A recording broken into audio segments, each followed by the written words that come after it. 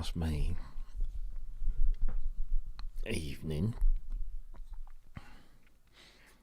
Apologies for being a little bit late. I was dicking around with something and didn't quite work. But there you go. Anyway, all 7 people already. Welcome, welcome, welcome, welcome. For more Pubness, apparently, as some idiot on the internet interpreted this at, because he's an idiot. Pubness. Oh, how old is that bloke? Old as the fucking hills. Anyway, yes, I think if anything's been shown in the last couple of weeks, the internet's full of twats, included. How are we all? Hello, Gary. Hello, Bostic247. Some guy called Sent Kpong. Spent Kong. That works better. Spent Kong. Ew. That would be messy. Spent Kong. Ew. Ew, ew, ew, ew, ew. Oh, fucking hell. Anyway. 4 years old. Oh, my mouth's still tingling. My wife did a lovely pork-based dish with pineapple salsa and had lime and hot stuff in it. And it's just kind of like made my mouth all tingly. I need some alcohol to wash it, cleanse the palate, so to speak. Oh dear. Is anybody going to fucking join me? Or am I going to just sit here talking to myself? Or 15 other people that are just watching me talk to myself. Jeepers creepers. What's going on? I'll tell you what, let's do this. Let's show everyone this before we do anything else. Hey, a little bit of fucking self-promotion, why not? Let's go for it. If you're coming to Synthfest this Saturday, oh my god, it's getting so close. If you're coming to Synthfest, then they've released the floor plan. Here it is, look. Here's the floor plan. And ProSynth Network, look at this. We've got, we're on L17 right there, look. Double stand. Double stand. Got to get a double stand. We've got a double stand. So that's where we are. If you want to come and see us, we're on sort of like just off the main central alleyway. R1, I bet, is, Analog Solutions, because they always have that bit there. But yeah, we're L17. Look at that. Quite a nice little position. We're not sort of like on the periphery. I mean, not on these little bits. We're sort of like in one of the main drags, which is really cool. So yeah, come and see us. L17. And there you can see who else is going to be there. I mean, we're surrounded by some cool people. You want to go to L3. You want to go and see my mate Mike, because he's going to have some cool shit, including that Luma 1 that he built himself from the kit. Ian Body's going to be there in L5 in his normal place, which is generally, where is that L5? It's normally here. Where is it? I can't see where he's gone there. There he is. Oh, he's on. Oh, he's got there. Oh, he's there now. So we're going to be quite near Ian Body. He's a gent. A whole bunch of modular people. What's all that about? Michael Eden's drum machines on L28. He's going to be kind of behind us. I should be going around there. That's for sure. We're on the same section as the MIDI Innovation Awards, the Tileyard Studios, which of course very cool, University of Huddersfield and Leeds Beckett University, and of course the University of Sheffield. All quite esteemed neighbours in our little section. Teenage Engineering going to be there. Studio Electronics, Sweet Discreet, good old Craig. Where's he going to be? R9. Oh, he's over there this time. That's good. Yeah, R9. Go if you go and see Craig. Go and tell him I sent you, and then just drool over his fantastic recreations. Hello, Steve. Mellotron, Moog, I guess. Oh, I'm hoping that there'll be a Moog Muse there. That won't be Moog. That'll be whoever. So Moog and Mellotron are on the same stand. So I guess that's the distributor. I'm trying to think who does Moog distribution. I thought that was Source. I know Source would be. They'll be doing Arturia, won't they? So Arturia are going to be. That's it. Yeah, they're in that big block there.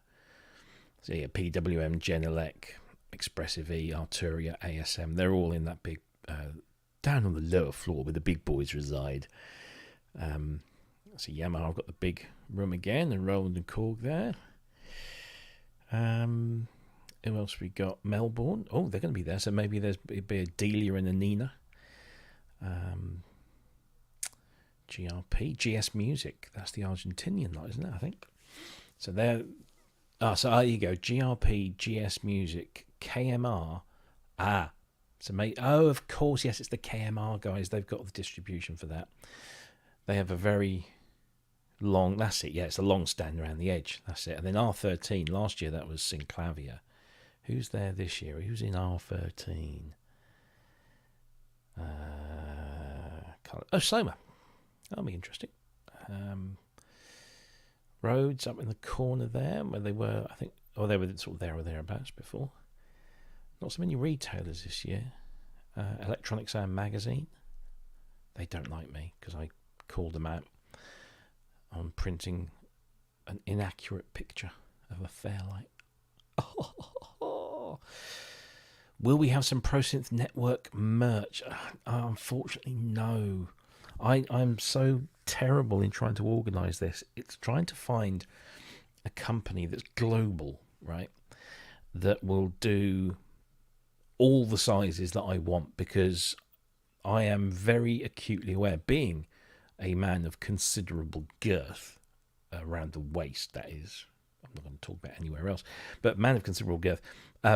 I always require, a larger t-shirt, and a lot of these places don't do the larger t-shirts. Now, I'm not saying that we are all like me, but I would imagine that there are a greater number of people in my size bracket within our community than the slender svelte ones. So I want to make sure that I get a company that does like all the sizes, so from stupidly small to stupidly big, and does them for the right price, and does them globally, and does them in good quality.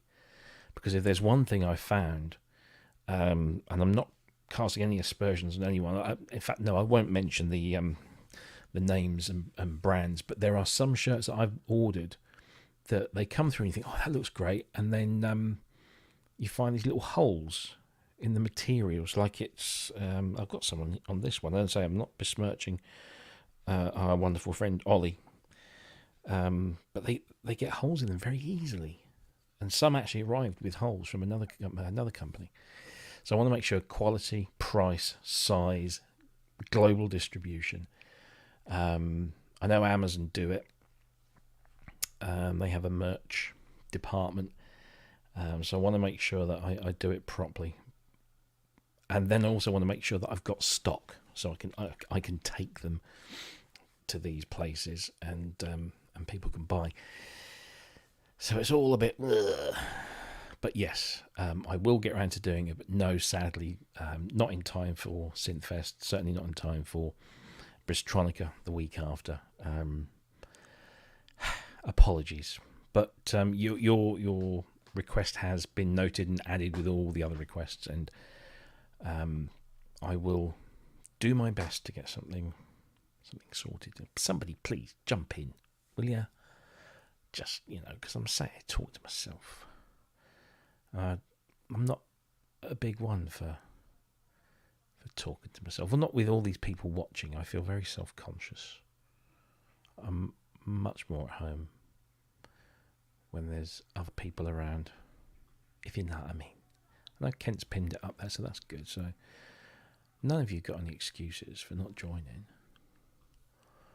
And I shall wait to hear the little beep as you all rush in to keep me company, or not. Right, let's make sure we're on live chat so I can keep up with you horrible lot. Kent's nearly finished his dinner. I finished mine just a little while ago, so it was kind of convenient that I was around to do this. What else can I say? If you haven't already, there are still a few spaces left on the PSN post-show meal, the after-show party. After-show party, ProSynth Network meal at the Efes restaurant, which is a lovely Turkish grill place, and it's £10 deposit, which of course will be taken off the final bill. So £10 deposit, and I think we've got about 6 or 7 seats left. So out of 30, so that's a good number so far. But it would be great if we could actually fulfil the whole lot.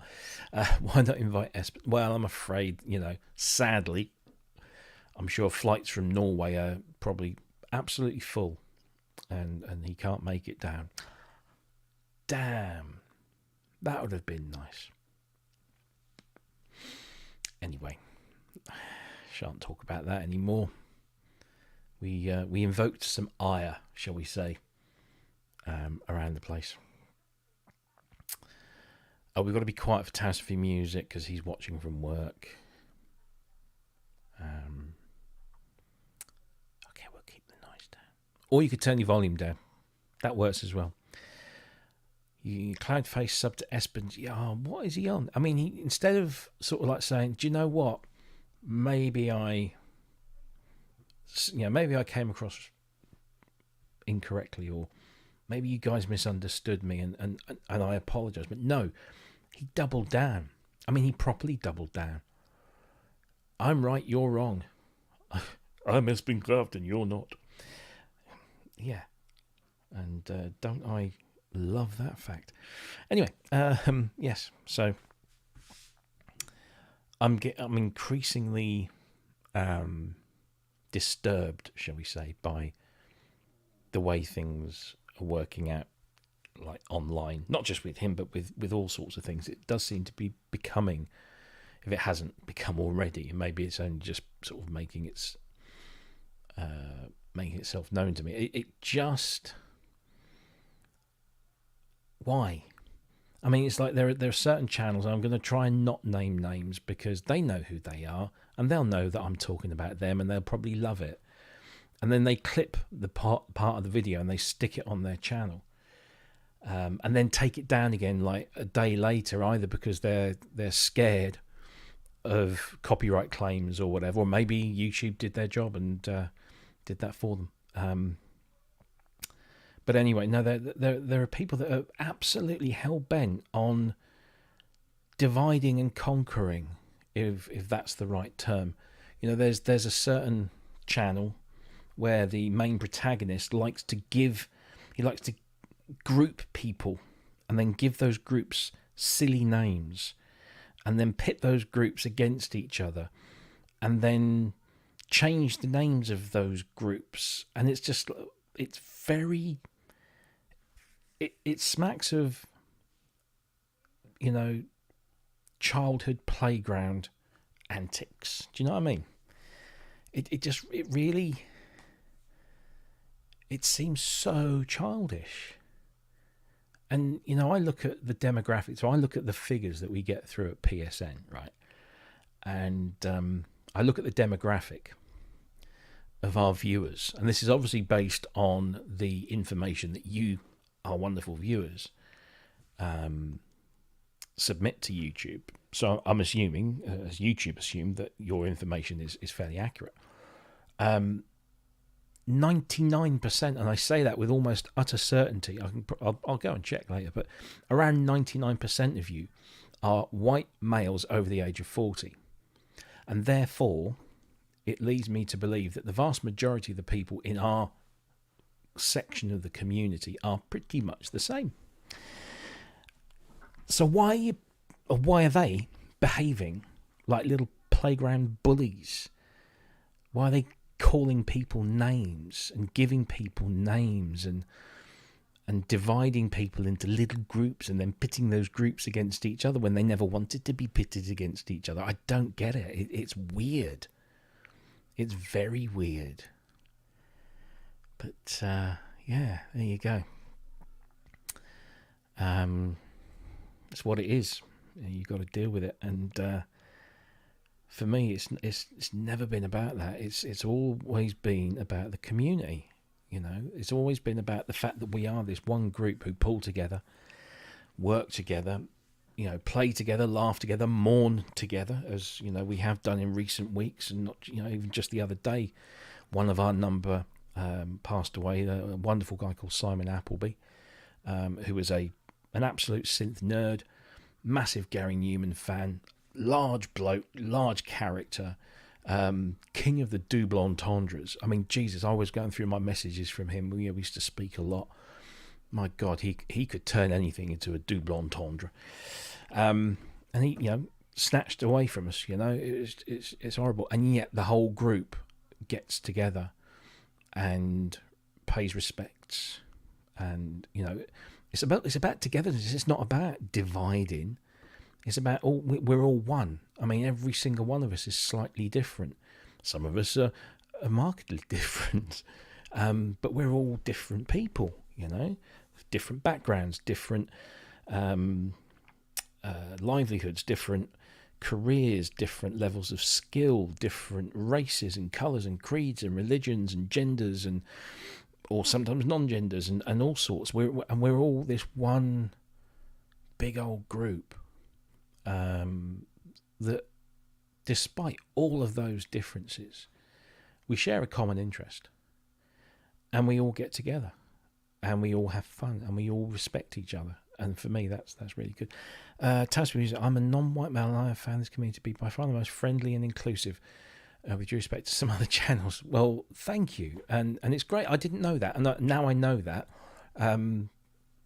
You know, that's the other thing about this community. Once we know people, you know, because I know we often sit behind our little YouTube personas or online personas, whatever it might be, and you know, there's a vast majority of you that I couldn't pick you out in a lineup.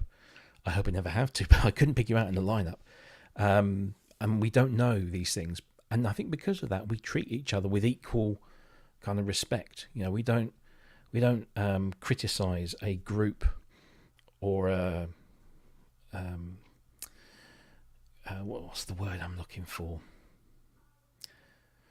We don't, we just treat everyone the same, you know, and we treat them, you know, we do that with respect, you know. That's for me, that's the most important thing. But when we learn about people as individuals, you know, when they come onto the channel, we see them, or in Wagyu's case, we don't see them. Although apparently he did kind of show his face or show something the other day on the Sonic State. What do they? I forget what they call it now. You see, like, yeah, I'll be wearing red carnation, says Andy. In case I don't, I mean, honestly, you're one of the most recognisable people for all the right reasons, of course. You know, but anyway, and exactly, you know, we judge people, as Wagyu says, on their behaviour. And that's exactly. And I mean, I'm not, you know, a judgy person. But if you treat me and others with respect, then yeah, that's how I will view you, and treat you accordingly. Wagyu got his rack out. So yeah, it's I love this place. I love this community. I love being part of it. I love being able to serve it. Whether that's through the shows or whether that's through doing, you know, a synth. I've just realised still got this bloody synthfest thing going on. Yeah. So whether it's doing the shows, whether it's doing the live shows or the in-person things, whether it's doing, you know, video demos or whatever, I love being part of this community. I don't want to be its leader or spokesperson. I just want to be part of it. I think that's one of the great things about this community, that there are no leaders, there are no people trying to drum up little miniature armies of people, all, you know, with different names, with different attributes given to them. So yeah, they can fuck off. um, so yeah, and I cannot wait to meet you all in person as we sort of go around and do these shows. I mean, this year we're doing three ProSynth Network stands at 3 different synthesizer shows. No, we do 4. We doing, what am I saying? We did Synth East, we did Synthesized in Cambridge, we're doing Synthfest UK, and we're doing Bristronica. So I can't believe that this year, this little thing. I mean, obviously this isn't part of ProSynth Network, and I want to make sure we're all clear on that. This is Kent's thing, but I think a lot of people kind of associate it with us. But anyway, ProSynth Network has spawned from a little Facebook group into a live stream, and now we're doing actual live in-person events. Well, not the event, but we're taking part in these events. Who knows, we might have a ProSynth Network synthesizer show one day. I haven't got the time for that. Ain't nobody got time for that. So that's brilliant. I think it's great, and I can't wait to meet all the people that I've met before. Andy, I do remember you. You said you met me last year. Of course, I remember you. I knew you then. Good evening, Kosh. Been working on something that you've got your little name attached to, by the way. So anyway, yeah. I can't wait to meet all the people I haven't met. Can't wait to meet all the people I have met lots of times, like Keith in Watford, for example, who's just popped up there. Mr. Matt Evans, who hopefully will make it to Bristol. No, he's not coming to Sheffield. Tracker Jack. I met Tracker Jack in Berlin, which was cool. And Neil Wharton. I've met Neil Wharton a number of times. Never met Wagyu. Has anybody physically met Wagyu? I'm not even sure if he actually exists in a physical form. He's a vapor. He's an entity. He's a digital entity. I don't know. He's a being, yes. Indeed. But no, I really look forward to that. Can't wait to meet you all. Although I shall be bringing a bucket load of hand sanitizer, because we don't want to be starting any super spreader events. But yeah, looking forward to that. Wagyu is like Kazoo from the Flints. Wagyu is like Meris from Frasier. Always spoken of, never seen. Who else was like that? The teacher from Charlie Brown. Only ever heard them, didn't you? Yeah. Daylight doesn't even know Wagyu. I don't know. So there you go. Anyway, I'm still on my own. 30 of you have tuned in to watch a sad, fat Italian guy sitting in front of a bunch of things, chatting shit. For Daly's wife, absolutely. Her indoors, never saw her. I like characters like that. They have a whole persona. They have a whole thing, but you never see them. Hello, Steve. Homegrown. Well done. I'll probably see him at the weekend. We don't even have pretty lights on the things to call back. No, this is true. I haven't turned. Well, there are some things turned on just down there, but I haven't turned any of those. None of these have got any sort of like fancy light shows, apart from, I think probably the one thing I've got with the most fancy Vegas mode. Oh, the Hydrosynth, that's got a fancy Vegas mode. But my Drum Brute Impact, which is over here, which you can't see, that's got a pretty fancy Vegas mode. I was actually looking at the OG Drum Brute. Somebody's selling one for about 150 quid. Yeah. Sorry to hear that, Matt. In your own time, whenever, mate. In your own time. So no, I don't bother switching it on because it's the central heating. No, I think the central heating has been. We've actually turned the central heating on a little bit. the last few days, as it has.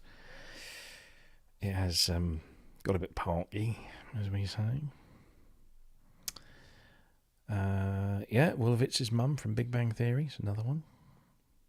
The on-air sign hasn't gone. No. The on-air sign is just there. See it? It's just there. And the reason it's just there is I have every intention of mounting it on the other side of the door. So, because I couldn't think of any, there wasn't anywhere really to sort of put it in here. Because even if I put it above, you won't see it.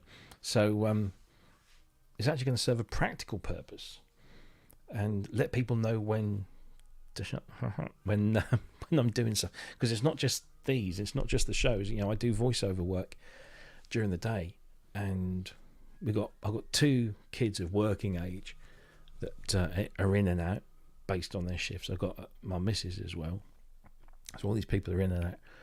So I need some way of just saying, I don't know, because I'm on a call, or I'm doing this, or I'm doing that. So yeah, I might just put it up there.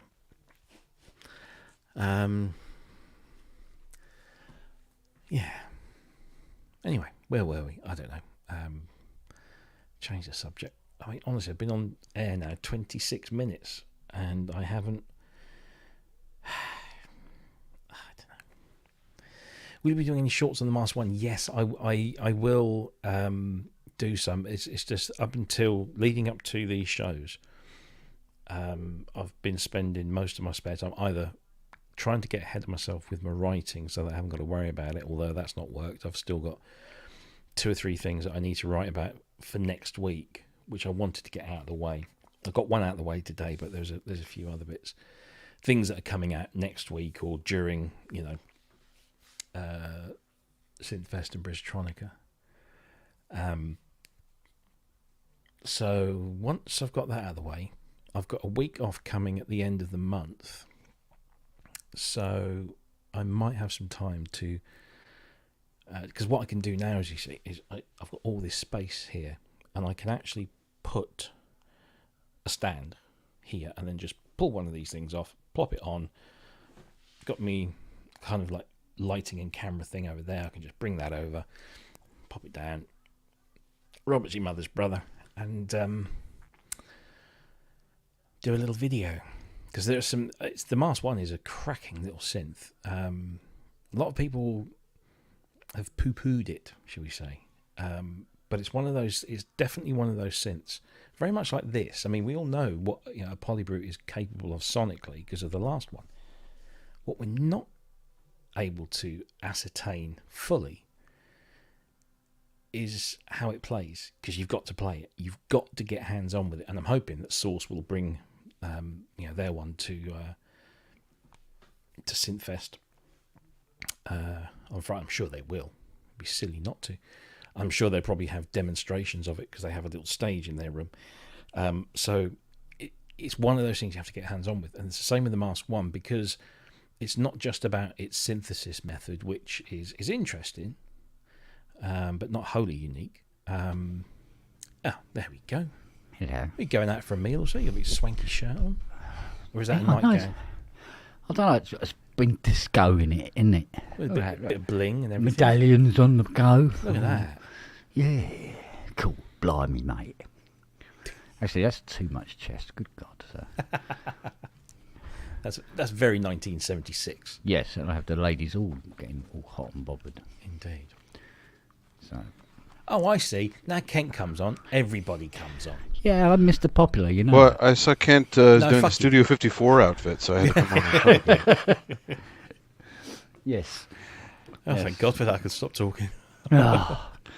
Also, I wanted to share this if you guys are interested. Open a second screen and check this out. The annular eclipse is almost at its peak. Oh, right. In the South Pacific. Oh. Very cool.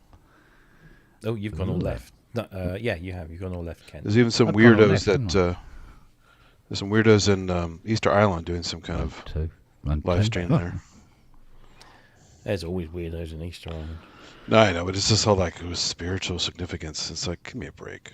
No. Although it's funny, did you see the thing that came out a while ago? They've actually excavated one of the moais, Yeah. and they actually have full bodies underground. Yeah. It was always joked about, but yeah. Yeah. They found him. My granddad was stationed on Christmas Island. Oh. Yeah, right at the time they exploded these little devices that made big sounds and bright lights. Lovely. But luckily he didn't sort of suffer. Nowhere near Bikini Atoll or any of that shit. Yeah, no, he was there for some of the British tests, but not for an awful long time. He wasn't one of the ones that was made to stand. Oh, you'll be fine, chaps. Just don't look at it when it goes off. Well, that was, yeah. A lot of Americans got fucked from those. There's a documentary made about that, and they said, okay, turn. And they're partying, and they're going with Geiger counters and see them all pegging. Yeah. And they go, oh, no big deal. And the guys literally all died of cancer, like, 20 years later. There's a group over here in the UK at the moment that's still trying to get reparations from the government for being used basically as guinea pigs. They've Freedom of Information Acts have uncovered all the documentation that said, basically said, these are our guinea pigs. We're going to stick them on there and set more than one of these things off, and just to see what happens. Pretty awful, yeah. Military doesn't care about their people. Yeah. Anyway. Right. Oh, my God. There was a documentary about at the end of that documentary, there was a guy who was a survivor, and he unfortunately died a couple of weeks after they shot the documentary. Yeah. And his hand, one leg was amputated because it swelled up beyond the skin. They had this cracking, and they had to cut the leg off because it wouldn't stop swelling. One hand looked like a catcher's mitt. Yeah. So he still had all of his fingers, but his fingers each one looked like a giant cucumber. And, these poor guys had to suffer through all that shit. Yeah. Yeah. Oh, I watched that video to that link you sent me. About that one. Yeah. CSAT. Yeah. How long did it take for you to 3 minutes before the first glowing error. Yeah. So, which isn't bad. Did you get as far as the performance at the end? No. I started pulling my hair out and trying to poke my eyes out with a pencil, which isn't a good look. Trust me. I don't know what sound he decided. Well, yeah. Yeah, I mean, in fairness, I think one of the biggest mistakes he made is just where I think he got a little confused between the paddles and the sliders. Yes. The sliders work in the way he described, but he was pointing at all the sliders above, saying that when you push them up, they do less. The sliders do work normally, don't they? Yes. Max is top, minimum is bottom. Whereas the paddles, its minimum is forward, maximum is towards you, isn't it? On the paddles, yeah. Yeah. Yeah. Because that threw me when I started playing around with one. It was like, oh no, that didn't do what I expected it to do. Yeah. Did the exact opposite. Well, that's organ tech. Yes, exactly. Coming from drawbars. Yeah, drawbars. Yeah. Closer to you, the more. Yeah. So, and that's fair. That's fair dues. I mean, you can pick it up quick enough. But no, I was trying to think because I watched the Vangelis documentary that a lot of people on the ProSynth page was saying, "Have you seen this yet?" Oh, is the one? Yeah. Yeah, and I go, "Yeah, okay, I'll watch it."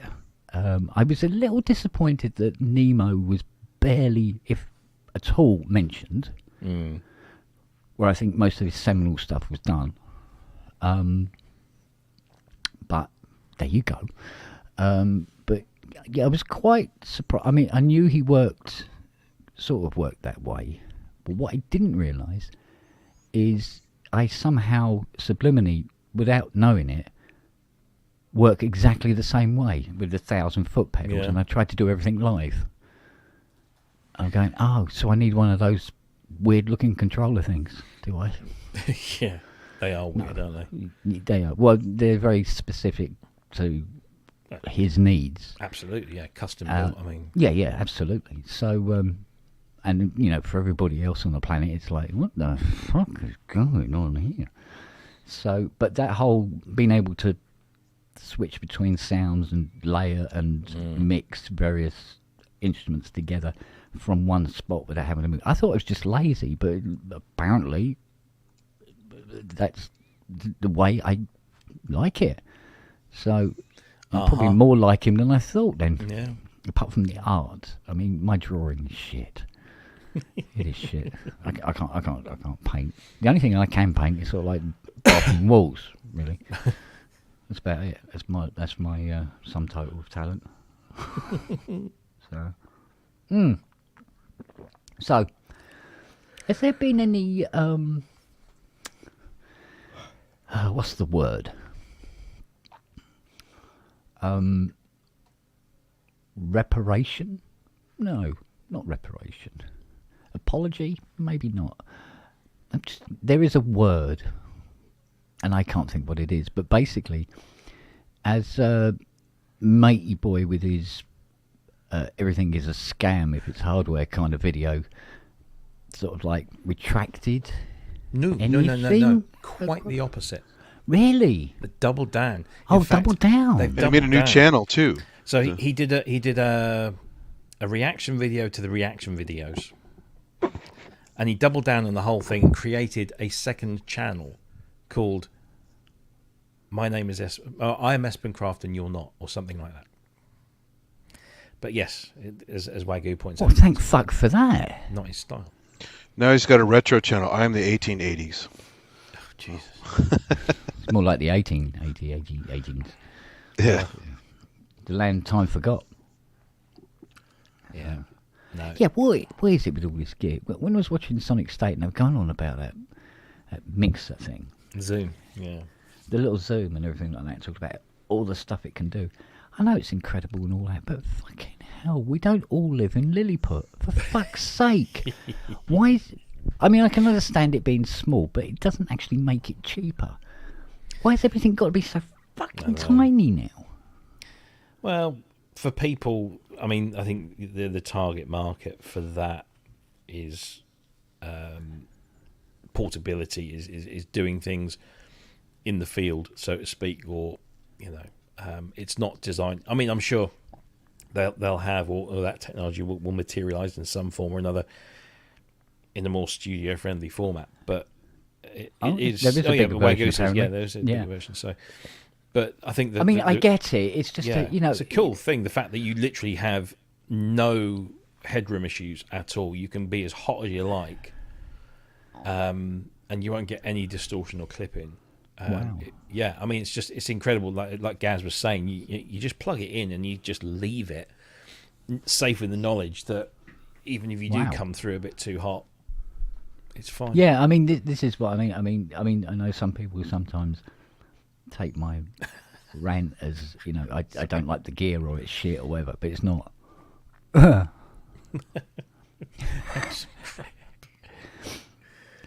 Yeah, well, I hope so. Yeah, and it's not. It's just I just wonder, why does everything have to be tiny? Yeah. I mean, I get it, but you know, you know, oh, we got news this week. This new product has come out. Go, please, please, please, be larger than a tennis ball. Please be larger than a tennis ball. And they go, it's this, and you go, fuck. It's not larger than a tennis ball. Yeah, but do you remember the days when things came out and they were small and we were going, oh my God, that's amazing. We can't believe they've squeezed all that technology into something so petite and so small. Yeah, but 20 years from now, you're going to hear people saying things like, oh yes, I used to have one of them. I lost it though. I don't know where I left it. But do you remember when Walkmans first came out and we thought, oh my God, a portable tape player with its battery powers and headphones, and I can not maybe fit it in my pocket, but I can certainly attach it to my belt, and I can walk around with it. And they got smaller and smaller and smaller until, you know, some of the models.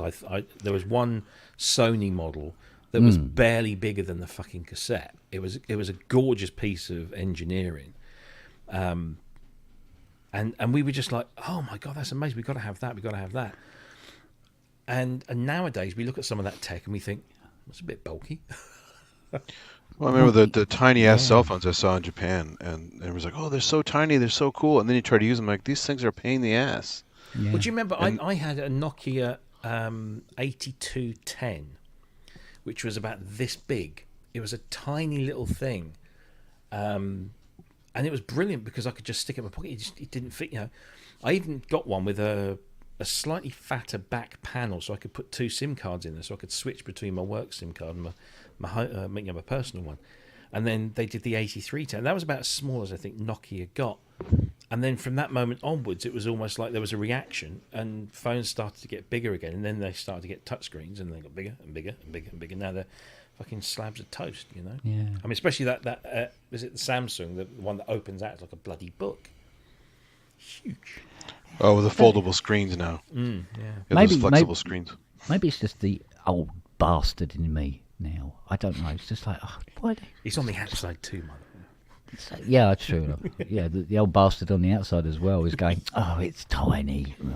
Look at.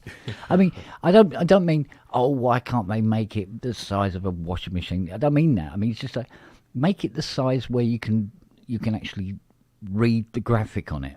Yeah. I think that's. Look at how the iPhones. They got pretty small for a while, and then they went back to these Max versions.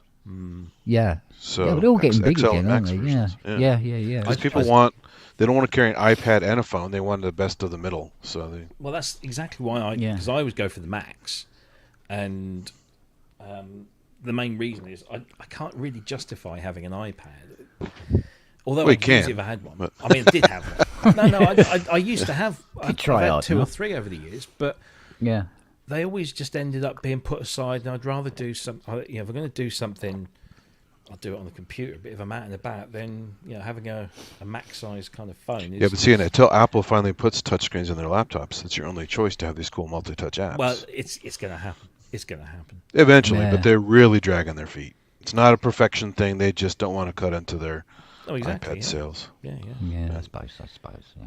But I'm trying to order my upgrade for this because I'm going to go for the 16 Pro Max, and my provider, who I'm still contracted to for another couple of months, hasn't got any in stock. So I don't want to go anywhere else because I'm very happy with them. So I won't be getting one of those anytime soon. But I seem to remember it was the same with the 13 when that came out. That they're generally very thin on the ground to start with. But anyway. Well, because like Fiona tonight said, she goes, "Oh, do you know what I'm going to do tonight?" I said, "Oh, no, what are you going to do tonight, dear?" She goes, "Oh, I've been promising myself I'll watch all of the Jonathan Creeks again from the beginning." Oh my God! I've gone, "Robbie, fancy doing a pub tonight?" That's what's It's like, fuck. Mind you, I don't know which is the higher number. The amount of times Fiona farted today and nearly took the wallpaper off, or the amount of times I bought a Polybrute 12, literally sitting in the, checkout basket, and I've got. No, I mustn't. Don't know how many times I've added it now. Website's getting fed up with me. Yeah.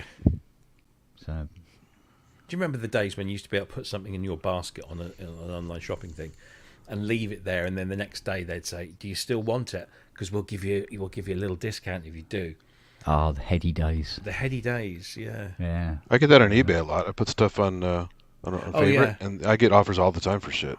Yeah, eBay does. I think there must be something in. Have you noticed eBay yesterday cut all selling fees for private sellers? So now if you're a private individual and you want to sell on eBay, there are no fees. Really? Yeah, seller pays a fee, I think, but that's it. It could be the beginning of the end. Usually Usually when you get a lot of discounts like that, the companies but this is are like a not doing so permanent well. thing. It's not like an offer. It's a permanent thing. No, I know, but this is what happened to Orion telescopes recently. They had sales that went on way too long, and now they're just gone. They were desperately trying to stop the bleeding, and then they just went bankrupt. Yeah, sell the stock at least while they can, sort of thing. I think eBay are probably feeling the effects of something like Facebook Marketplace, and the fact that a lot of people are willing to take the risk of going through an unmoderated, uncontrolled environment rather than go onto eBay and get charged whatever percentage of the selling the final selling price. So yeah, they've wiped out all selling fees, which I think was an interesting move. I used the that PSN selling page. Oh, the chat thing. Yeah, the chat thing, and I put the Osmos in it, and it was like,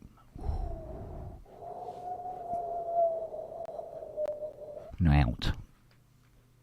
No, nobody's interested. No. Oh, okay. I got an email from Expressive E today offering me refurbished Osmoses with up to 25% off and immediate worldwide delivery.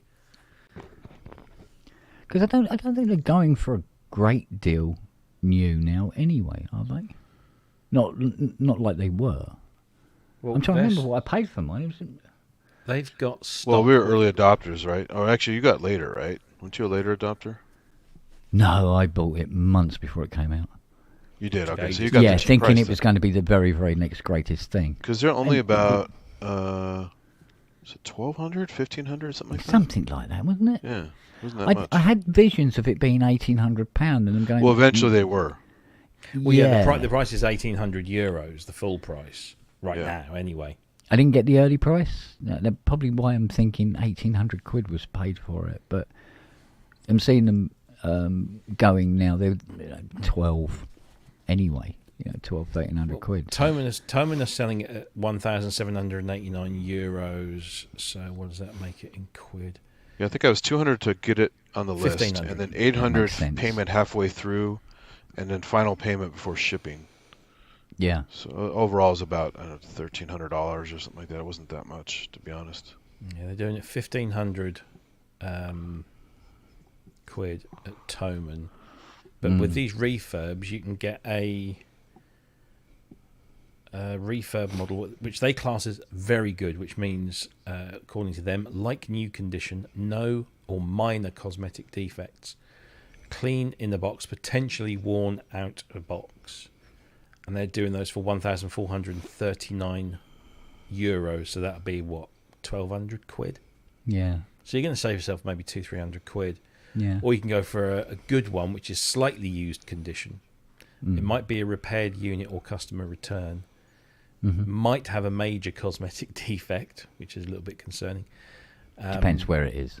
Yeah, and then they're saying that's only €1,349, which again is probably about 1,100 quid. But well, I mean, my one's in Mac, absolutely Mac, and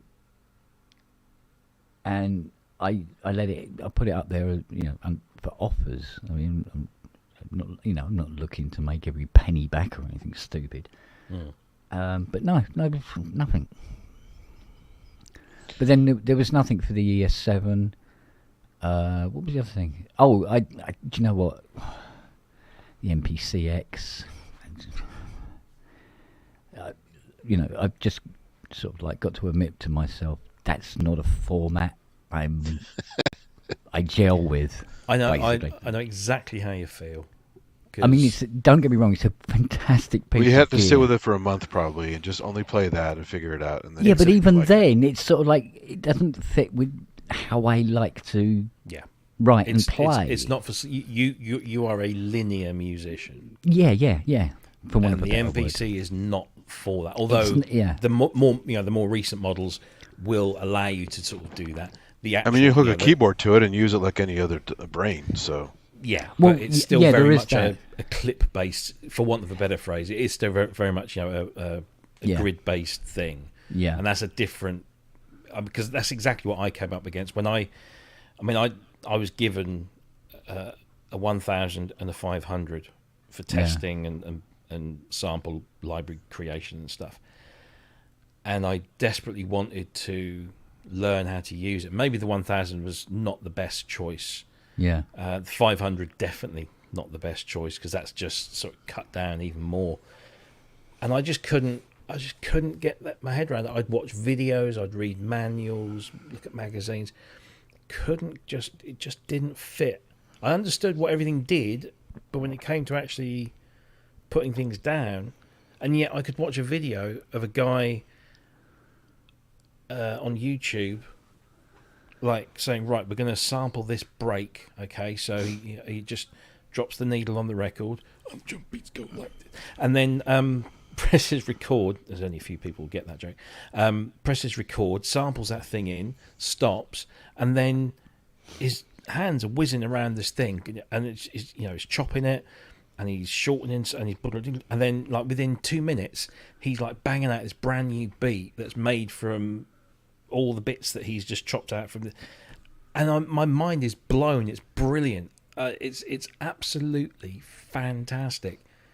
Do I understand it? Could I do it? Could I, Mark?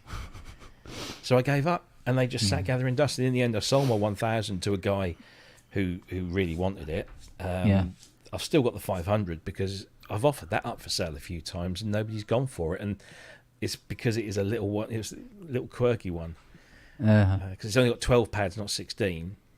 Yeah. And I've maxed it out. I put the full 128 meg of memory in there, and it's got the 256 meg CF card. It's got all the latest. It had the latest firmware on it. Lovely thing, but nobody wants it. First mince pie of the season. Whoa, starting early. And it's allegedly my daughter comes home. She says, "I made these." What she means is she opened them out of a packet, defrosted them, put them in the oven for half an hour, and then they serve them up in the shop. So she didn't actually make them. That counts. No, it doesn't. Yeah, it does. Otherwise, it's just frozen she shit, reheated isn't it? Yeah, that's part of the cooking process. I remember when she came home from her first shift, because she does most of her work is in the bakery. They call it the bakery. It's just like the reheatery. And she came home. She was proud as punch with this bag of cookies. I made these. I said, "What? Like you actually do? You because I didn't know. Do you actually mix it up and?" You go, no. I just take them out of the packet, open them up, put them on a tray, put them in the oven for the prescribed time, and then take them out again. I made them. No, you haven't. But there you go. So here we go. First mince pie of the season from the Co-op. Nice. Any good? Fruity and sweety? Good. Not bad.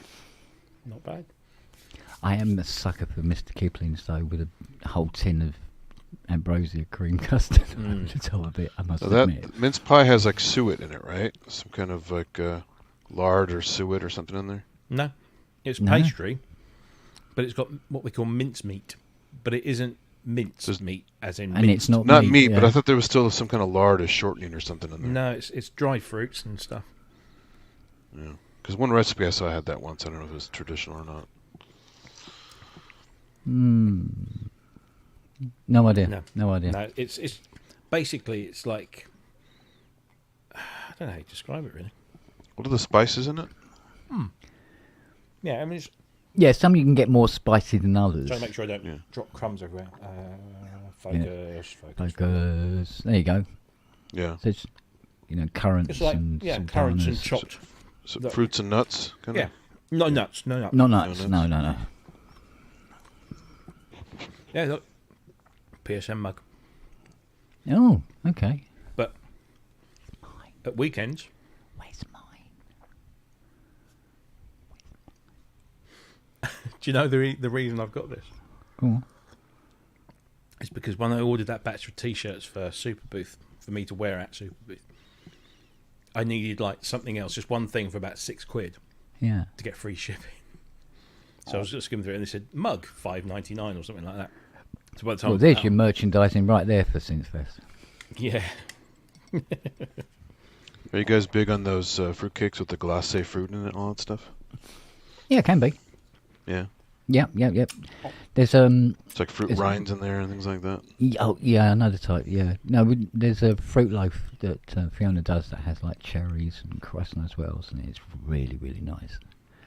You soak it in tea or something. Soak the fruit in tea for 8 years. But then she showed me a recipe not long ago where this guy was going on about, although the voice was so annoying I thought it might be AI, but he's saying what you do is you take bananas and you make them into fritters and you put them in the air fryer for so many minutes and all the rest of it. Like that. And she goes, would you like that? And I went, no. I don't like bananas heated at all. Bananas Foster's good. Do you know what? I must admit, I'm a cold fruit kind of guy. Not a fan of warm fruit, apart from What about fruit pies? Or apple. cherry pie, apple pie? Yeah. Yeah, apple, yeah, all Peach day cobbler? long. Cobbler, any kind of berry cobbler? Not really. No. Oh, man. Yeah, no, I'm stupidly, ridiculously finicky about food. It's ridiculous. It's almost sort of like OCD anal, you know. But Well, I like making banana bread, but the problem is people usually leave big chunks of banana in there, and it's like little snot balls. Yeah. So I blend the shit out of it, so it just becomes part of the bread. Yeah, it becomes Mine part is of the fantastic. more a flavour than Yeah. a recognisable ingredient. Yeah. But no, I don't know. Well, we had. See, Fiona doesn't like hard-boiled eggs. I love hard-boiled eggs in the morning with toast. No, you're not a fan either. I don't I've mind only- it as long as the centre is dippy. Yeah, That's the whole but it's- point. You got the it's get probably- smell, too. you got to get so you can get Yeah. the toast in there, mate. But it's Otherwise, like what's the point? My missus would do a boiled egg to go with her Yeah. salad, and she slices it up, and the yolk is all hard as well. I said, "Nah, forget that." Oh, I don't mind that. Boiled egg is If at the bottom of my favourite egg list. here's a treat. You devil them. You get around it. So you boil the egg. Yes, the yolks are hard, but you take the yolks out. You put them into a bowl with a shitload of mayonnaise, and whisk it all up into like a cream, and then put it back into the egg. Oh, baby! You can make hollandaise with it. Not a great Egg- mayonnaise fan either. Really? Yeah. Oh my god! And do you know what really pisses me off, especially on the continent, right? If Go you on. go and go to a garage, buy a pack of sandwiches, instead of well, obviously it won't be butter, but instead of like a butter-like spread, they use fucking mayonnaise. Really? Yeah, they put the mayonnaise on the bread and then they put the ham and the cheese on. But everything's got fucking mayonnaise in it, and I'm not a massive mayonnaise fan. Oh, okay. And so I have to sort of eat those and go, Well, my only regret, and this is the price of having Fiona as a partner, is I can't have peanut butter anymore. And I miss peanut butter. yeah, I very rarely have it. Sometimes I have it on a bit of toast. Mate, I could eat it straight out of the jar. She has Oh, a yeah. major nut allergy. She has a major peanut allergy. Only peanuts, or the other, like no cashews she's or been- Well, Okay, she's so not a fan of nuts at all. Trust me. yeah. Oh boy, that's another story. But yeah, that's another one. But it's sort of like no, but peanuts particularly, she will swell up like a. Oh, some people it's lethal. That's why Well, they have to yeah, put on this is it. packages, It maybe is. manufactured in a tree nut facility or Yeah. ground nut facility, because they. So when you get angry, do you wave a marathon bar in her face? Get back! Get Yeah, back, I mean, or she dab doesn't you. she doesn't like any. She doesn't like walnuts, so so I can't have a walnut whip. Oh, I haven't had one of those in years. Yeah, mind you, to be honest with you, when I have a walnut whip, I used to take the walnut off and sort of like split it. But I mean, Max used to love walnuts. But he was a pretty special dog anyway. I mean, he's the only dog that I ever had where he would nose his water bowl towards the fridge, jump up and hit the ice maker and make the ice cubes come out and fall into his water bowl. Wow. Yeah, he was a smart. Nobody showed him how to do it. I think he just watched everybody else and went, "Oh, that's how you get." Because he loved ice cubes. He'd sit there and crunch them all day. I only know about the walnut whip because a guy was making fun of Lawnmower Man, and he says the graphics look like the Walnut Whip Man. Oh god, yeah. So I've never seen a walnut whip anywhere around here. But Yeah, is it good? yeah. It's Yeah? the chocolate. Yeah, the chocolate is. It's just Kind of like a Is it? Snickers with walnuts, or what is no, it? no. It's a chocolate shell, like a No, little it's a conical. It's like what shape is that? It's almost like a round cone. It's Yeah, a cone. it's a almost. conical structure Yeah. that looks like it's been sort of. It's got a spiral sort of. Spiraled effect, up, yeah. But it's hollow inside. And it's full of a fondant, a soft Like fondant a light, cream. yeah, a light fondant Yeah. sort of, and then there's half a walnut just stuck on top. Yeah. Because That you can break off if you need to. yeah, but who came up with that idea? I mean, who thought? I tell you what. Roundtrees, I imagine. Well, yeah, but who at Roundtree's thought it would be a good idea to make a little conical chocolate thing, fill it with some light creamy sort of fondant thing, and then stick half a fucking walnut on top? It's like, It's did they probably have excess? a bastardized recipe from early 18th century. I'm going to Google it. Confectioners or something like that. If somebody you hasn't done you that may already. find it used to be a French thing, even. Where did the I walnut believe the French were ahead of everybody in terms of confectionery at one point. and chopping people's heads off? Well, yeah. like you guys like turtles, you know, the nuts with the caramel and chocolate on top. You know what the turtle is? Well, I'll be. It's like No. it's like a shell of chocolate, and underneath it is usually is it walnuts or pecans in caramel. Oh, okay. So from the top, it looks like a turtle or a tortoise with little legs sticking out, Right. and they're chewy and they're chocolatey and they're really good. Nuts in there. So the walnut whip originated in Edinburgh, Scotland, Really? in 1910. Oh, when it God. was first made miles out. by Duncan's of Edinburgh. It's now owned by Nestle Roundtrees and is one of their oldest brands. Milk chocolate cone with a whipped vanilla fondant filling Yeah. and half a walnut on top. The original walnut whips were handmade, with the chocolate being piped into a rubber mould to create the ridged surface. The manufacturing process was later changed to machine moulding, which resulted in a less successful attempt to recreate the original surface. Nestle have also released other flavours, including maple and coffee, but the original vanilla flavour is still available. Yeah. They announced they'd be launching a new version in 2017 without the walnut whip. Without the walnut. So just the So whip man. It was What is just that they were called whips, and would Yeah. come in vanilla, caramel, mint, and walnut flavours. I remember the coffee ones. But it says nothing about like what committee meeting sat down and said, "Do you know what? Yeah. What we need is some chocolate with some fucking vanilla fondant stuffed in it." Aye. And then to top it all off, we'll stick a fucking walnut on there. Yeah. How's And we'll about that, make then? it an impossible shape to eat in one go. Yeah, you can't. It's Yeah, you There's a can't do it in one chocolate go. haggis confectionery. That's well, Yeah, walnuts fancy do walnut look like whip, mate. brains, don't they? they do. Yeah, we used to take them off at school when we were kids in the 70s and put two together. And that's your brain. That is. Look what I'm doing to your brain. Yeah, You go, is it? yeah. I'm eating your brain. Tastes like my brain. actually looks like a brain with syphilis because the furrows are giant. Well, Thank you, Dr. House. 114-year-old piece of confectionery. That's about that. Wow. Yeah.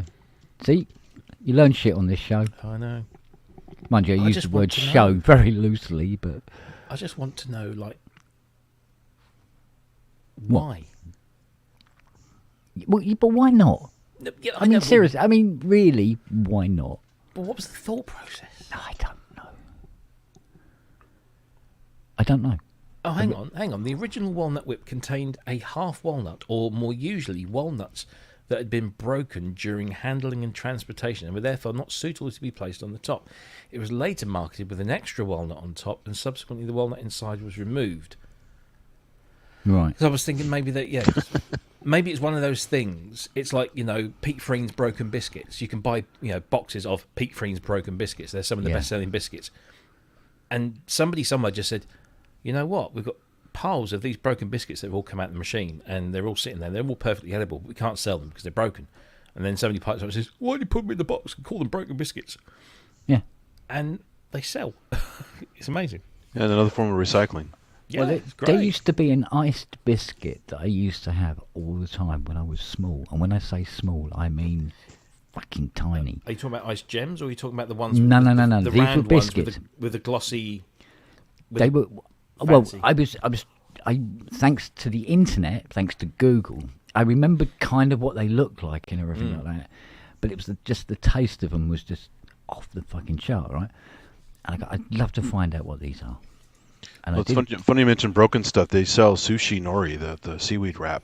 They sell imperfect versions of them for, people who can't afford the fancy nori. It's really expensive. So even those things can be sold as kind of half-assed items. Yeah, as long as they're declared as what they are. Yeah. It's fine. Yeah. Well, I googled the shit out of the planet looking for these things and eventually found them. And they're called Playbox. Mm-hmm. Yep. And they were peak friends. Yep. And I used to have these things all the time. I remember wandering around. Well, I say wandering, going around on fucking on my knees in one hand, with one of them, sitting down in front of the TV. It must have been about 2.5 or something like that, watching Thunderbirds on a Saturday morning on a black and white TV, which somehow made it look more real. They all had little drawings on, didn't they? And they had these, but they were made from shapes like building blocks. Mm-hmm. Yeah, because the other thing that was close to them were party rings. That is the nearest thing since. But they've got a hole in the middle. Yeah, they're rings with a hole, but the flavour kind of there. Yeah. And I was just determined to sort of part of the childhood that had long since gone, and Pete Frings stopped making it. I have no intention of ever bringing them back. They were so sugary. They genuinely hurt your teeth. Yeah, well, mind you, back in early '60s, I suppose that sugar was not considered dangerous or anything. Well, no, it'd been judging by the amount of it they put in food. Like, yeah, they put some serious amounts in food, didn't they? Yeah. But this is when I used to live at Collier's Close. I remember quite vividly. But I spent the first 2 years living in my nan's house in Epsom, and the other thing, I think it was a Wednesday, we used to have the Corona truck. Oh, yeah. You remember the Corona truck? Of course I remember the Corona truck. And you used to get 5p for your bottle. Yep. Yeah. Empty bottles. I was telling my nephew about the Corona truck, and he's going, what? Yeah. You used to have the fizzy drinks delivered to the house. I mean, yeah, boy. Yeah. Yeah. And they weren't just any old trucks. Yeah, they weren't just any old trucks, though, were they? Because they were those. They were the yellow cab, open sides, just with the crates of fizzy bottles. We had a soda called Corona. Corona, yeah. Wow. Yeah, Corona. Yeah. Before the beer. Before the virus. Yeah, exactly. Yeah. Here you go. So this was the Corona trucks we used to get. Show me the Corona truck.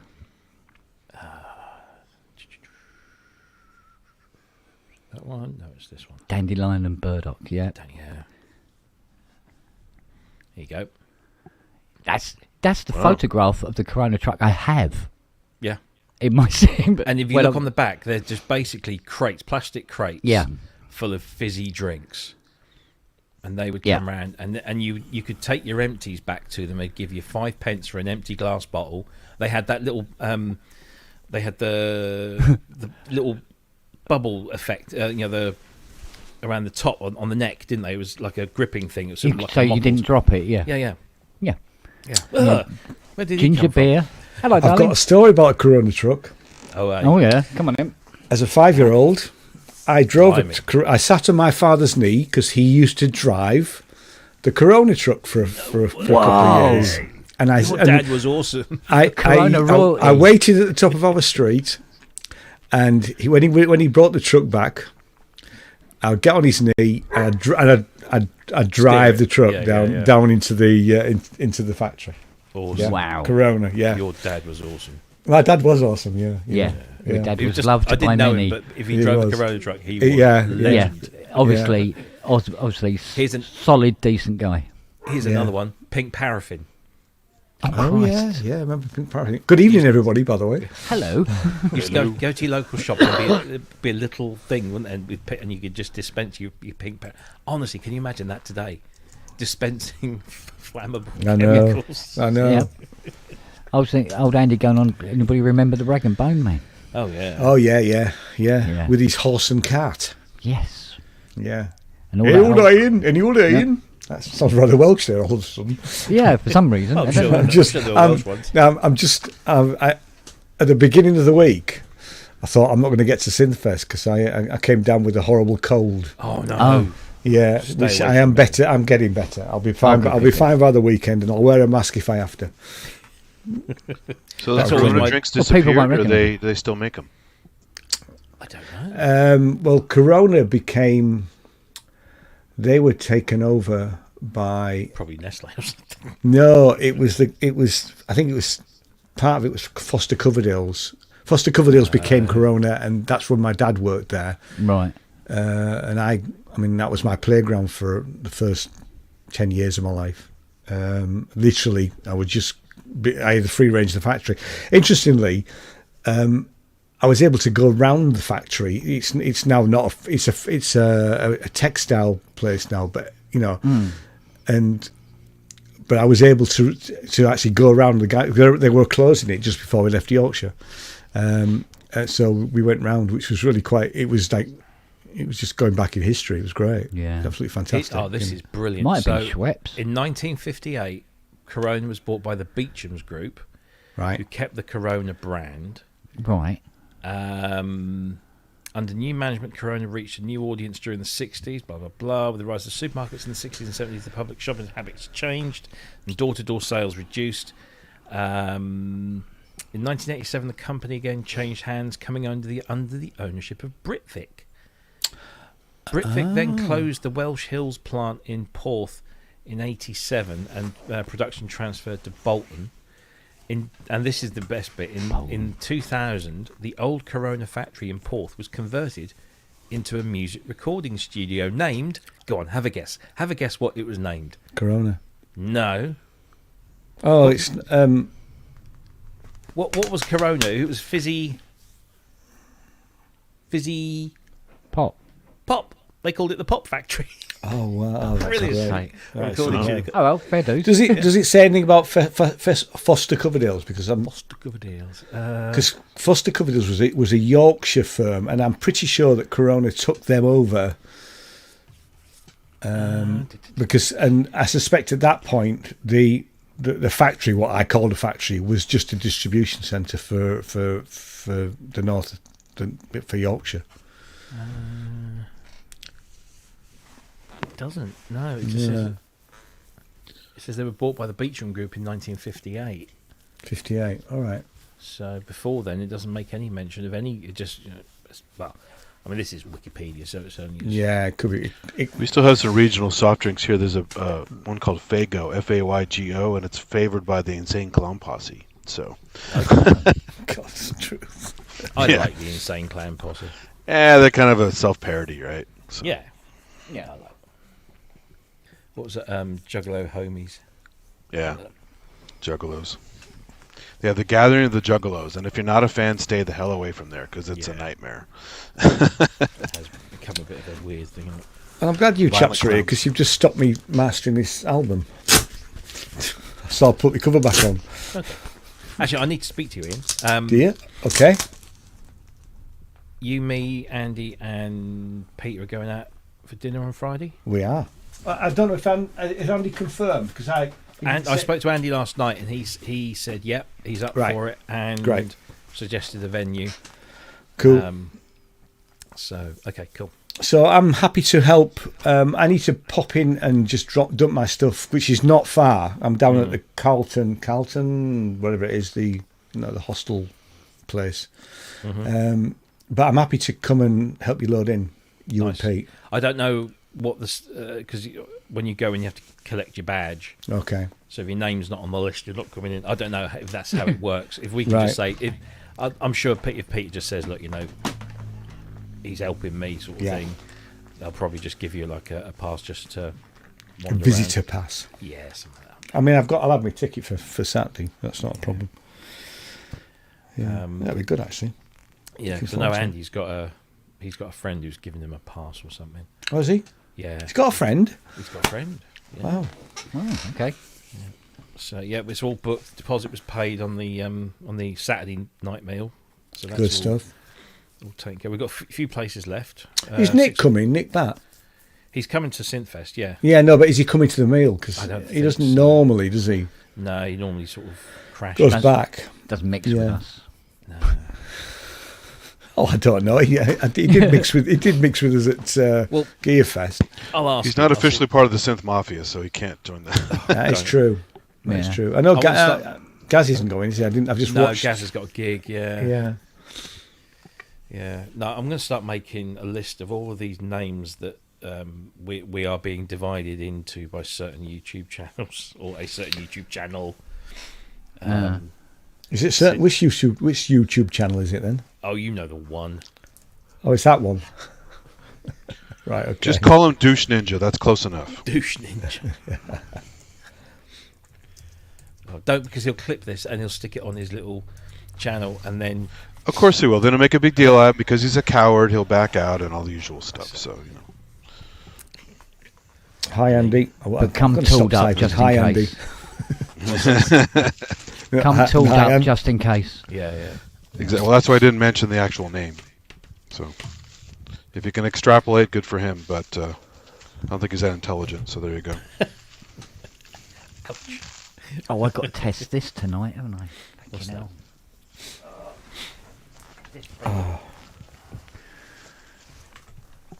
What was it? Oh, that, yeah. That Macbeth X-Series thing. No, it's Keith McMillan. It's not. It's Macbeth. Yeah. Something to do with... he thinks it might still drift out of tune on the second VCO, but he thinks it might be the switch. Now the switch is replaced anyway. I just need to see if it just drifts out of tune by itself.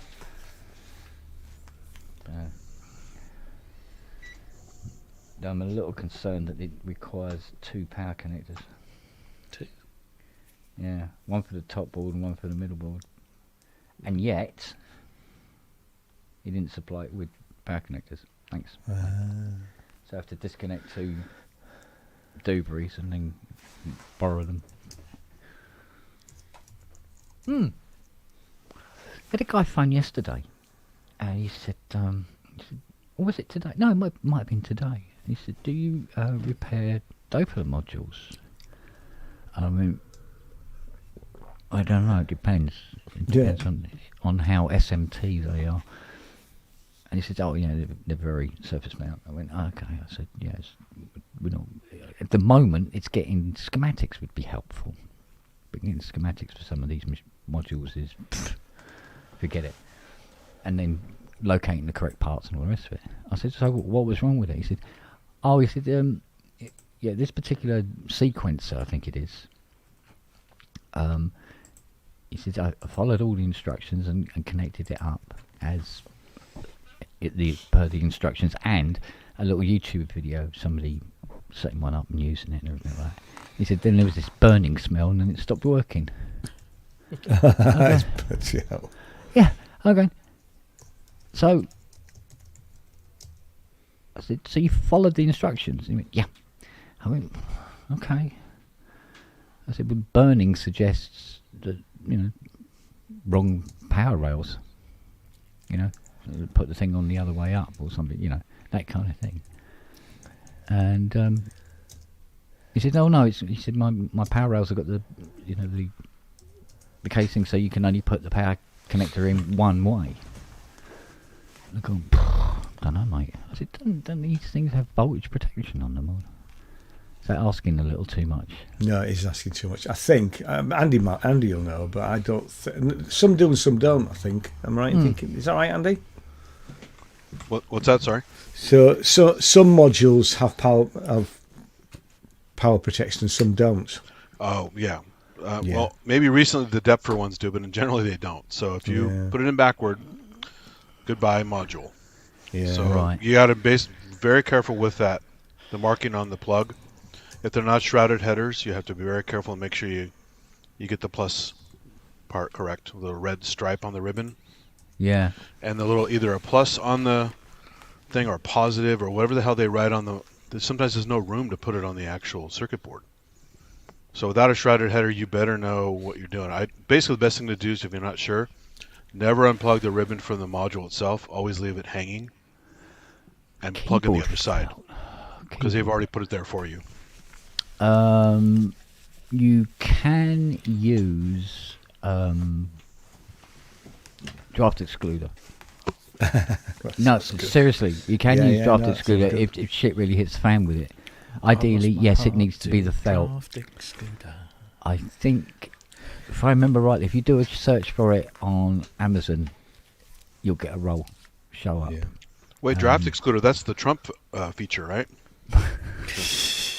Bone spurs and all that? Yeah. Do you think there'll be any repercussions with him starting up that bogus fucking charity? I hope so. Crowdfunding missed thing. this. I've missed this. Everything he's doing is bogus. It's a way to get around. Life's bogus. It's the watch and all the other stuff to make money. Apparently, It's about just about misinformation, isn't it? So everything he does is misinformation. So because you don't know what's real and what isn't real, and that's. well, he went down to Asheville, right? Did he? And then got the. As if they haven't got it bad enough already. Yeah, exactly. And getting the rescue workers and everything to build him a wall that he could stand on, so he could fucking spout bullshit from. And then said that he brought all this stuff down. It was brought down by the charities, and said that he had done it. It's like, Well, mate. he's almost never said a truthful thing if you really check it out. So there you go. No, he hasn't.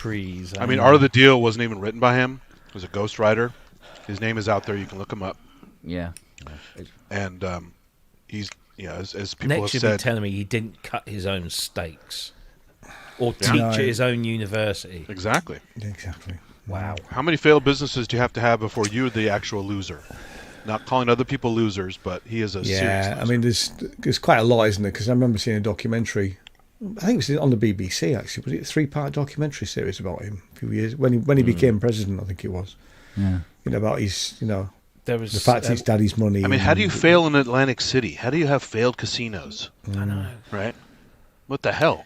There's that new film with Sebastian Stan playing a young Donald Trump. It's about how he rose to his business heights, shall we say, in inverted commas, and how he paired up with this Roy Cohn, who was this really dodgy, corrupt geezer, lawyer type person. And the trailer looks pretty good. If the film's anything as good as that, it should be quite an interesting insight into the early years of this fucking charlatan. Yeah. Well, it's got to the point of seeing or hearing him just turns my stomach, and I actually regret wasting any synapses on him. Well, his predatory behavior is the worst. The way he's been treating some of these women, they've come forward and documented it with scary detail. It's like the guy is a creep. I heard it might be on TikTok or Instagram, but suddenly this thing came, and I don't really look at his stuff, but there was a guy, and the first person up said, "Can he run the country from in prison?" And apparently he can. Yeah, I mean that's mafia just, bosses run from their prison cells. That's just ludicrous, isn't it? On the other hand, he could get shivved and die laying face down in his own urine. But we can wish. He does that most days. I mean, anyway. I struggle with wishing anybody dead, but I have to say, I did wish Thatcher dead at the time because she coming out. Do you remember the Brian Walden interview she did not long before she got kicked out? And Brian Walden, took an hour to really lay into her. They're making a film of it, and Steve Coogan's playing Brian Walden. Oh, is he? Yeah, it looks. Yeah, they've only just released sort of like stills from it, but it looks really good. I'm definitely up for that. But I just think the world would be a better place without him. I mean, I'd rather him die of natural causes rather than have somebody murder him. But if he had a heart attack and he passed away, that's fine. But if he becomes a martyr. I mean, it's not. Has there been any more on somebody taking a pot shot at Ian Hislop today? No, he didn't. See, I've not seen any news today. The police determined that no shot was fired, and it was a mechanical fault with the window in the taxi. He wasn't shot at. Right. Okay. They thought the driver phoned it in as being shot at because it's one of those things where the glass just shattered, and it sounded like to all intents and purposes a gunshot, but it wasn't. Yeah, it was just. I must admit, when Fiona told me, I said, "Well, what sort of bullet were they firing at him?" I like Ian Hislop. He's all right, actually. Yeah. I saw him on the train opposite him. He's great. And I thought, he hasn't done something in Private Eye that's. Oh, he always does something in Private Eye. Some Muslim he's got more lawsuits than Donald Trump, probably. Yeah. I was most pissed off this week's Private Eye. It came stuck to the wrapping, and so it's torn the corner off. Oh. I don't buy it every week, but I do buy it from time to time. I got myself a subscription. I got myself. I think one year Jackie was like, "What do you want for your birthday?" I said, "Well, tell you what, get me because it's only like I think it's £45 for a year, but I think I got it on a deal, so it was like £30 for the year, and it comes out fortnightly. But it is very funny, and some of the investigative journalism in here is it's brilliant, way better. Absolutely brilliant. It's fantastic, Yeah. and they are completely impartial because they'll have a go at the Tories, they'll have a go at Labour, they'll have a go at everybody. They're having a go at Labour on the front of this one, and rightly so.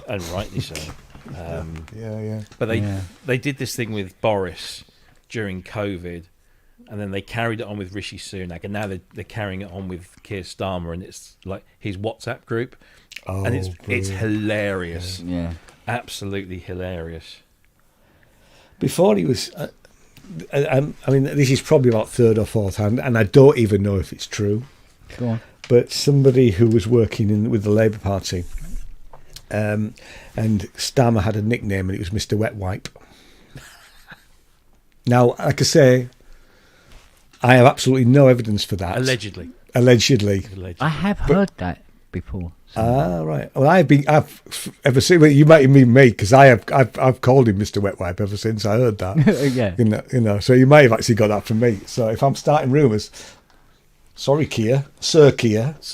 I always thought that his biggest problem being leader of the Labour Party was the fact he's got a bloody knighthood. Got a peerage, You know. But he did earn it as well, rather than being inherited. Yes, but I have a problem with peerages anyway. So, no, absolutely. You know, I mean, the only people that should get them are common folk who do it for charity, who actually really deserve it. I mean, you know, what was it? You know, you get some pop star getting it for services to music. F off. See, I nearly swore there. Wow. You know. We'll get him there one day, Rob. We'll get him there. You will. It does it in public. In person. Yeah. Oh, I've sworn in your house. It's got a mouth like a sewer. I have. Yeah. Well, but not on camera. Oh, okay. It can't be used against him. No, exactly. Yeah. I'm going to do my plug now because Matt asked me where's my Sinners Music Records T-shirt. Here's my plug. The first lot has turned up. Andy Brooks' I'm bringing with me. Dave Surchak's is in the post. And I screwed up because I didn't put any postage on, so I'm paying for the postage. But I mean, Dave's supporting me so much that I really don't mind that. I haven't seen Dave lately. He was in the Chat and Ramsey show on Saturday. Oh, was he? I didn't see him. Yeah. Oh. So I will be bringing some Sinners Music T-shirts with me, and I'm just charging my little thing if anybody wants to buy one. I'm charging me payment thing. So I haven't got many, but I bought the first batch. I did ask Fiona about how many PSN lamps she'd have ready for Synthfest, and she just gave me a very weird look, like somebody just stuck a pencil up her ass, and she just went like that, and I went, "Oh, okay." Because the last time I looked, she actually made quite a few. But, I don't know.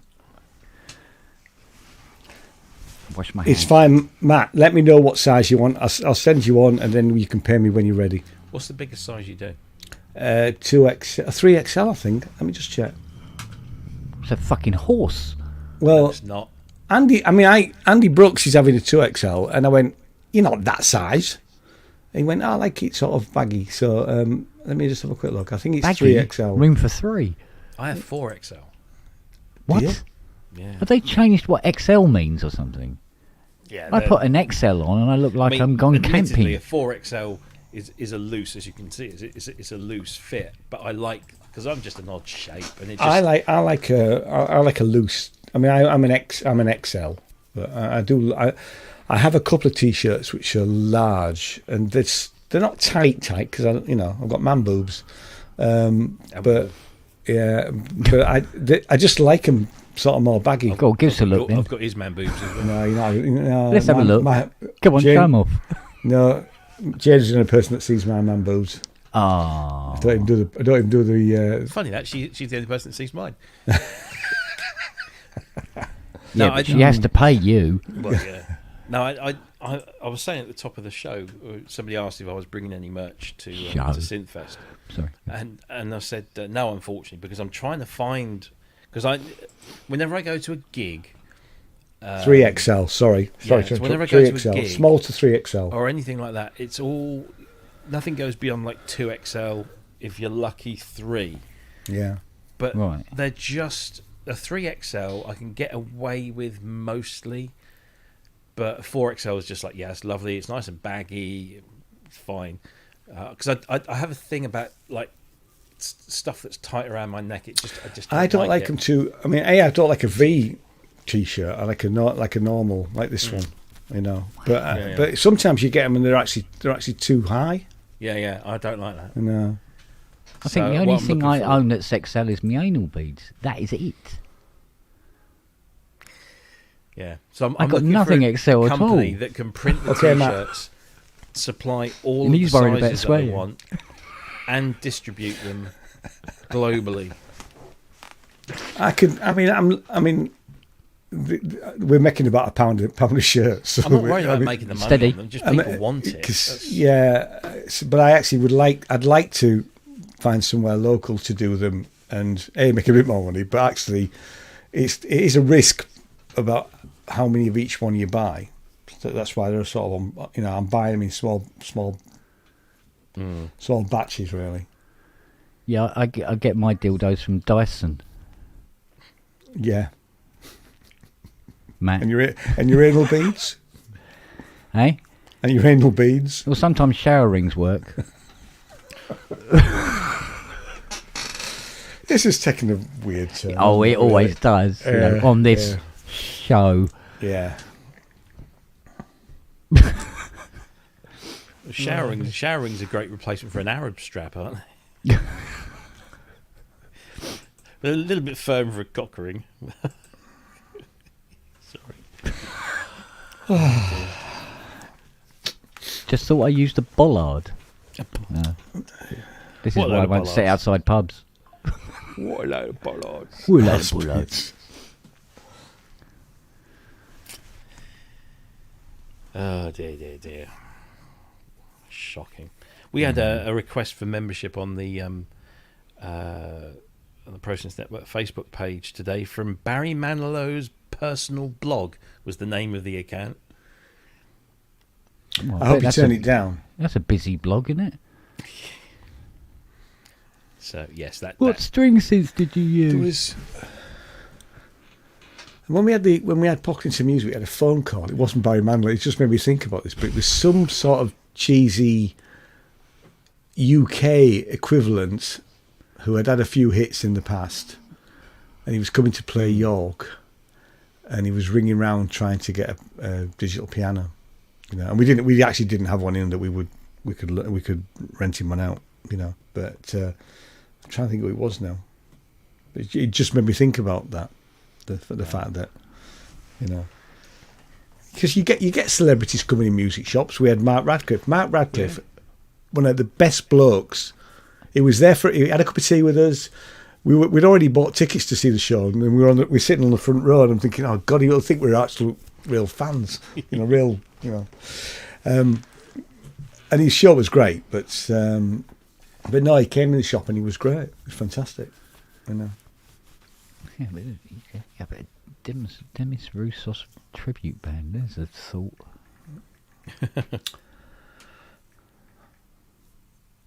Had you seen that documentary that I posted on the Vangelis one? I haven't watched all of it yet. I've watched about a third of it. I watched it. Because there was seemed to be a lot of people going, have you seen this yet? Okay.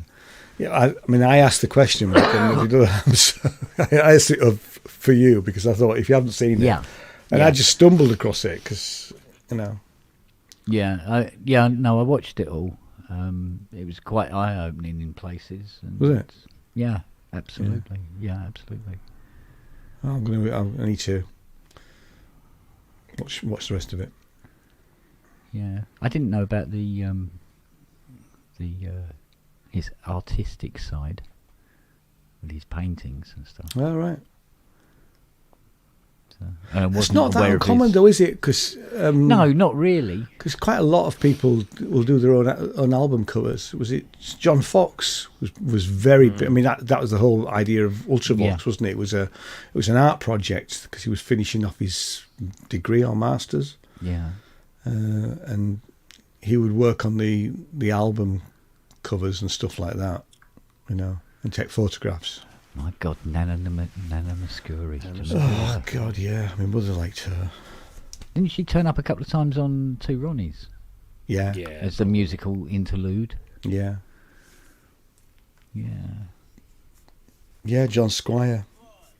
Like I just said, the Voyager grind is going to grind up the competition, turn it into powder, and then spit the spice out the back end, baby. And I'm hoping the spice is coming real soon.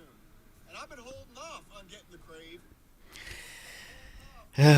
See, kids, this is what you're missing on the other side. What's that? That was our nemesis. Oh God.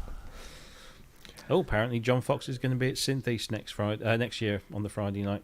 All right. I might try and get over this next year. It's not. February's not a good time of year for me. It's cold for a start, and I don't really. It's not a good time for any of us, mate. No, I don't like to go out when it's snowing, especially to Norfolk. Well, only joking, mate. Yeah, we don't get much snow down there. It's like tropical. Who wants to open their door on February anyway? Now we've had our heating allowances fucking cut. Oh. God. Oh. Yeah. Oi, oi, oi.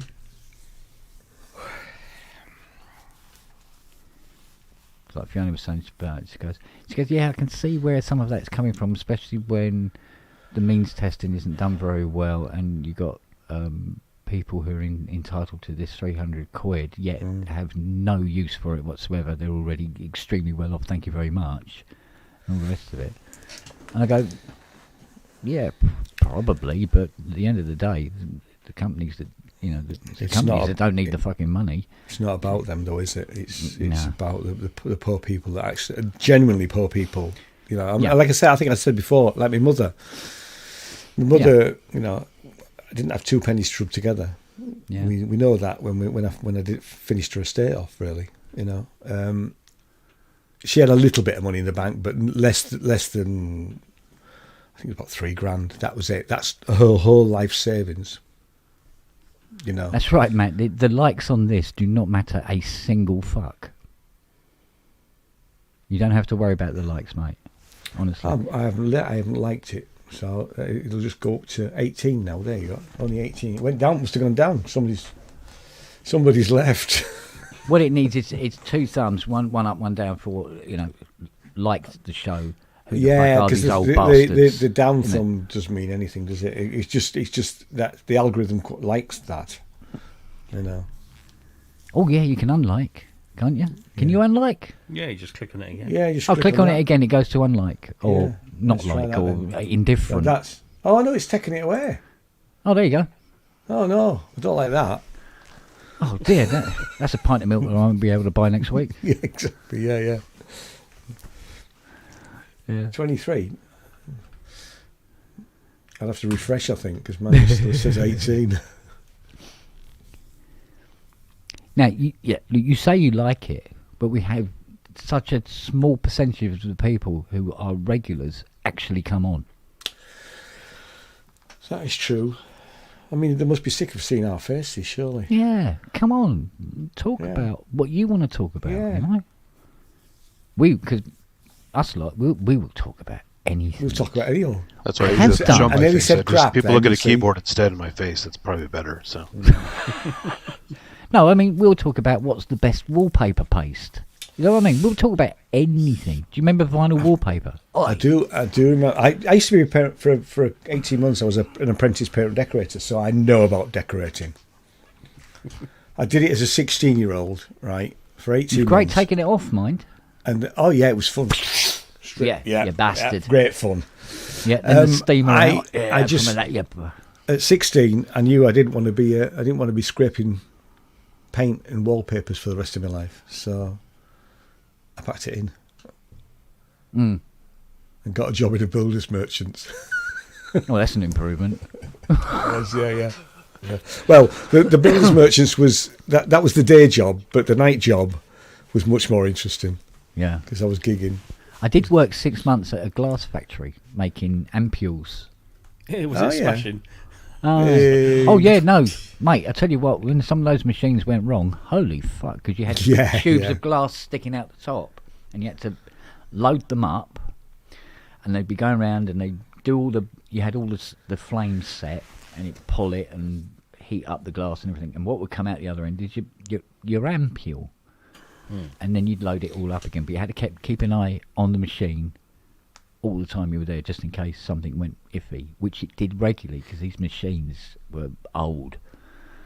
And I worked there for 6 months, and it always seemed like a really great job until one day, I think I'd been there about 5.5 months or something like that, and it was in this factory floor, and there was probably 70 different machines, all with gas burners and all the rest of it. And I started coughing, and I coughed, and I coughed, and I coughed, and I coughed, and I coughed. And all I could taste was gas fumes. Yeah. And then started coughing up this black shite. And it was like, do you know what? I'm not, because it wasn't great wages or anything like that. It was basically anybody who's able to stare at a machine, and it was that kind of pay grade. Can you stare at a machine? Yeah. You got the job. I mean, I don't know how you felt, but in those early days when I was a sort of teenager, Yeah. I felt I could walk out of one job and walk into another job straight away, and I pretty much did. I mean, I never got away from that, really. Yeah. I mean, I did go for an interview working for a record company. I can't remember which one it was now. It was selling. I mean, it was being a rep, But I was like 18, so I turned up in a suit, and it was some sort of local agency type. I wasn't the person from the record company. It was just some woman, and she said, "Sell me that pen." So I broke it. I said, "You need a new pen," and I didn't get the job. But I've heard a version. But of at that least where you broke somebody a says, pen. I broke the pen. Yeah. Somebody like goes for an interview, and the bloke says, "Sell me this laptop." So the bloke picks up the laptop and walks out, and then gets a phone call the next day. He said, "You've stolen my laptop." He says, "How much are you going to give me for it?" Nice. Yeah. Nice. I mean, she thought it was funny. She did think it was funny, but she said, Yeah. That's my pen, you bastard. "You brought me pen." Oh well. Well, ask a stupid question, expect a stupid answer. Oh yeah, exactly. Wow. Oi, oi, oi. Still no bloody warmer in here. Turn the It's CS warm on. in here. I'm lovely. I've actually got my fan on. I even we're turned the having- 80 on. We're having a debate in the house because Jane won't let me put the heating on. Oh, yeah, I got one of them. You've got this, downstairs. yeah. I mean, Yeah. now the thing is, I feel the cold, and I'm sure you do, Kent. Jane, probably like Fiona, doesn't feel the cold. No. No, exactly. So I you can know. I can dry clothes on her. Yeah, exactly. Do you know what know. I mean? She runs at this mad temperature. Yeah. So Yeah, but a lot of women do, don't they? They and because much I've higher been body temperature. I've been feeling under the weather. I'm saying I'm really shivering. Doesn't make any bloody difference. I mean, actually, I have to say, my wife she's sympathetic to a point, but then she says, "Oh, get over yourself, you." There's nothing wrong with you. You've got a cold. Yeah.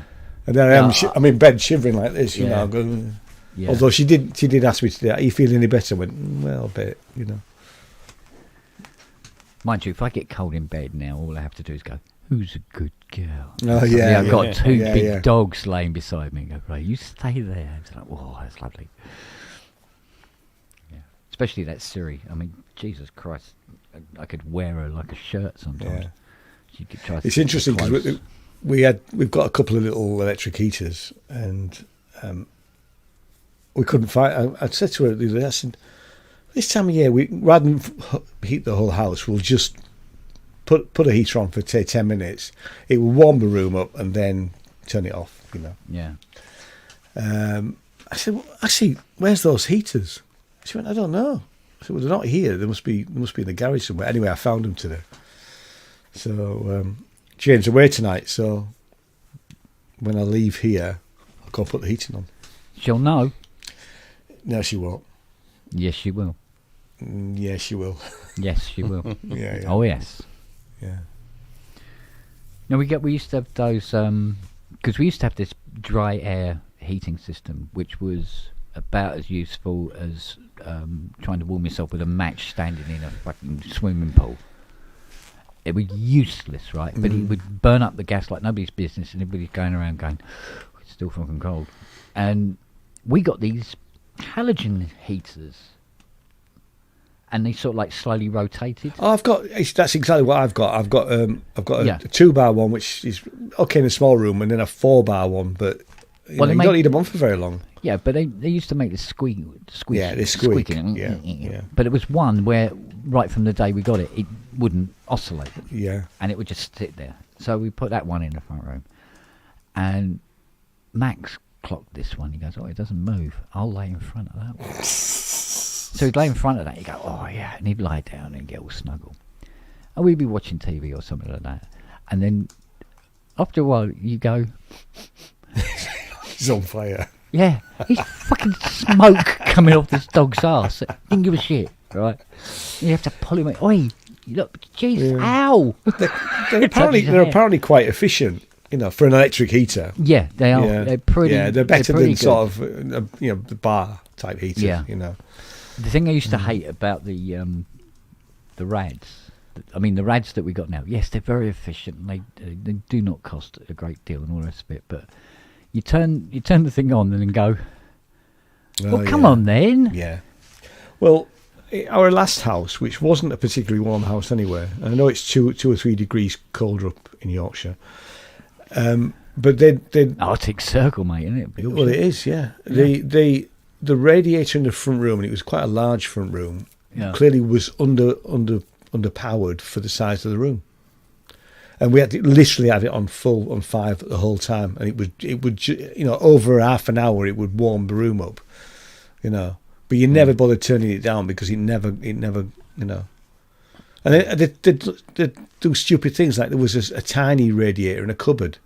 Who the hell wants a bloody radiator in a cupboard? Or like an Irish airing cupboard. Yeah, or there was one in the dining room, which was fine, but the one in the kitchen, because it was like a through to the kitchen. Yeah. Well, actually, we couldn't turn it off until we changed the radiator valve, but it was never needed on because it's a kitchen. You're in a kitchen, you're cooking, you've got ovens, and there's lots of heat going on in the kitchen. I tell you what, we don't get it in our kitchen because she's got that one of those. Was it convector Induction. hobs? Oh yeah, Induction actually hob. no. And It it doesn't we've got that create now. any. Yeah, and They it's don't like- create any heat, do they? No. Yeah, No. they're incredibly fast and efficient, all Yeah. their cobblers. But it's like I mean, while you're waiting for your beans to warm up, it's all right. that caused so much hassle when we first got here because we got here not realising, and we brought our pans, Oh, because none of them work, no. right? So Jane can't cook anything on first night, so she went into town and bought one from Lidl, and it wasn't induction. It wouldn't work, so I had to go back again. Yeah. And then I ordered them. I think I probably told you the story. I ordered them from Amazon. So she got one anyway to make the first meal. I said, I'll order a set. They're about 30 quid from Amazon. So I ordered this set. Some bastard nicked them. We think it was the driver though. Really? Literally, I was decorating in the just behind the front door in the little porch, and I'm checking every so often because I'm expecting it. It's like four houses away and all this sort of stuff. Don't hear anything. Doesn't knock, and then I suddenly see there's a picture by the front door. I open the front door. It's not there. So either somebody nicked it really, really quickly, and we're not in that sort of area. Well, it never really actually made it to the... You just put it down, took a photograph, and fucked off with it. Oh, Yay! damn! Clip that. Matt, clip that bit. I want to see that all over Facebook by tomorrow morning. Yeah, right, all right. What could be next? Do you remember EJ those Cole massive says fuck. infrared lamps that you used to get in bathrooms? Yeah.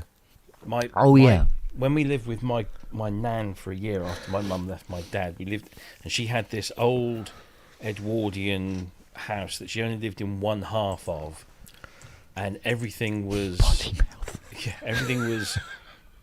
So she had an electric bar fire in the living room.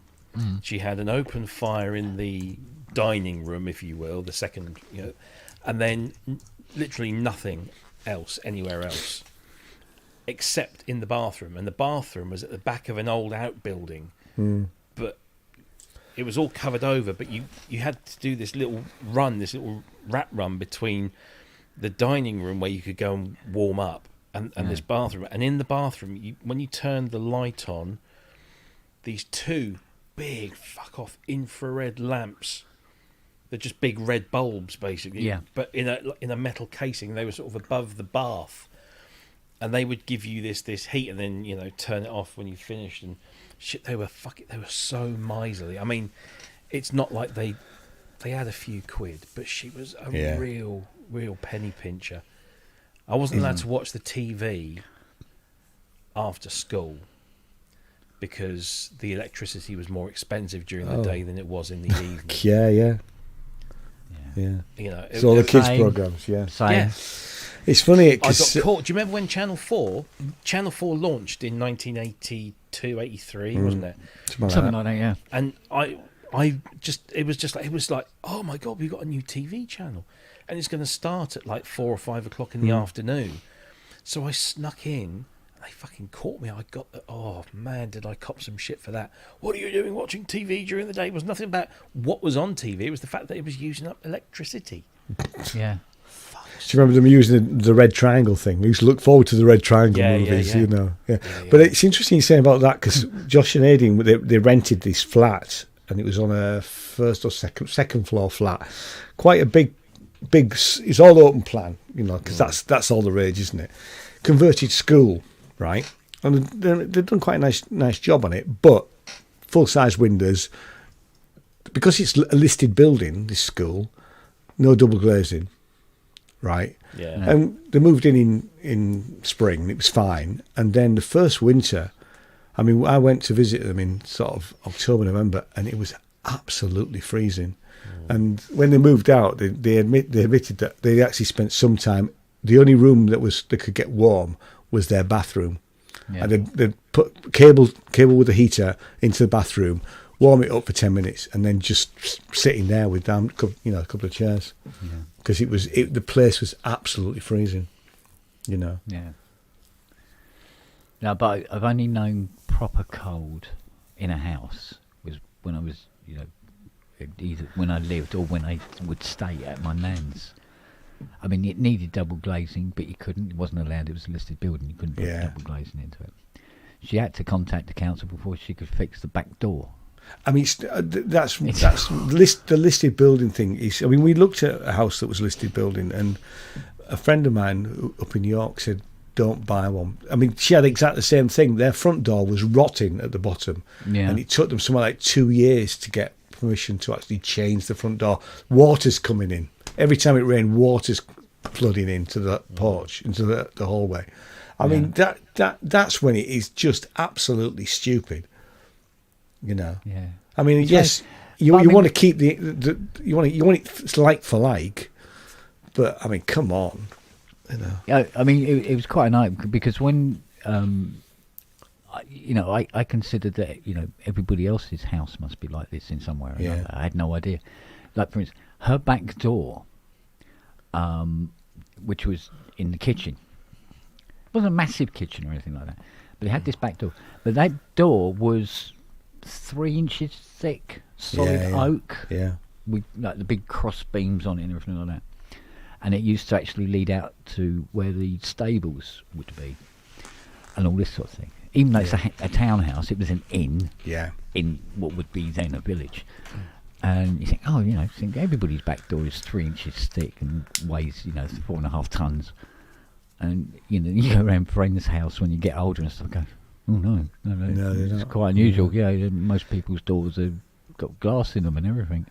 I mean, we made a mistake by not actually going around this house, which was listed. It was right at the top of our budget, so we'd have had literally no money left if we'd have bought it. And inside of it was great, and it had a basement, and that would have been the studio. The basement was so big, I'd have had half of it, so we could have made another room and a studio out of the basement. It was that big, and upstairs had been all renovated, and we knew there was no garage and no parking, so parking was a problem because you couldn't park outside. Yes, same with my nan's. It was a main road.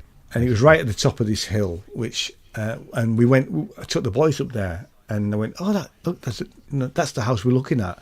And there's a door at the side, and I opened the door, and it's this gorgeous shared garden, which obviously there's 2 or 3 properties, I thought, oh, God, because Jane went, no garage, no garden, I don't think I can live there.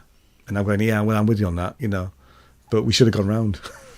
We'd have made it. We'd have dealt with the thing about the parking, and That was the good thing about Nan's place. The garden was in 4 sections, and it had these big oak trees in it as well. Now, in the middle of town, right? Yeah. But there was where you had the High Street. There was Waterloo Road, and then there was South Street up the other end of the town, and the front of her house is on South Street, and her garden went all the way up to the edge of Waterloo Road. So it was the length of the town, and that kind of made it worth it. But I can still remember to this day. And at the time, you don't think it's weird at the time. Now I look back and go, wow, being 15. And you're in the front room, in the kitchen, huddled around a fire. She's got a little telly in the corner. And we'd often stay over there for weekends and stuff like that. Especially if, Mum's having one of her turns. And we just get out of her way, And so you're sitting there, you're watching TV, right? So there's my nan, there's me, there's my sister. And I go, we're done to go to the toilet. And it's 9:30, 10 o'clock at night, so you'd have to go to the curtain by the back door, which is about 12 feet away, and have a shit in the little Galvy bucket that's just behind the curtain and then put the lid back on it. That was it. If you wanted a bath, there's the sink. My grandma's first house, which they never owned they never ever owned a house, did Hilda and Jack. They always rented because then they could never afford to, they had an outside ducket. It was called a ducket type loo. So it didn't have a proper. You literally had to throw water down it to clean it. I know the one you mean. Yes. I remember as a sort of 3-4-year-old, tin bath in the kitchen. Kitchen was the warmest place because of the fire. Fire, yeah. Yeah. Because they only had 2 rooms and then 2 rooms upstairs, and I lived with them for quite a while. Because I have to say my grandmother was brilliant. She was absolutely brilliant, really. We didn't have she didn't have plumbing. She had the because in the kitchen was the did they call it a Chelsea sink? A Belfast sink. Yeah, Belfast sink. It's quite a tall, deep sink. Yeah. And it had the hand pump. Yes, yeah. We didn't have the hand pump, but so they must have had water. But I remember it was boiling kettles to do the tin bath, and the tin bath used to live out in the yard. And at the end of the yard was full of my granddad's old bikes. Yeah. We used to have what they called. It was an Anderson shelter. We didn't have the tin bath. We used to have what they called strip wash. Strip wash, yeah. And it was just. Yeah. And you think, God, what an awful way to live! But it was something really quite enjoyable about it. Andy's right. Chamber pot under the bed, except when my granddad kicked it over. And emptying out the pot in the morning. Yeah. you know. Yeah. And she had a special hole that we used to dig at the bottom of the garden and fill in the earth. That'll do. And she'd be growing bloody vegetables on it. Yeah. And they were really, really nice vegetables. They're big and strong, these vegetables. It's just, strawberries. Loved it. There was nothing wrong with it because that's all you knew. Yeah. You know, that. Yeah. I mean, as a small kid, I mean, actually, going into Granddad's shed, which was like I said, the Anderson shelter from the Second World War. Yeah. When it was full of these, he had 3 or 4 broken bikes, and I actually started probably about the age of about 5 or 6, trying to make a decent bike out of these things, just messing around with them. And I had great fun for in summer holidays for a whole afternoon. You know, if all them, because I got to know the local kids at my grandmother's, and I think we were living out at Dunnington at the time, so my parents were working in doing unsociable hours in workmen's clubs, you know. Yeah. So I lived there for a couple of years, really. So I got to know all the kids and played football with them in the back alley and all that sort of stuff, you know. And I had a great time growing up with there. It was great. Got shot at by some twat with an air rifle who hit my leather jacket and hit my friend in the hand. Oh. You know. I think we started a bit of a full Yorkshireman in the chat. Yeah, we have, haven't we? Yeah. Yeah, talking about good old days. Yeah, it's not just about Yorkshire though, is it? Because it's the same down south. Oh God, yeah. You know. Yeah. Oh, mate. Here's a question then. Go on. Do you consider yourself working class? No, because I feel below that. If you look at what my career, I've been a university lecturer and all the other stuff that I've done, and it's very middle class. But I feel I am working class, and I've never felt any different. And it's almost like working class is a dirty word, but and it certainly is in America, because they're in American politics they're talking about the middle class all the time. They don't talk about the working class. Mm. You know. Yeah. Define it though. Define what defines. Yeah. Has it moved? It probably has shifted from its original clarification? You see, I mean, is it based around poverty? Is working class about being poor? Not necessarily. No, I don't think because so. I mean, my family never had any money. Grandparents on either side, or parents, you know. I mean, my grandmother worked all her life until she was from 86, you know, and never had 2 pennies to rub together, really. But I'm quite proud to be. Now. Sorry? Is it even a thing now? Well, it must be a classification, certainly. Well, it's often a mentality. So, like here, you could be a rich guy and still be a working class mentality. Well, most of the time it's used as a weapon. Yeah, but the way the gap between, like the 1% and everybody else. So it's like working class is like, well, everybody's working class, and then there's those fuckers. And there's just the two areas. And I don't think it's about intelligence because, I mean, you could argue, certainly my job as a university lecturer was very middle class, very Guardian reader, and I do read the Guardian from time to time. But I don't buy it. Not intelligence, but mentality, it's your outlook. Yeah, but you don't normally associate universities with working class. No, exactly. That's what I'm saying. I mean, but I didn't necessarily aspire to end up being a university lecturer. It was because I was good at what I did. I did the qualifications to get there. Yeah. And that was me leaving school at 14 with no qualifications, because as I think I probably said before, I left before I had to stay until 16 because I thought I want to get out of here because I hated it. And then Jane and I were married, I think, and I thought I'll go back and do some A levels because I've done no qualifications. But I thought no, I'll go and do the Open University.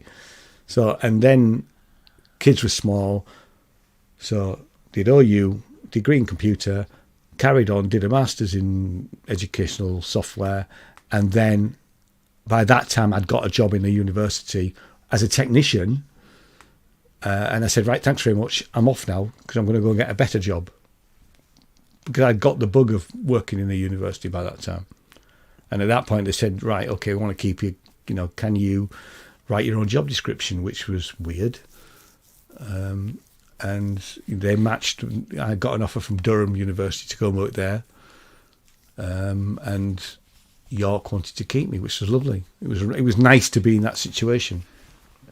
Oh, But that took Paul makes years. an interesting stage that we're talking about wage. One is wages, one is salary, Yeah. which I think is quite interesting. I mean, But then, as Raz says, he's born on the second largest council estate in Europe. Manual Yeah. workers, union members, Labour voters, all. you see, It depends on where you stand. Is what I don't what you feel would most people consider shift. working class is based on where you are. First of all, the goalposts are very malleable, and they move, and they move not just in a general way, but they move. My perception of what working class and middle class and all the other classes is probably different to Ian's. It's probably different to yours. Maybe not by much, but it's going to be slightly different. Yeah, it will be. Yeah. I was born when my dad was a chef, earning enough to own, or not own, rent a little flat in Norwich with my mum, who was a bank teller for part time and stuff. So you would have probably said, yeah, working class, because living in a small 1-bedroom flat with a baby, renting it, dad's working all hours that he can, mum's doing what she can, in between, looking after me. And then 4 years later, dad's worked hard enough that he can go into partnership with another guy and start his own restaurant. And that was really successful. And all of a sudden, we're living in a 3-bedroomed house and then a 4-bedroomed house, and we've got a brand new car every couple of years. Well, that's not working class by many people's definition. That's middle class. That's very much that. And then my mum leaves my dad, and we end up sleeping 3 to a bed in my grandmother's house for a year without any fucking heating and no TV in the afternoons. God damn it! And we were living off the social. That was it. It was just mum was getting £30 a week, and that was that, and we had to live off of that. So that's very working class. Yeah, but there was a time when working class means that you didn't own your own car. Well, yeah. Yeah, But my dad Constantly always- shifting. my mum- It's constantly shifting. My mum remarries, and she marries a guy who lives in a council house. And so I then spend the next 4 or 5 years of my life living in a council house. I've never lived in a council house. I mean, a lot of people then say, well, that's working class. You're renting your council house. I was going to ask, what is a council house? Because Carl Pilkington talks about those a lot. It's state housing. It's basically it's owned by the local authority and then rented out at extremely favourable. Well, this is what it used to be. Yeah, it It's like used to be. subsidised housing. Yeah, it is yes, Very it's subsidised. For want of a better social word. housing. Yeah. yeah, but social housing. But you Yeah. couldn't buy the house. No, and then That used to be the distinction. Yeah, Until Margaret Thatcher sold them all it's off. social housing. Yeah. And I bought one of them. Yeah, actually, Well, many people Actually, think our house was our house in York was ex-council house. This is ex-council house apparently. Not this, but the houses. Yeah. They were built in the 70s, late 70s, early 80s. As social housing. But I don't quite know what the percentage is of people that own them. But I mean, I know our neighbours. James owns his. Mike doesn't. They rent us, Mike. So, it's. But there's an awful lot of people renting now because they literally can't get on the property ladder. Yeah. Young couples with Me. families. It's just you. can't- You, Rob. Yeah. I can't afford to. Yeah, but I came the off the percentage property ladder. between house prices and wages, that gap Mm. is ridiculous. Oh, I mean, the 2/3 stupid of thing your is- salary on your rent. Yeah, but the stupid thing is, I could, if I had a deposit, like a 10% deposit for a mortgage, Yeah. which I wish I did, but I don't. I could get a mortgage for a place like this and be paying the same, if not less, a month into my mortgage than I do on rent. Yes. Oh, yeah. But because of various financial, situations that I found myself in, I got divorced. I sold the house, split the profit, between me and my ex-wife. Did some stupid things. Just started renting. I lost my job, so I couldn't get a mortgage because you need a job to have a mortgage. Yeah. And then by the time I got a job again, I was renting, and I was just like, oh yeah, this is kind of all right, and just carried on. And the problem was I didn't, because I got myself into such financial difficulties, I couldn't save up a deposit. And by the time I got to a point in my life in the last sort of few years or so, where I'm actually earning enough money where I could put a little bit aside, by the time I saved enough for a 10% deposit, I'll be dead. You'd be too old. You'd be too old to have a mortgage. Yeah. And so a few years ago, my mother-in-law, bless her, before she got quite ill, she actually offered. She said, "Look, you're going to inherit half of my estate, and there's a fair amount there. So you're going to get half. You might as well use some of it now. So do you want me to pay a deposit for you? I'll give you the money, and we'll just take it out of your inheritance." And we were like, "Well, that could be the answer." So I go to a mortgage advisor. This was 2 years ago, I think, and they would only give me a mortgage for the duration of the rest of my official working life. To Which 65, 66. 67. 67. Right. 67 is the official retirement age.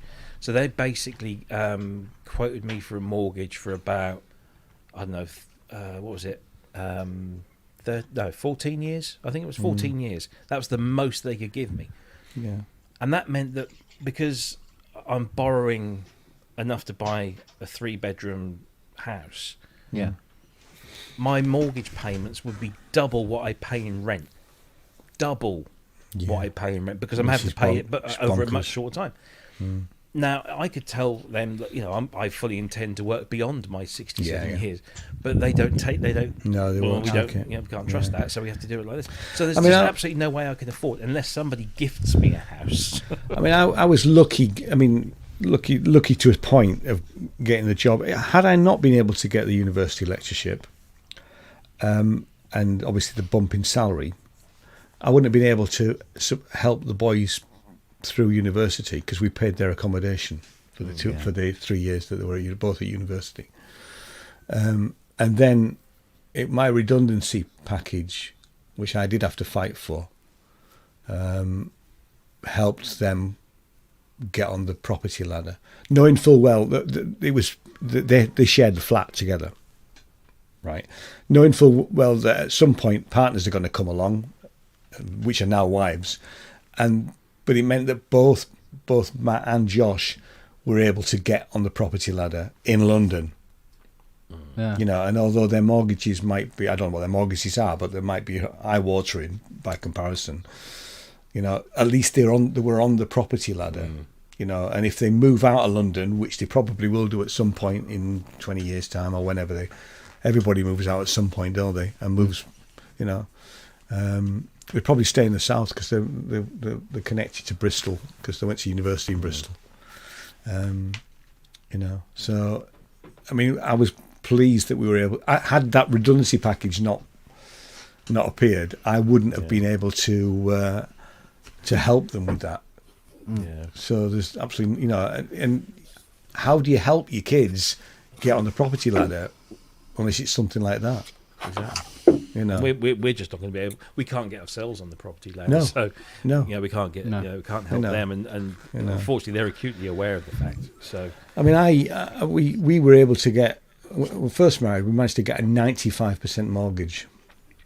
And we remortgaged. I stupidly remortgaged when I had the first business, and to put that into. Had we gone bust, they'd have taken the house, which was, I always, and you learn by mistakes. My mistake there was, right, okay, that was a stupid thing to do, was to put that money into the business, because I did manage eventually to sell that business, but not make the money back, So I thought, I'm never doing that again. So what I learned there is, if you don't have money in the business, don't buy it. Yeah. So when we bought Pocketington Music, we took out a loan to buy the business, paid it off in 2 years, not 3 years, which is what the bank wanted us to do. More interest for them. Yeah, of course. And then we always, if we didn't have money in the actual bank, we wouldn't buy stock. You know, it's as simple as that. Yeah. And I mean, Sinner's Music has no debt. You know, Well, so it's exactly, all my old man, when he got his first credit card, which was a Barclay card in 70-something, I asked him what it was, and he said, "Oh, it's just a different way of paying for things." Yeah. And I said, "So how does it work?" And he said, "Well, you know, you buy something, and instead of giving them cash, you give them the card." And I said, "Well, what does the card?" I was trying to sort of grasp how it works, and he basically said, "Look," he said, you use it instead of cash, but you always have the cash somewhere to pay it." Yeah. That's how Exactly. you use one of these things. Yeah. And the stupid thing is that when I've started to, you know, when I left home and everything, I got credit cards and I thought, oh, they give me $5,000 here.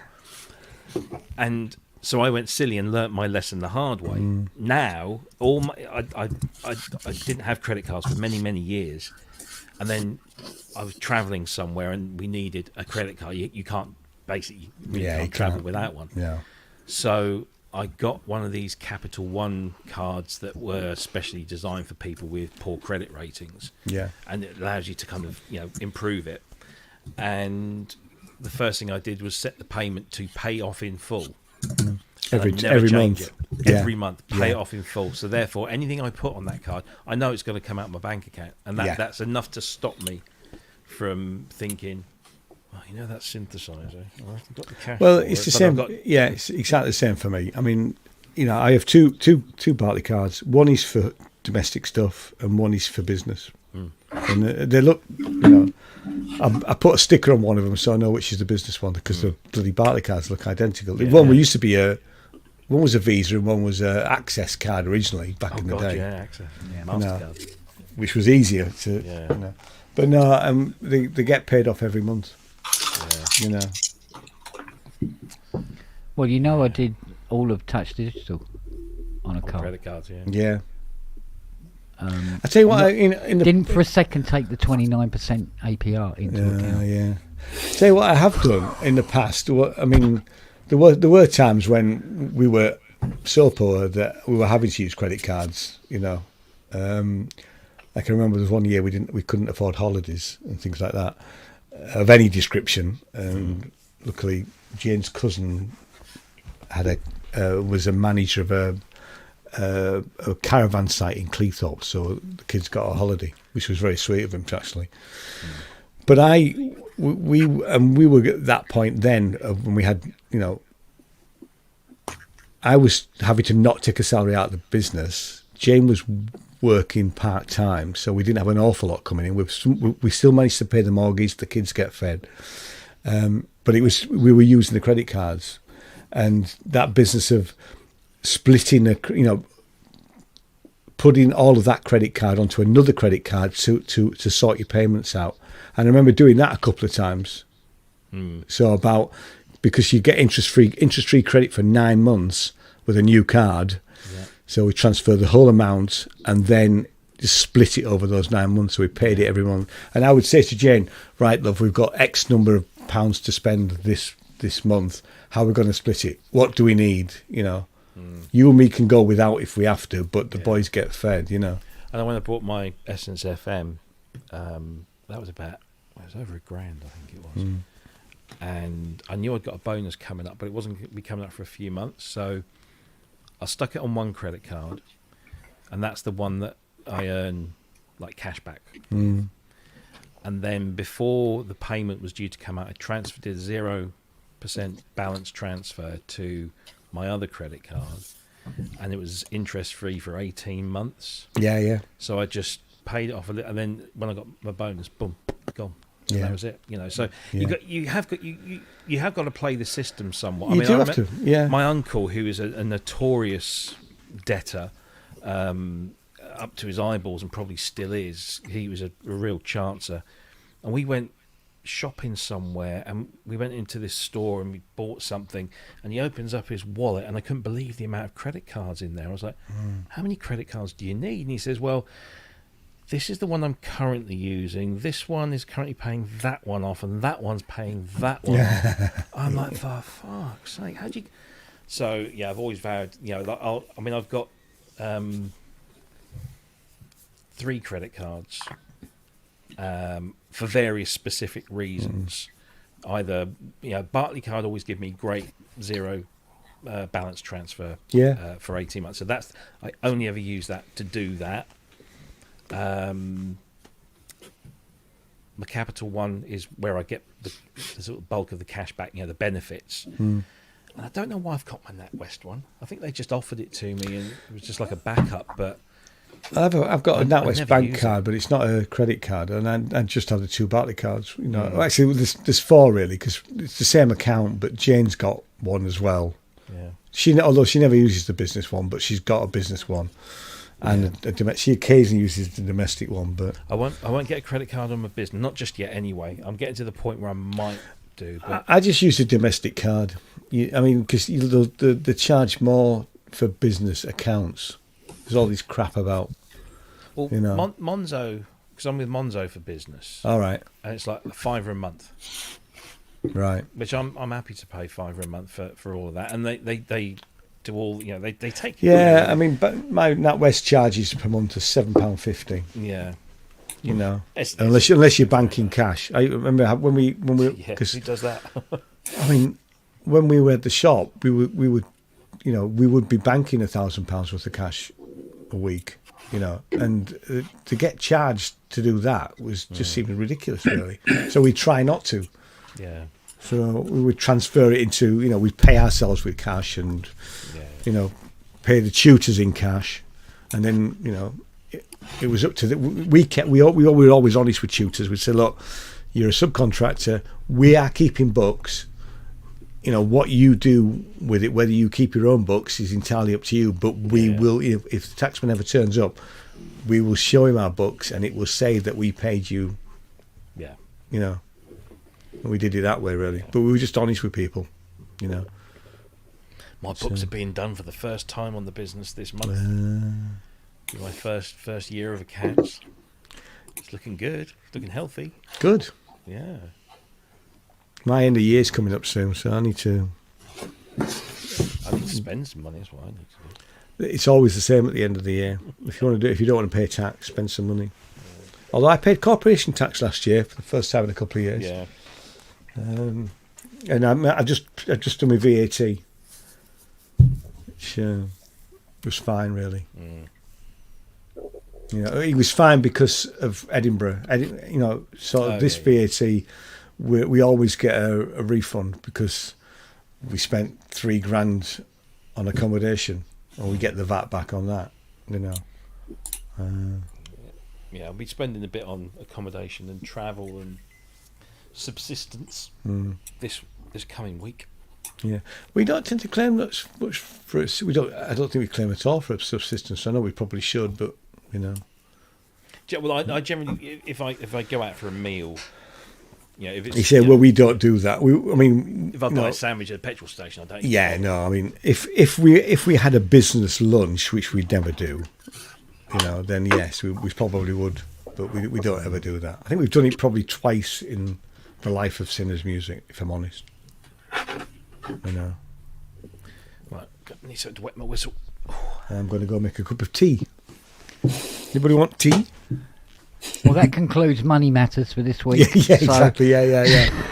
Next Martin week, Lewis, high yield shares. Martin Lewis, eat your heart out. Back in a minute. All right, see you in a bit. Oh. All right, Buds, how you doing? All right, Ken. Yeah, not too bad. Good, man. Not too bad. Yeah, I've just been trying to fix that O1W behind me there, over there. Yeah. It was all right. It's all right. It had a few sticky keys and ones that wouldn't sound. So Right. it's got the same sort of keyboard as you probably know. It's got the same keyboard as a DX7, so I think it's an FS61 or something like that. Yeah. And it needed a new IEC connector on the back, and it needed a new battery, and sounds reloading. It was all right, but yeah. So I've got it to a point where it works now. I've just got to tidy it up a bit better, and yeah, I just bought it for one preset on there, which sounds a bit stupid. It's the one that You'd be surprised. No, not really. yeah, it's the one that was used on that Enigma track. I think it's number 24. Oh, yeah. Yeah, Yeah, there's tons of great presets on. That's one of my favorite Romplers. Yeah. I love that thing. it sounds awesome. It really does. Jar put a whole bunch of them on one album, so yeah. And I just bought that plug-in for Omnisphere from Luftrum, the Vangelis one. I watched the video on it, and I thought, oh, it sounds awesome. That what the CS80 sounds and stuff. Yeah. It's amazing. Did you Yeah, totally absolutely. take apart your Korg, or did you just do a couple little tweaks? No, I completely stripped it down. In fact, the chassis went in the bath because it was filthy. Oh wow! Yeah. Yeah, Collects so- a lot of fluff, doesn't it? I did yeah. my keyboard once. I took the whole thing apart, and it was that was very fun. So Yeah. It's that keyboard grease they use, just the slightest bit of fluff in the air. We go, no, Yeah. thank you, we'll have that, thank you. Yeah. Stick that on the back there. There you go. Cool. It's knowing what to get with stuff like that, though, because I mean, you don't know. I mean, I suppose you could look at the service manual, can't you? And it'll probably highlight what it is, but it's whether that stuff is available or not now. do you have the FD version? Yeah. Does the floppy still work? I've not tried it. Oh, okay. Because I'm mine not still sure. works, luckily. Is it? But yeah, Yeah. It sounds You really never good, though. It's Yeah, I'm sure that felt is available. yeah. I mean, there's loads of new synths, isn't there, that use it. A lot of the later Yamaha. Yeah, it seems. synths, Yeah, it seems to be a mainstay. It's certainly Yeah. a mainstay. Yeah, Yeah. but like I say, you can use like the stronger dot excluder, not so much the white stuff. This Yeah. isn't brilliant because you press the key a couple of times and then the indentations are there. you Yeah. can also track down the rack. The 01W rack is really nice as well. So Yeah. Well, I looked for that at first because I haven't got they're less much common room in, for sure. Yeah. Yeah, I haven't got much room in here. I've got two Jaspers racks in here, and they're full. There's nowhere for anything else, so I'm gonna have to fire something off, I think. Yeah, Yeah, indeed.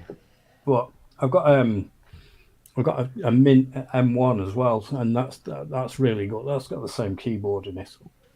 Yeah, that one's cool. I have a rack of that one, the advanced. Yeah, M1R Yeah, advanced it's- or EX, whatever it's called. yeah, yeah. I used to have that 8 years ago. The first M1 that I got was the M1R, but I had to flog it when I got made redundant once.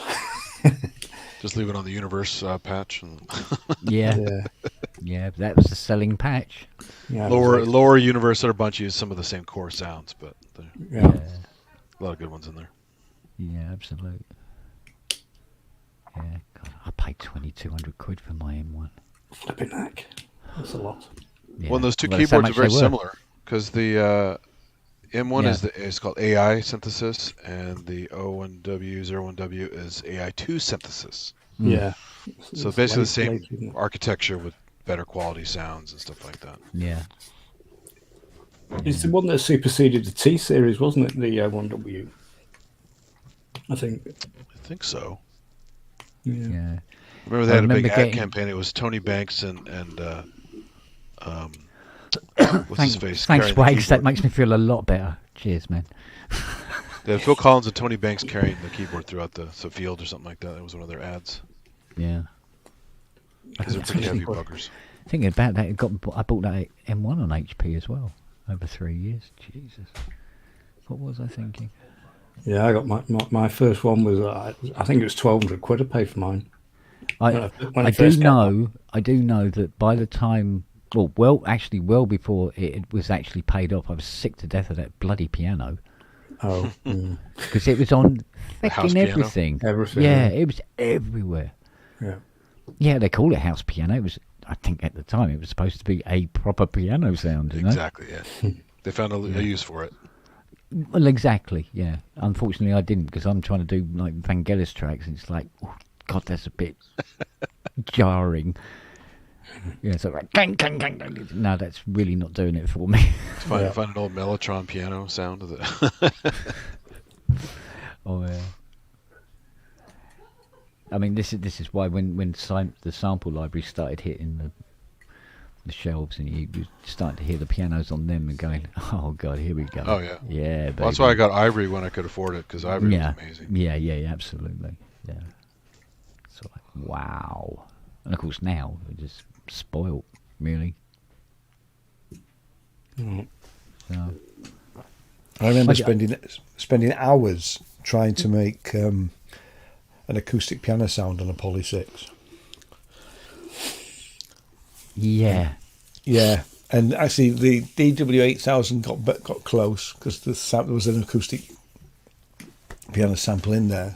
That was a wicked keyboard, that was. Someone Well, made a 8000. surprisingly good Yeah, piano yeah. on a Alesis Micron many years ago. I was like, wow, how the hell did you do that? I was That's a trying to really get a nice sort of keyboard. choir sound on my Poly 6. Yeah, I was No, you tweaking did- it for months. Yeah. And in the end, it sounded like a choir to me. And then I was like fine with it. Then when you listen to it like a couple of years later, and you go, It's not, is it? it's not even fucking close. What's the I matter know, with you, but- mate? I know, yeah. You No, but literally you can do can- cool stuff on like a He did- JKP and stuff. I mean, like he some of the did vocal great, stuff on there. great organs and great synths, great organs and great strings. Yeah. You know, Yeah. Yeah, the SSM stuff was it was always good. It was always good. At least those SSMs are more available than the ones that they had in the Mark 1 and Mark 2. I remember Probably liking the fives. piano on a Yamaha TG100 sound module. Do you know what? I think Yamaha were always slightly ahead of the curve when it It came just to had a pianos. really great acoustic piano sound on it. Yeah. And I remember using that. TG55 and SY55 sound really good. Samples. Yeah. And I used that up until probably about 2000 off and on. I had it in a rack. with a The load of samples other- they put in the TG33 are a little more grungy. Yeah. I think I had a TG33 at some point as well. They're fun. Yeah. Joystick. Yeah. Yeah. I had an M3R in a rack, TG100 I think, and something else. I had 3 synths I used to use for live. Yeah. Them were the days. Yeah. Cool. Bloody hell, that's going back.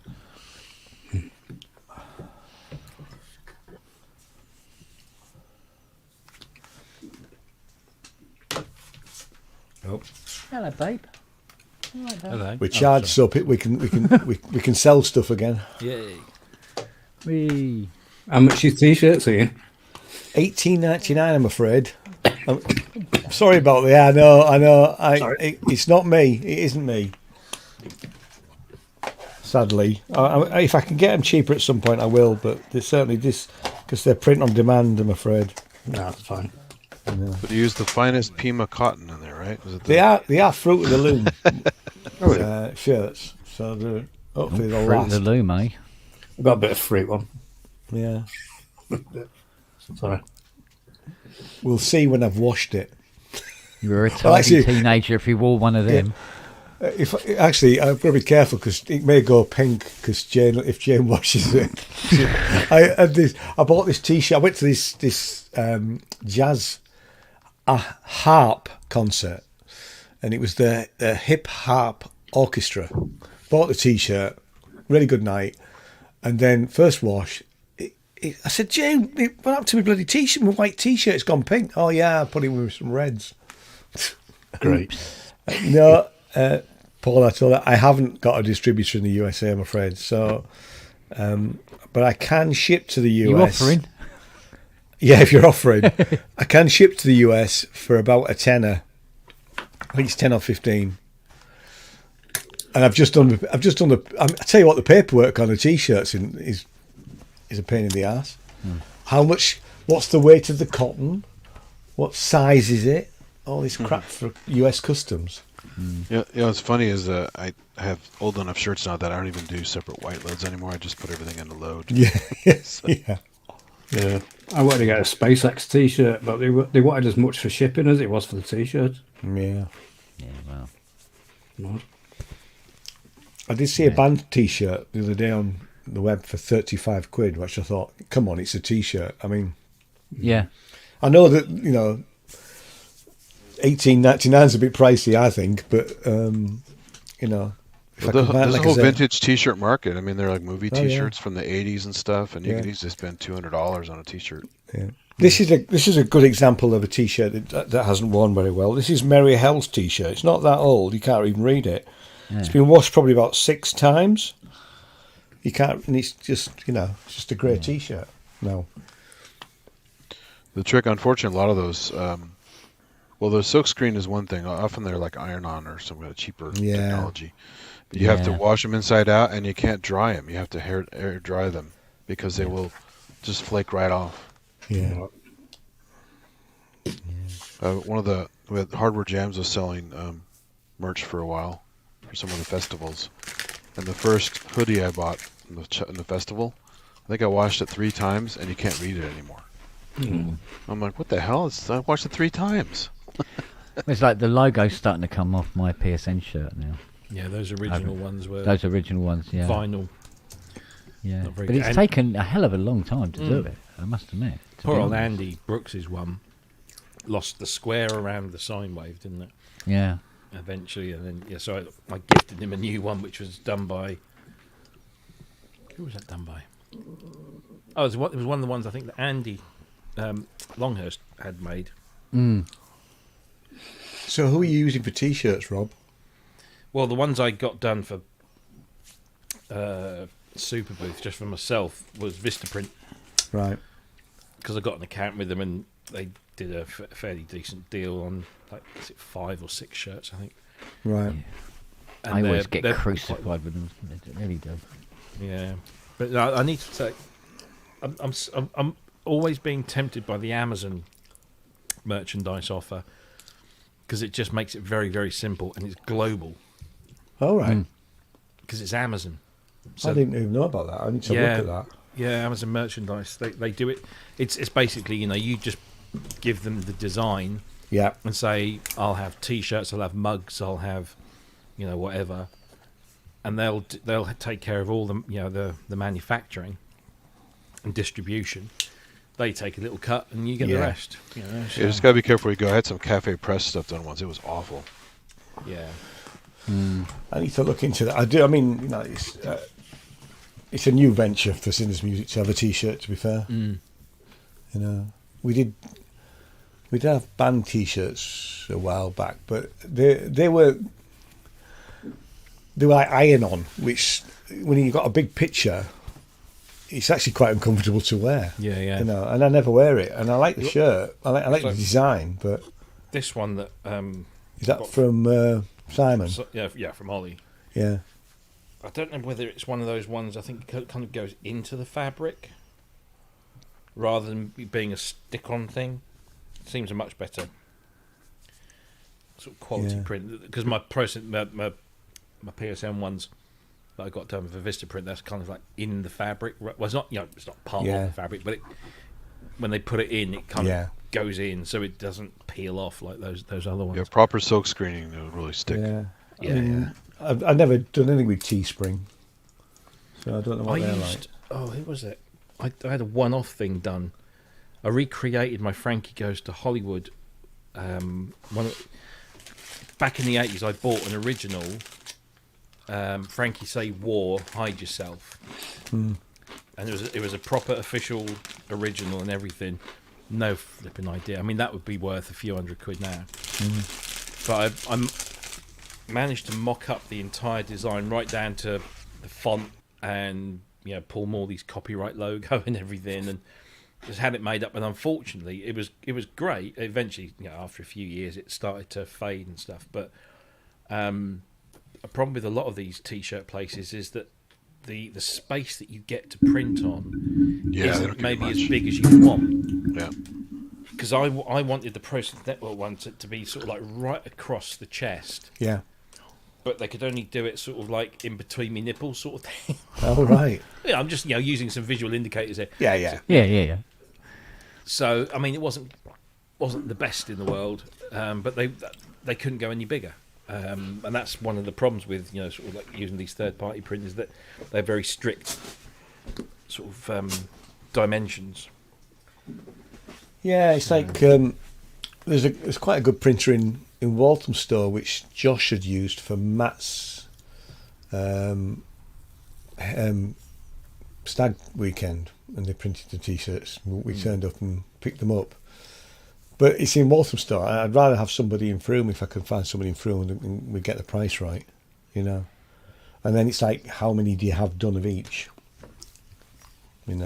Is there enough of a market for me to stock at least 5 Ian, or did 10 you wear of your them? shirt into a church yet? To a church? Yeah. Oh no, but I will do Seriously? because I'm not religious. So No, I just think it'd be funny to see there. it would be, yeah. I mean, it's funny because there used to be a Liverpool band back in the 80s called Deaf School. I was a big fan of Deaf School, and I had the T-shirt. In fact, I've still got a newer Deaf School T-shirt. And I'm sat in a pub once, and he said, this guy walked up to me and says, "You got something to do with the Deaf School?" I said, "Oh no, it's just the band T-shirts." And he just he ripped into me. My son's blind. I said, "Well, Wow. but it's deaf." He said, "It's just a band. They're called Deaf School. What's that got to do with your son being?" Oh, we all this. Well, it's stuff like wearing a going on. Joy Well, if Division he's shirt. blind, he won't know. It has nothing to do with the real Joy Division. Say, Exactly, yeah. It's like what? I mean, it's disabled. He's disabled. I said, they're not, But still, yeah. You got cancelled, Ian. I got cancelled, yeah. Yeah, it was bound to happen. It'd probably happen again, probably on Saturday. It's it was like, I mean, when it comes to T-shirt, I had my Babylon 5 shirt on. So I had all the shadow ships and Zahadoom in the background and all this sort of business. And I was at the door, and the bloke, this bloke dropping off a keeper goes, "Why have you got spiders on your T-shirt?" Mate, they're not spiders. They're spaceships. Yeah. We're looking spaceships, aren't they? Yeah, all right. See ya. Bye. Guess I'm going to be taking a shit inside your drum machine, mate. Just an extra frozen prawn. yeah. Have some of this, bitch. Spiders on my T-shirt. Fuck off. What a git. Oh, what do you have to do to find anything on this fucking instrument? I need to wear it into a church, don't I? Although it does say Sinners Music Records, which I always thought was. I was surprised that we could get the name, and it wasn't. We're having a debate about whether to do a logo and whether it should be religious, and I'm saying no, it shouldn't be really religious because it had nothing to do with that. It was based on the song. Have I told this story? Sinners Music came from 2006. I was in Ryan Shillow and the Bloody Marys. So Ryan's Irish. Yes, there's lots of religious iconography stuff going on, and he had a song called Sinners, which we put on an EP. So to put the EP out, I invented Sinners Music. It's only when we actually, in 2012, when I needed to have a limited company, that first thing I type into, Sinners Music Limited, I'll have that, 40 quid, thank you very much. Mm-hmm. So that's it. It's got, and I'm an ex-Catholic boy, but I don't care about, I'm sure most people won't get upset. They'll get more mad if you had a shirt that said anal cunt on it or something like that. I'm sure, yeah. One of those bands, Yeah. I mean, Yeah. Do you want something to bitch about? Here, try this. Yeah, actually, I do have a problem with wearing a shirt that's got an F word or a C word on it. That's fair dues. I wouldn't wear it. It's just. I think it depends on the venue. That is kind of putting your face up for it, isn't it? You don't want to go to your kid's, Yeah, exactly. Anybody parent can teacher see day it. with that Yeah. shirt on Oh, or I something didn't like know. that. But Yeah, that's fair Yeah. dues. That is fair dues. I saw a woman on the train going back from London, and it was CUN, and the T was down here. Yeah. You know. Yeah. Well, if they can spell it, they'll understand it, and it's their own fault. Yeah. Well, that was part of the reason I think that Piero Acid Clown has his show on Tuesdays. It's CUNT, see you next Tuesday. So All right. Yeah. He calls yeah. everyone the old cunts, thing so- from. yeah, so That was in wasn't that in the Jenny Agatha film about the werewolves? American Werewolf in London, wasn't it? oh yeah, exactly, yeah. Yeah. Yeah. I used to love that film. I just bought that on 4K. I haven't. I Still mean, haven't I watched literally. that. I'll do that on Halloween. I think I worked out. I'd watched it 10 times when I had it on tape. Yeah. You know, and It- people would I- come round, we'd stick it on, you know, and it had Jenny Agatha in it. So Are you actually getting anything when you get it in 4K? You're getting a much better picture because it's been Really? restored. Yeah, because they restore it generally. Oh, so they're actually throw in doing, extra doing features, stuff too. with it. Yeah, okay. Yeah, yeah, they've no, been- they take this company that have been producing this Arrow.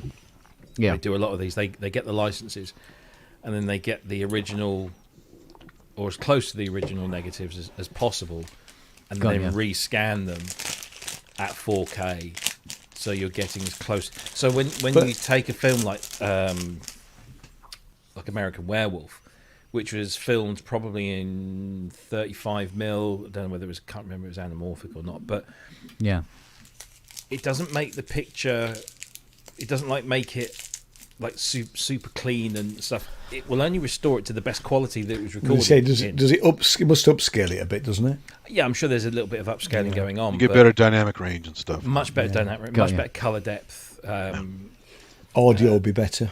And yeah, Wouldn't it? most of them are remixed. I mean, again, Arrow Video are very good. They will provide an Atmos or a 5.1 compatible soundtrack, but they don't deviate. They don't do huge remixing jobs. So to make a film that was, they've just issued The Great Escape in 4K, which All I've got right, on my yeah. and it still comes with its mono soundtrack, although they will stick it into a 5.1 format. So when you watch it on a 5.1 system, you're still getting the mono soundtrack. So it doesn't do any sort of jiggery poking to Yeah, Arrow and Second Sight do great releases. Wow. it. Yeah. Kino Lorber, is it? Yeah, Kino Lorber. Kino they Lorber's do- another one. Yeah. and Criterion, obviously, they're the old boys at it. But Canal. a friend of mine does a lot of the commentaries on these Blu-rays, and he's made quite a living out of. He's a big film historian. He actually made a film, and it's never managed to get us like a full release because it was his little passion project. He made a Joe Meek movie. And it was brilliant. He showed me it. Is it a movie or a documentary? It's a documentary. A documentary, because But there it's- is one, isn't there? There is a movie, isn't there? There's a movie as well with Con O'Neill playing. Yeah, he was a massive Joe Meek fan. He said, "I'm going to make this documentary. But it's got to be made." A bit like Dave with Bright Sparks. Yeah. It's just something he just feels needs to be done. So he made that, and it's really good, but it's never managed to get like a full. Because licensing, Yeah. because all of that The music. Yeah. You can't do a documentary about Joe Meek and not Without- have no, the the songs, music yeah. that Yeah. and therefore you got to pay for it. So Yeah. That's it's a a very shame. expensive business. Yeah, I was listening to the film show with Commode and Mayo from Friday night, and they were talking about Francis Ford Coppola's latest film. Oh, Megalopolis. Yeah, which, honestly, I've never heard.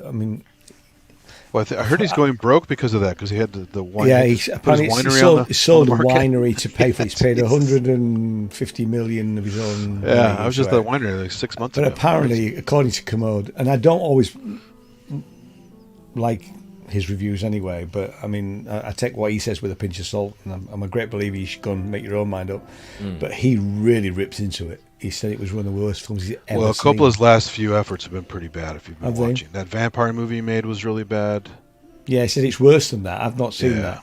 Oh, man. Martin Ware went to see it the other day, and he came back on his Facebook page. He said it's, you know, as a storyline, you know, as a story, it's okay. It's got lots of good people in it. Yeah, as a piece of visual cinematic art, he says 9 out of 10. It's gorgeous to look at. But as far as sort of like the story arc, he said it's almost like they cut a lot out of it, because otherwise it would have been like 6 or 7 hours long or something. You know, Is it still like, just 2.5 already? And it's yeah, exactly. Yeah. I mean, I'll watch it because it's Coppola, and like you say, I'll make my own mind up. But I won't go to the cinema to watch it. I'll wait. I'll wait till it's on something and probably give it a look. Yeah, you know. But no, I won't. No. It's a shame if that's going to be his like kind of final swan song. You know. Well, like that last vampire, it's not the Bram Stoker one, it's a later vampire one he did like 5 years ago, whatever, 6 years ago. It was all shot on digital. It looks like it. It doesn't even look good. It was not well acted. It was, ugh. So I watched Megalopolis just because it's got fucking Aubrey Plaza in it. Do you know, I didn't know who she was until recently. I fell down this rabbit hole of watching her bits on talk shows. She's bonkers. She's brilliant. She's brilliant. She's Absolutely a really good brilliant. actress. I never watched. I never watched Parks and Recreation, so I didn't really know who she was. Although I have seen she was in Scott Pilgrim, wasn't she? Yeah. And didn't realise that was her. You know. So yes, I have seen her. The best one you got to watch of hers is Safety Not Guaranteed. Okay. It's her and the guy from he's in the morning show. He plays Chip in the morning show. It's basically she's a young reporter in this local newspaper thing, or she's looking for a big sort of like story to get her teeth into, rather than just being like a cub reporter or, you know, a backup or something, or an intern. And she comes across this advert in the classifieds that he's looking for somebody to go time traveling, and there's a few stipulations, and at the bottom it says safety not guaranteed. So she's like, well, this is interesting, let's get to meet this guy.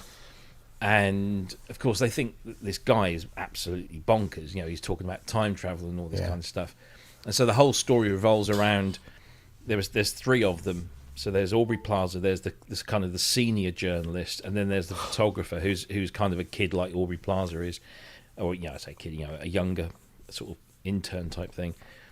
And the whole story is about, you know, investigating this guy, and they get to know this guy, and is he bonkers, or is he actually on? Oh no, he's bonkers. Oh, but is he? And I won't tell you how it all ends up, but it's brilliant. It's absolutely. I mean, and I was stuck in a hotel in Denver, I think it was, and all I had was my Netflix account, and I opened it up, and this thing was like on the front page, and it was like, because at the time it was only available in America. Yeah, so it's a fairly small, low budget film. It was only available in America, and so I thought, well, that looks interesting. Oh, she's nice. So I watched it, and that was it. I was hooked, and I've watched that film 100 times, and I know exactly how it ends. All right, I need to watch that then. But it's really worth watching. It sounds like our sort of film. It sounds like a good Saturday night movie, actually. Yeah, it is. It's great. It really is, because it's not heavy or anything, and it's funny, but it's also a little. I remember because I'd forgotten that she was in Dirty Grandpa, which I have seen, and Commode and Mayo hated that, and I didn't think it was that bad. It wasn't a great film, but it was sort of okay by what I recall. It wasn't. You've seen it?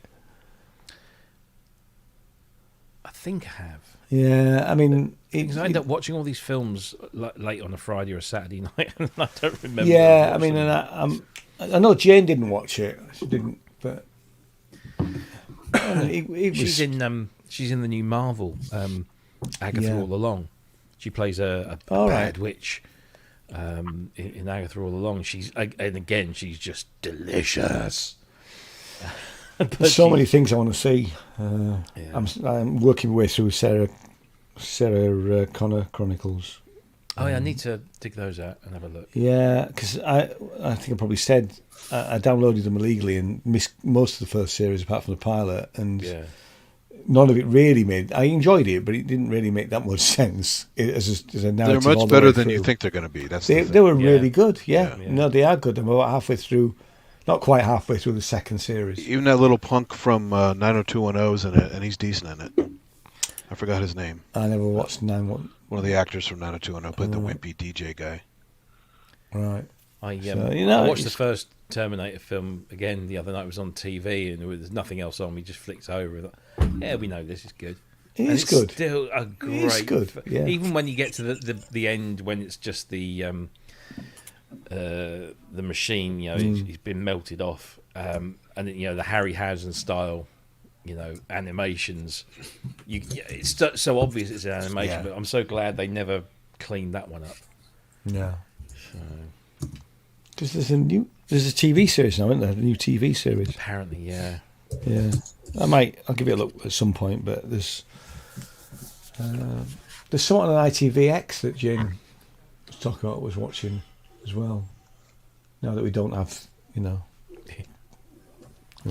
we've only got a Chromecast. Oh, right, yeah. No. I had to go over my mum's last night. So my youngest brother, obviously, Mum had been speaking to him about changing their TV. They got an LCD, but it's like 3 or 4 inches thick. It's a really old LCD, Yeah. but it's got FreeSat built in. Yeah. And because they used to have Sky, so they kept the dish and they plugged it in. So they got very used to that. They obviously needed a new one. Apparently, the remote control was dead and all sorts of things. So I then get a bloody phone call. Oh, Rob, can you come and install it for us? We haven't got the first clue about it. So I said, yeah, all right. So I go over there, and it's just it's a small LG, and it's you literally plug it in, press a couple of buttons, it does all the scanning, Yeah. and then dumps all this stuff. But I did this not a huge amount of time ago for the mother-in-law when she got her new TV, and it is so obvious that somebody somewhere could make an absolute killing if they made a television that wasn't necessarily targeted at the elderly and the technologically averse, but if there was an option to say, make this TV just simple, so that somebody who's in their 70s or their 80s that doesn't care about streaming, My mother doesn't would care have been a about perfect apps. person for that. Yeah, Absolutely. the thing is, it needs to come from one of the major TV manufacturers, because it's not like something you or I could come up with and go, it's just an option in the setup menu. Are you setting this up for somebody who is elderly and wants a simplified That's exactly process? what's needed. Because the amount of times that she would ring me up and say, "My TV's on the blink again." Yeah. So, It can be done. It So can I be. said, "Well, come It's round just a bit tomorrow." of code, Yeah. And you just have an option where you just press this, choose this option, and it will turn off. Where are you?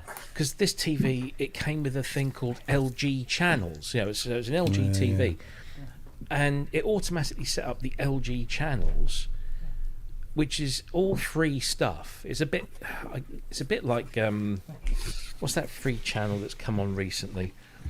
I don't know. Where like everything is completely free. There's adverts and stuff, but Yeah. you don't have to sign up for anything. It begins with a P. What the bloody hell is it called?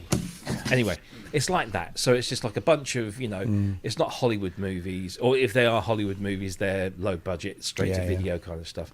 And there's some TV series on there that, obviously no major channel wants to buy up. But the thing is, it kind of defaults to that. They don't want that. No. They just want, their main sort of BBC, ITV, Channel 4s, maybe the news, maybe the radio. And it was a nightmare to sort of like just try and It's not. explain Yeah, it it should be. You're right. It should be straightforward and very easy. And if we can all work it out. Pluto, if that's we've it. got, but my mother would never been able to do that, and somebody in their 80s wouldn't be able to do that. And they bought a little Now TV bot, Yeah, I used to have one of them. because the old TV didn't have iPlayer, so all they wanted was iPlayer really, because Mum could then go back and watch her documentaries, and occasionally when BBC Sport do golf, my stepdad's well into his golf. the look of disappointment on his face yesterday when I unpacked this TV. He says, "So yeah, all we need you to do, Rob, is just obviously connect it to the aerial, and then can you plug the VHS recorder and the DVD player in?" And I said, "No, because this TV has got 2 inputs and they're both HDMI, and those things have got SCART on them." And I said, "You can buy SCART to HDMI converters." But it will take up one of your HDMI sockets, and at the moment you've got one of those for your Now TV box. So I said, "Do you still use your VHS?" "Oh, well, every now and again." Yeah. "Really?" Yeah. I've got some old golfing videos that you watch when he's bored. He'll put these golfing things on. Jeez, The only thing I find odd about the Chromecast, because I've got the Chromecast, the latest Chromecast one with the voice activated thing, and 4OD isn't on it. I have to stream it from either my iPad, which doesn't always work, or watch it on the Xbox. Not Xbox, the PS4. It's on Apple TV. If you get a little Apple TV box. Oh yeah, no, I've got that. It's on there. That to me, I think is one of the best streaming boxes you can get, because I know it's 140, 150 quid depending. There's 2 versions. One with a bit more storage than the other, and you only need storage if you're downloading the games to play on there. So for TV and stuff, you don't need the storage. So when you buy TV in the UK, you have to buy a license as well. Is that the deal? Yes. Yeah, you do. Well, you don't have to. You don't have to, but you're legally required. Legally required. So what if you buy it just for monitoring purposes and you you don't broadcast? Well, if the TV is capable of receiving a television signal, you are required to have a license. And if you go into, I don't know what it's like now, because I used to work in the industry many years ago, but every time we sold a TV, we had to fill out a TV license form to say, and basically the form just said, we sold this TV to this person at this address, and then we would send all those off to TV licensing, and then TV licensing would check to see if that person's already got a television license, and they had, it would just get thrown away. And if they hadn't, then they would go on the database. I mean, I think the license fee days are numbered, really. But you can't get free TV without subscribing, right? So how would they? Well, it's a historical thing, because in theory it's the BBC that gets the revenue from the TV license, but ITV and Channel 4 have got adverts, which is obviously how those channels are paid for. Yeah. But unless you've got a TV license, you can't watch those channels in theory. Yeah. No, you can't. Yeah, the license is for the TV, not for what station. It's a public service television tax. Yeah, that's probably that's the more accurate way. That's exactly what it is. And the what argument it ensures about is independence. The argument about the BBC not having adverts on is complete crap. You don't have adverts in the middle of programs, but you've got adverts all the time before the program. They're trailers for programs. They're not commercial. It's not commercial advertising, is it? It's still, they're advertising their own products. Yeah, they're advertising their own products, essentially. Yeah. I had to put 2 front wings onto a TV detector van once. And do you know what was in the back?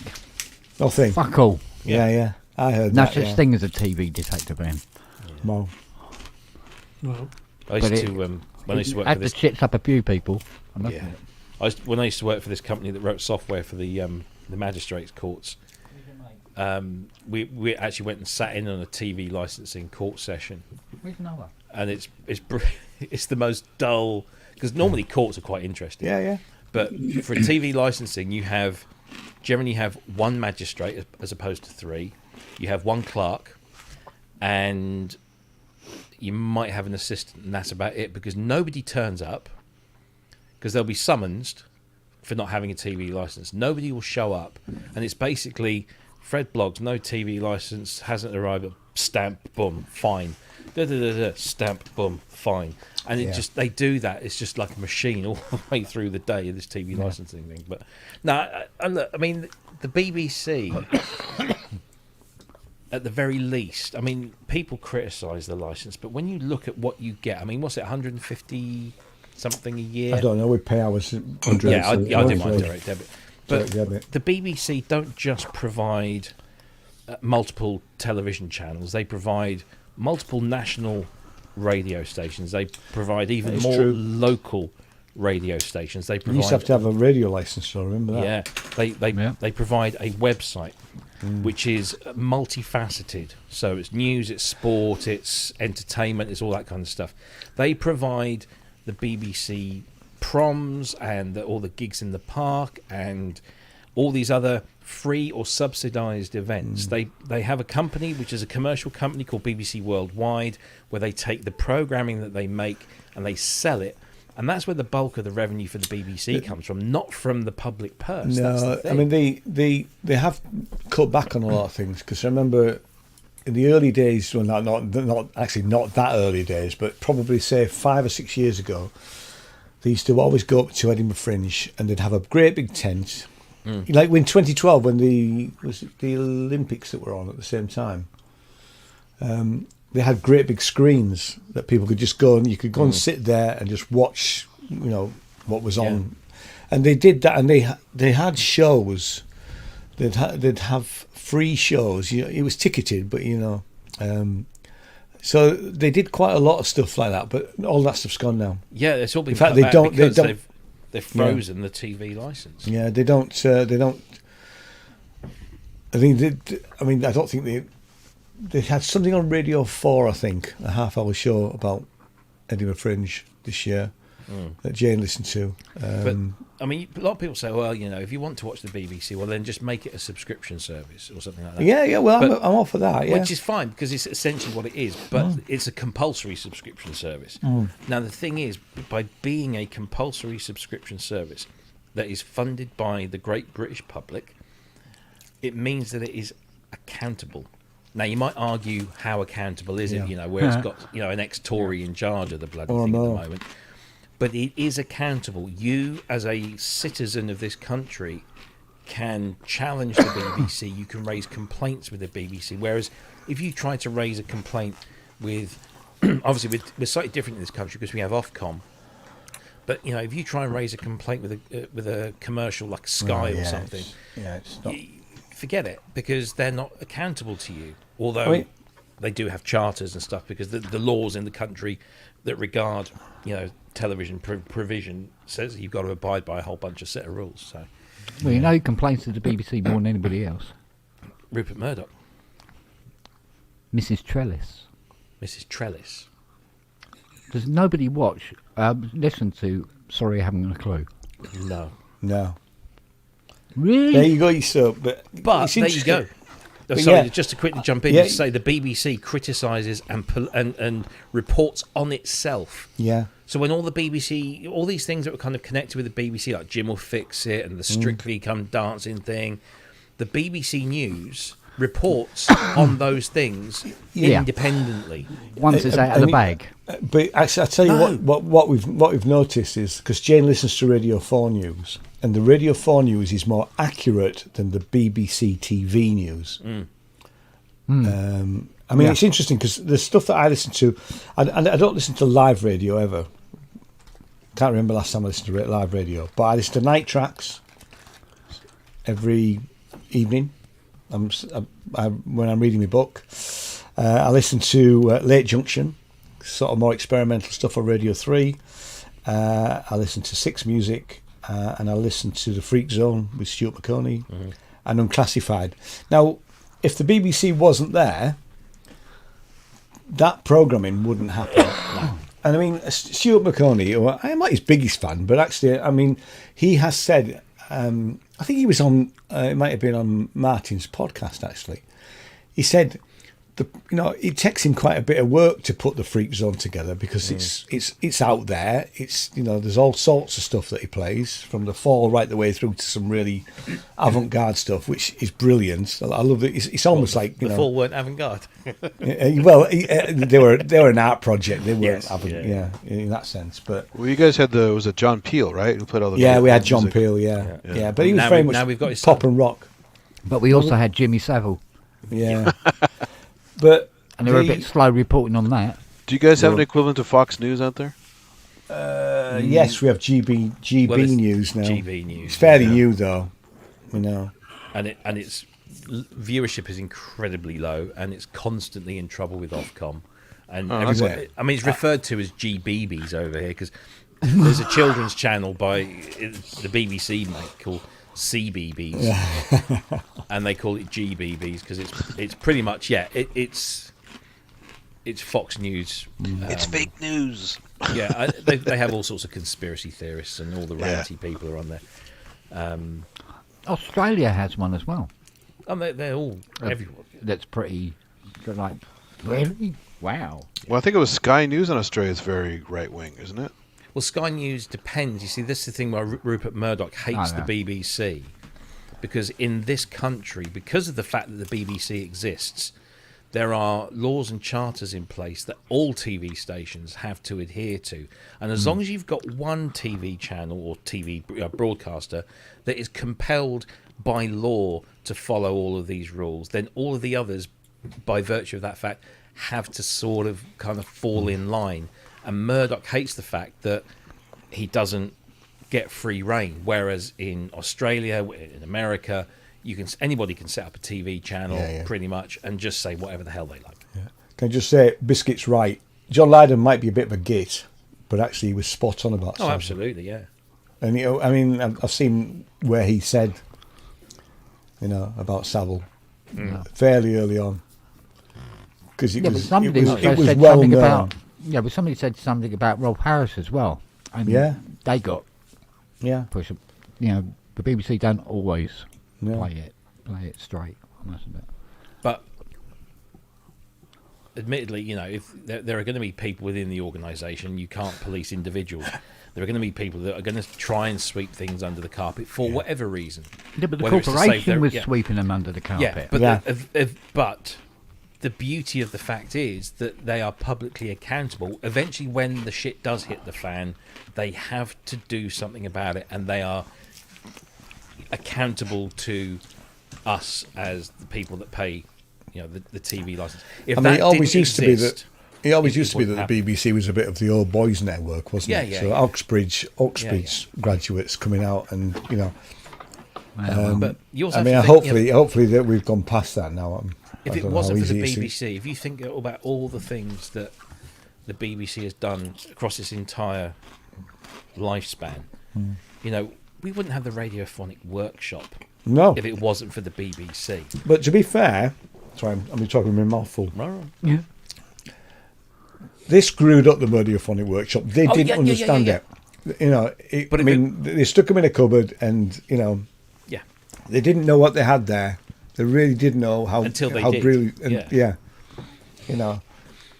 didn't know what they had until they did, and then And BBC Two was always more superior anyway. Yeah. BBC And Two is I wonderful can't remember who was in the chat. Somebody said they produce things that nobody watches. They produce things that maybe you don't watch or I don't watch. Well, but there's somebody out there that does. Yeah. See, I don't know what the listening figures are for things like Unclassified, which is sort of more ambient experimental stuff, which most people probably won't know about. But I listen to every show. And there's all sorts of. There's all sorts of little podcasts that crop up. Yeah. BBC Sounds now is an incredible service. Free. Completely free. Yeah. Wasn't it when alternative comedy started to hit the streets, it was BBC Two that took it on? Yeah. I thought, we can't put this on mainstream. BBC Two go, we'll fucking have it, mate. Absolutely. We started off with Monty Python, so it fitted the channel's remit of broadcasting material that was less mainstream. But they wouldn't pay Derek and Clive, right? No, because they've had not the album version. Not the lobsters and all that. There was still a charter in place that no station could go beyond. Yeah, I think you still probably up until a few years ago, it was they had to count how many swear words per hour and how many F's and C's you could have. Honestly, nowadays, compared to what you and most of us here grew up with kids, what they get away with, what they're able to do, in terms of language and content. If you showed that to somebody in 1979 or something, they'd be like, "What?" Mary Whitehouse would have had a flipping heart attack. Which wouldn't have been a bad thing. But there we go. It wouldn't have been. Well, she was trying to hang on to Christian golden values. age. Christian values. Yeah, to she some was trying. extent, She is was what trying to we should. hold on to that golden age as best she could. I mean, but to be honest with her, as much of a pain in the arse as she actually was, and Yeah. you had to admire her There needed to be somebody doing authenticity. that. Do you know what I mean? But I mean, the you reason know. she did that, or the reason she was able to do that, was because of the system that we have in this country, where the BBC is and other, ITV and Channel 4 and all the other. If anybody broadcasts in this country, they're held to account. The BBC more than anyone else. Sorry, Rob. Paul Holmes. Ian's done one swear word per hour tonight. That's our quota. That's our quota. You used it all up, mate. Great, Paul. Because Thank you you, mate. say Yeah, but he's fuck built up a is bank worth I'm not 400 swearing me, again. 400 No. fucks from me. Yeah. Is only worth But one it's only Ian one. Cole one. Yeah, exactly. Yeah. That's it. Yeah. Yeah. I devalue it, you know. Yeah. Yeah. No, it's a changing world. How many people they don't not watch the BBC because they don't like it. It's because there's more interesting and focused stuff on YouTube or There on all is. the other counter streaming providers Yeah. that you can. If I want to watch something about, I was having my lunch the other day, and it was just it was a late lunch, so I'd missed the news because that's generally when I sort of catch up on the news is at lunch. So I'd missed the news, and then it was fucking doctors, these Oh, yeah. sort of cheesy Yeah. Mid-afternoon middle of the day- things. Yeah, for your mothers. Yeah, exactly. Yeah. But I pressed my button. I got onto iPlayer. I found this documentary about how black people have been exploited in the music industry, which is just it's a 3-parter on iPlayer, and I was able to watch that. I could just do that free of charge, and it was there, and I can pick and choose exactly what I want. And the BBC, again, somebody mentioned about their archival stuff. I mean, they've got one of the biggest archives of sound and visual material in the world, and they're making more and more and more of that available as free to access content on the iPlayer or on BBC Sounds. So again, all of this stuff, people are working to preserve it and to digitize it and to put it into these formats. You've got to pay for that sort of thing, and that's how you pay for it, through the license. And we all benefit. I mean, who remembers BBC for schools? Yeah. Where we were allowed. They used to wheel the television in. The Open University. When I first did my first 2 years, 'cause I did it over 3-4 years, I think. The Christmas lectures. The Christmas lectures were great, but I remember taping the OU modules on software. I mean, they were pretty dry, but they were a lecture. Was Rock recording at School 3 o'clock considered in a the real morning. school program? Say again. That Rock Andy? School show you guys had? That was Rock pretty School good. was great. Was that actually school counted for school program? No, or it was that wasn't a fun? real school, Just a but fun. it was just. It was good. It was good. And I had the annual at one book, point. Yeah, I've got the annual somewhere. It was certainly fact checked because when Matey Boy Yeah. was talking about the memory moog, he didn't actually make any errors in describing how a synthesizer worked. Well, Really? I remember As far as YouTube's concerned, that's fucking unheard of. doing the thing that they did on MIDI was Well, they really didn't have good. a if I'm synth right. mafia Yeah, exactly. But that Rock School annual Yeah, was a minor. still got a for copy. me. Yeah, it's in the box behind there, I think. yeah. I think I've got it down here. It's one of those books that I would go to time and even Yeah. today I would go to Yeah, to read the interviews or discussions they it's did. plain with- English and it Yeah. works. Yeah, And there's stuff at the back that lessons and tabs and all this kind of stuff. And yeah, honestly, I will fight for the BBC all day long. I make no bones about it. I will fight till the death. To keep I don't it. mind paying. I just think it should be a slightly different subscription We- model that we they come need- up with, The problem is, I think a lot of people. and they still need to be accountable. I agree. Yes, they have to be accountable, and that's the only way you can really make them accountable. They need funding. You need to have that level of thing. It's the model of how they get the money that needs the Yeah. perception of it. I think because it's called the TV license fee. That played over well in the 50s and the 60s and what Yeah. have you. It But it doesn't today anymore. everything's Yeah. changed, and To be honest, the BBC is probably one of the few TV channels in the world that is able to adapt. We're talking about a channel that was started how long ago? Over Maybe 100 years ago. Yeah, it's over 100 years, isn't it? And it's still relevant today. It has the and ability it's to respected the world evolve. over. There are, Yeah. there are, Isn't it just? I mean, if you're a UK citizen living abroad, what do you listen to? World Service. always go World Service or watch the World Service. Yeah. You know, it is still hugely respected, and people like Murdoch, you know, who just want to monetize everything, hate the fact that the BBC kind of get this kind of priority attention. You know, he wants everybody to pay for everything.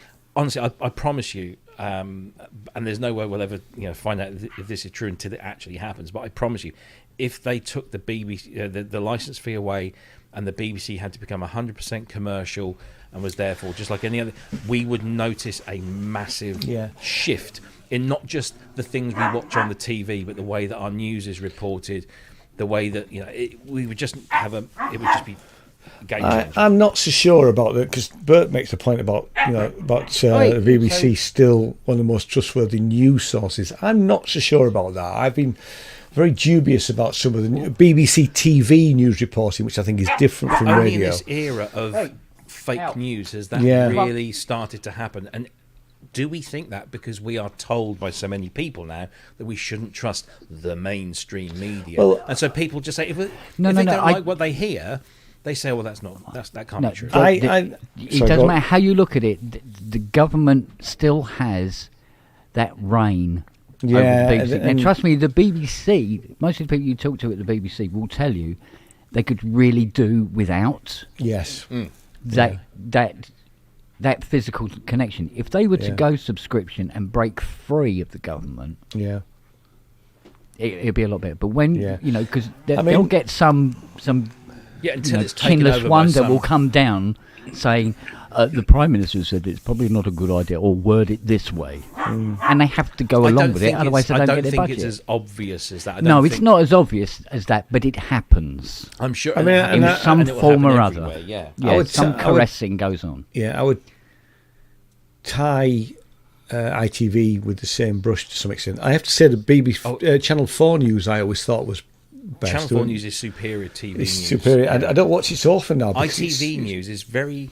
Have you noticed, whenever I watch, and I generally don't because of this, whenever you watch the ITV News, the presenters are very more opinionated. Yeah, they are. Yeah. The way... They might not say, I believe this, or you should believe that, but it's just the whole tone. The whole tone. Well, news all over is like that now. There's It no was, more it lack was of interesting editorial. because Chris Mason was obviously the political editor, and he broke a story. Was it last week, a week before, about Starmer and the I think it was the story about the clothing allowances and stuff like that. And he'd gone around, and I mean, I quite like Chris, actually. I think he's all right as a political journalist, and he's but he was certainly more edgier. And he pushed it more than I've ever seen him, because then normally the BBC political journalists are very, very not opinionated. They'll give you the facts, but actually he did let it, But he said he was getting the information from within the Westminster bubble, which was quite interesting. And I hadn't seen that from him before, actually. The closest thing we ever had here since before I was a kid was the public broadcasting system called PBS. Well, that's, The news is high quality, not editorial. Kids programming like Sesame Street, Electric Company, Mr. Rogers. Mr. Rogers. Quality programming that makes you not a maniac, makes you actually learn stuff and be empathetic. The BBC and PBS have very close links. Very close links. It makes sense because they do have a lot of programming they share. But the quality and the fact that you don't have to pay them, but if you pay them, they guarantee they'll be around longer to make quality products. They have pledge drives, stuff like that, and it's great programming. It's amazing. Yeah, but that's what I'm afraid that would happen to the BBC, and I think that over here we would have too many people going, well, if I don't have to pay, I won't pay, regardless of the fact that this they might be upholding sort of broadcasting standards. I'm hugely skeptical about anything that has anything to do with getting rid of the BBC, because I mean, like, for fuck's sake, I probably won't win them, but today I applied for free tickets to go and see The Cure in a few weeks' time. You No, know? they're With going to the have it in BBC? yeah, with the BBC. Now, it's only a small theatre, Yeah. but everybody that gets to go to that gig will be drawn out of a hat, and they Yeah. will get 2 free tickets to go and see arguably one of the biggest bands in the world ever, and who are one of the biggest bands on everybody's lips at the moment because of the new album coming out. And that's free. That's a free gig in a theatre, and they do that all the time. It's not just they've done it with Yeah. like every major artist and many minor ones too. I've rounded my friend Debbie up for years because she had 2 free tickets to see Bruce Springsteen that made her fail, Yeah. and Hang on a sec. she didn't ring me. Oh, that's gone. Yeah. So and I've wound her up ever since. Said, I'm the first person you should have rang because I'm the guy that could go. Yeah. I won tickets to go and see, the Genesis documentary they did, which was like a really super long Yeah. thing. I did one of those things. I entered this thing, and they said, if you win, you'll get 2 free tickets to come and see, the entire, 2 hours uncut edition. And I fucking won. And I was on a work trip. Oh. And I couldn't change it. So I couldn't go. That's happened to me a couple of times. There was a documentary on BBC Two quite a few years ago now, but they were talking about how BBC News was being manipulated by the UK government during the Falklands War. Right. Definitely. And Yeah. they wanted to point out that not half, but most of the invading Argentinian forces were practically just out of school, and even the pilots some of them were 22 and stuff. Yeah. And they had to fly hundreds and hundreds and hundreds of miles to go shoot. Oh, fuck off! We've got to get back before we run out of fuel, kind of thing. Yeah. And they were definitely being very cagey when the Belgrano went down. Yes. And going, no, it was definitely outside the 200-mile exclusion zone. Yeah. And they go, well, our guy says it wasn't. It was it was outside. It wasn't within. It didn't come into the exclusion. No, you report it as it was inside the exclusion zone. All this sort of thing, and that is all through license fee. It's the chokehold. So as soon as that goes, it would free up the BBC to be more who they want to be. And they become a commercial organisation, then somebody like Murdoch will come along and buy them up, and then that's it. It's gone. Everything about the BBC, as you know it, will have gone. They have the option to tell Murdoch to go fuck himself. Yeah, you guys can get your own Tucker Carlson over there. Look what happened to the last, the bloody Tories trying to sell off Channel 4. Yeah. Yeah.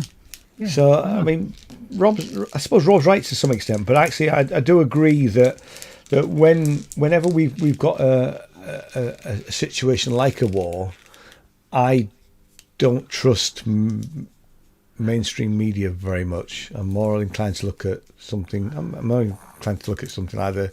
Well, actually, Sky News or probably an American news channel, CBS. CBS seems pretty good. Tell me, Andy, is it any good? Yeah, you see, that's the other side of the coin, isn't it, Wags? No, right. I mean, in the 80s, it was kind of the last era where you had an editorial segment called editorial. And you go, okay, this is some opinion, some fact mixed in, whatever. Now every fucking news channel is editorial. Right. CNN, CNBC, Fox, they're all... I would never watch editorial. Fox because I know what... But I'm just saying they're all in the same boat. It's just more extreme on one side or the other. But Yeah. A lot of people criticise the BBC over the last sort of 6 months or so, particularly sort of just before, during the general election, for giving a platform, to use the modern speak, to people like Nigel Farage, because he appeared on Question Time, and he apparently people were complaining, he seems to be appearing on lots of things. Yeah, that but does. the thing is, yeah, all right. So they are chasing ratings there because people will watch when he's on. But let's be honest here: whether you like him or not, the BBC are forced to. If they do a piece on Labour, they also have to interview somebody from the Tory party, the main opposition party. Oh yeah, and, yeah, I'm with and that. generally a third one as well, whether it's But if you, I despise reform. I despise everything Yes, that I they do stand too. for. However, there's a section of our society in this country that believe in them, support them, and vote for them. Now, whether you like them or not, if you want to fight for freedom of speech, you've still got to fight for those people to have True. Yeah. the same, a proportionate amount of freedom. For a long time, I like to watch Question Time when it's on, and the amount of times that you get a Guardian journalist on Question Time is actually very, very rare. Now, It's usually Telegraph or Times, isn't it? it is, yes. So there is definitely there does seem to be a right wing bias there generally. Now that could be about Gandalf. that could be the producer of One the program ring to rule them all. Yeah. rather than the actual. Oh, Robbie, you didn't like me without beard, so. Or as Rip Van Arsehole. Yeah, he said, "Why don't you grow your beard back, not sellotape a dog to your face?"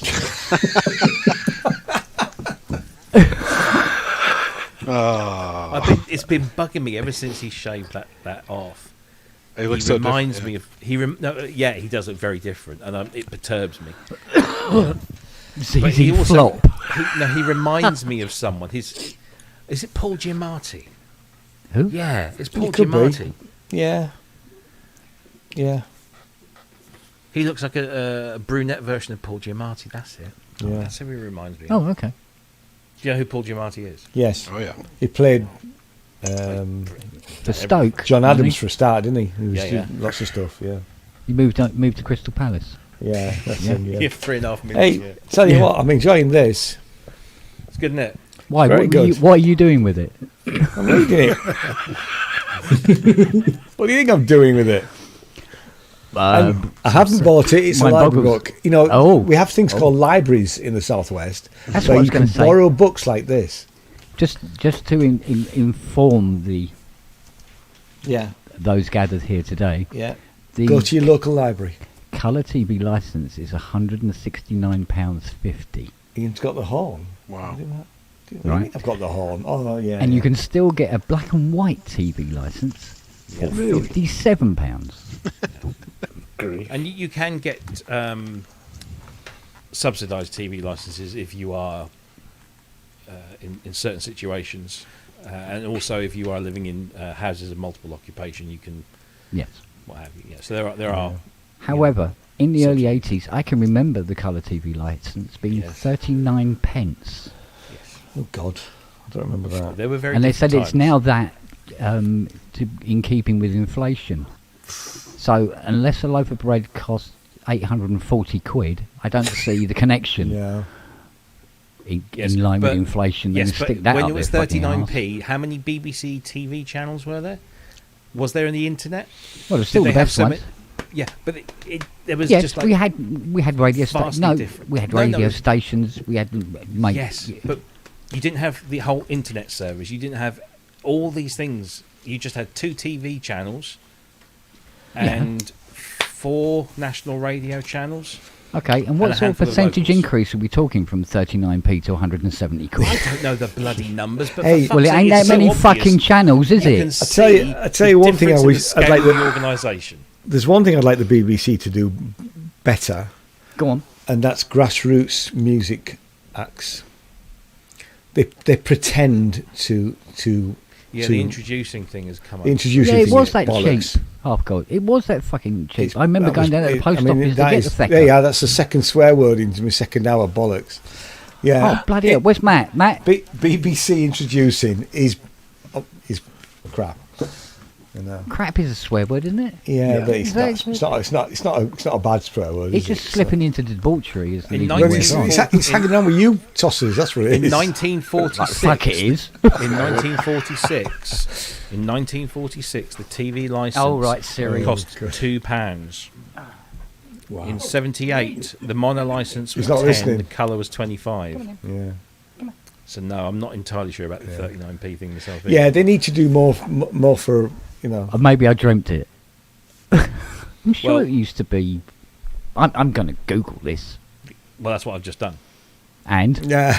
And as I said. And I'm going to fact check you. Oh, yes, 1923. yes, yeah. The In PSN 1923, fact checking. The license was originally a radio license only that cost 10 shillings per year. In 1946, it was extended to televisions and cost £2. In 78, the monochrome TV license was £10. The colour was 25. A year later, it was 12 and 34. Two What years the later, fuck it was was I 15 doing and then? 46. I don't know, fishing license maybe. Radio license. Is it radio license? It might have been it might have been a- license for my pet bee, Eric. Yeah. Yeah. Eric the Half Bee. Yeah. Yeah. Dog like. Eric the I've got a cat Half license. Bee. The man from the cat I love detector van. him. Come Just on, hear him burning up a Decimalisation mile was away. 72, wasn't it? Was it 72? What's that? Decimalisation. 71, wasn't it? 71, I think. 71, was it? Yeah, Okay. I think Was that's it? when it. Yeah. Yeah. Yeah, I remember that extra maths class. Oh yeah, I had that. Yeah. And the kids in the class go, I don't get it, sir. Don't get it. Fucking hell, what? This is so piss easy. What's the matter with She's you? easier. Yeah. Yeah. 244 pence to a pound in all money. Yeah. Oh, I mean, whoever came up with that? 244 pence in a pound. old And we had- we- bastards. Then Yeah, the and as we had well. the half pennies and we had farthings.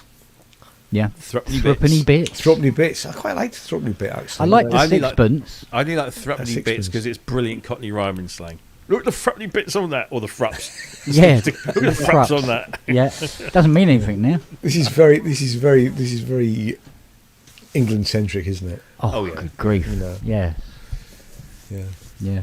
Poor old Sorry, Jess sitting there Andy. going, what the fuck are they Sorry. talking about? And yet we Sorry, still have chassies. pints. We still have miles. Yes. Yeah, we we pick can't and make choose. up our minds. No, we I've pick heard and some of can't this stuff. stick Some to of that's one a little order. more obscure, but I've definitely, you Yeah. know, watching programming and stuff, I've definitely heard a lot of this stuff. Yeah. Yeah, it was all. We can't have, just one system. We love to I mean- hang on to systems. We have plenty of weird slang words for our money, like sawbacks and skins and all kinds of other Benjamin weird Yeah. stuff. It's all about Benjamin. The one that does my head in is when we go from, some things are done in millimetres and then, like we say, quarter-inch jacks. Yeah. We say 6.5 6.5 millimetre jacks, don't we? millimetre. Yeah. Well, 6.4, isn't it, technically? I thought. Yeah, I think it is actually. But we say 6.5, don't we? Yeah, yeah. You do? We Well, still use a quarter. If technically it's slightly Well, yeah, smaller well, than most Just yeah, I round suppose. up. Well, they're called 6.5 mils. They probably round it up, isn't We'll it? be talking Yeah, about it's a rounding. bonus next. Yeah. 6.35. It's getting to maths. So- Here is the maths lesson for today. Now I'll here's the going thing. 6.35. Did you dream that? You should. Here's the thing. Right. You were saying about inflation, the TV license. So I took the factual fuck is TV this about? license. Right. I took the What's that? factual TV license of £25 in 1978, which equates no, to no. today £143.52, which is only slightly shy of what the actual TV license is. So Slightly. technically, Yeah. we are still paying proportionately based on cost of living and inflation. We are paying much the same for 6.35. Okay. I don't think it's working on this browser. Oh, it is. Oh, there you go. There we go. I still find it crazy that you have a TV tax. That's Oh, we've got this We've country's just been we've through got, this, we've for got fuck's tax sake. for it. We've got Yeah, It's a but whole then- hour for everything. discussion. Yeah. Jeff. Yeah. Just rewind. But then we after see that. molasses and Yeah. go, what the fuck? What haven't we? The only thing we haven't got is a window tax Anymore. anymore. oh yeah. We've got But it's making a return. road tax. We've got council tax or house tax. Living tax, breathing tax, thinking tax. We've got tax on your what you earn. Water tax. This Yeah. is what I'm wondering. Water All these tax. former Commonwealth countries, didn't they at some point have similar stuff, or did they never have what you guys have? We still own Canada, technically. Yeah, they just We don't we know. own Yeah, three yeah. quarters of the world. I don't know where we put it. Yes, Yeah. master. Whether they liked it or not. Yeah. I know we still have the queen on our money and Exactly. Yeah. Oh, we've got Soon the to king be on. the king. I had my very first banknote with King Charles on. God. the other day. Really? I left it mis- as a tip at the Indian. I thought they'd I haven't appreciate seen a it. That miserable banknote git. in about 10 years. yeah. Oh dear. Yeah. You guys know that he was a Canadian serial killer. He was one of the top guys in the Air Force there. He actually flew the Queen around Canada, and then got busted for doing horrible things to women and killing them and stuff. So. Really? Wasn't me. He actually flew the Queen around, though. Wow, yeah, but who would do anything We should to her? abolish the royal family. Well, exactly, yeah. Oh, Are fuck. you I sure mean, he was actually, Canadian? I am interested in seeing this new film He's about German. paedophile Andrew. Oh, yeah. You know, because I saw the other one. Peter Yeah. Andrew? No, cut him some slack. Poor bastard can't swear. Yeah, And he that's can only true, afford yeah. to take his kids to Pizza Express, apparently. Yeah. Yeah, because that's But- what, princes do. Yeah. In Not- Woking. In In Woking. Yeah, in Woking, yeah. Yeah. I've been to dinner at Pizza Express in Woking. I wouldn't take princesses there. Yeah. It's just, I mean, honestly, they can. I He wouldn't should walk- be. I He should be wouldn't walk locked me up. dog there. He should be locked up, He should be, but unfortunately, he's royal family. and he's got enough money. Or the Queen bailed him out, didn't she? She paid for his. Yeah, but for his- Charlie's cutting him off pretty. If it's to be believed. well, I mean, Charlie should go. he's- I'm sorry. Well, yeah, the whole they should all lot. go. Absolutely, Yeah, they should all yeah. go. But I mean, he's. Oh, but you want want to keep the BBC? Yes, It's the same thing. the BBC is the same as the royal family. Not as Yeah, a royal absolutely. family, isn't. No. Yeah. Arguments. Yeah, no. Is this An a 5-minute equated- argument or a 3-hour one? An equated romance. What? What? No, No, I love the if- BBC, Rob. I just like winding you up. It's all right. not Yeah. even going to go there. Oh, excuse But me. I mean, actually, it does call. It doesn't cause disharmony in the Cole household. But Jane's a royalist, and I am clearly not a royalist. And No. you know, so much so that when we have the Queen's speech or the King's speech on Christmas Day, I leave the room, and I've done that Oh, we for don't, yeah.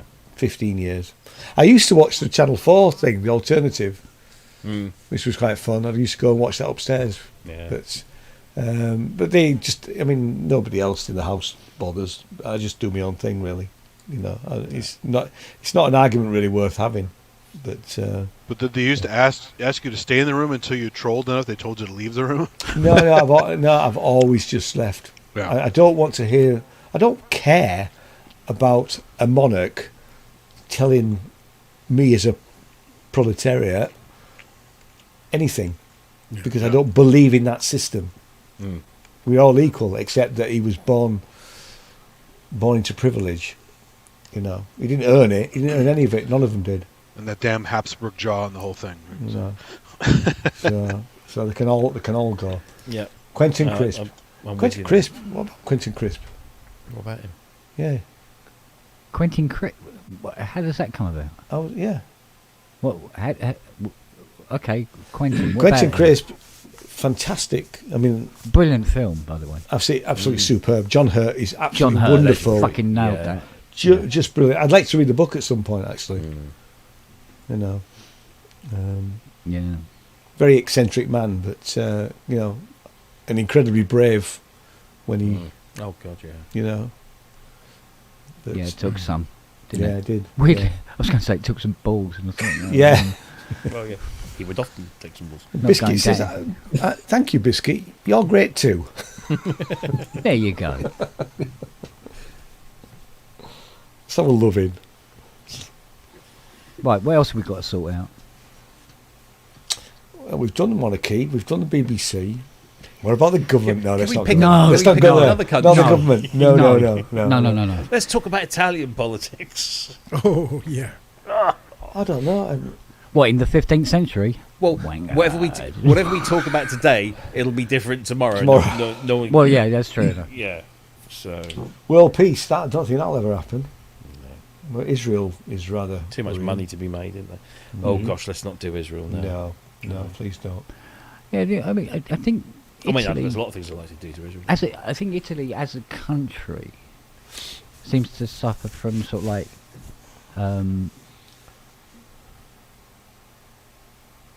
national amnesia, because they keep voting for Berlusconi. Not anymore, but they Not vote anymore, but they did, didn't they? well, they did for a while, yeah, because the Italians like a good showman, and he was a showman. He was Yeah. absolutely a But he was showman. Regardless corrupt- of he was how hard corrupt, they were wasn't getting he? asked Corrupt for. as fuck, and then Yeah. But Yeah. how Well, often just do we like hear of Trump. these? I mean, you know, What you gotta remember what's is- happening with what's his face in Israel? corrupt politician is about to be indicted. Yeah. Let's go to war. Yeah, exactly. You Let's know. take the heat off. Yeah. Yeah, I mean, No, Hezbollah. Well, he didn't start it though. Russian ship Well, he with- did start it. Well- I'm sorry, we started it. Yeah. We You're gonna be started it. The historically British accurate. started it. In We started 47. it back in 1946. Oh no! I'm talking about a year ago. Yeah, I know, but so I'm saying. Yeah, but a year ago, That is a very- actually a very I've just had a terrible, look. It's tragic Siri thing. with gas. a very terrible, tragic thing happened on October 7th Yeah. last year, and that is unquestionable. Definitely. Okay, Yeah. without doubt. But what you then have to look at is that didn't come from nowhere. No. No. That came Oh from no, definitely not. from I mean, decades there's- of provocation. There's a really good film if you get a chance to see it, and it's called, I think it's called Sophia's Tree, and it's a. I mean, and it does actually give a lot of background. I don't know an awful lot about the subject, but it gives an awful lot of background into what happened and the fact that how Israel was created and the fact that the Palestinians were moved off their land and they're not allowed to go back onto that land.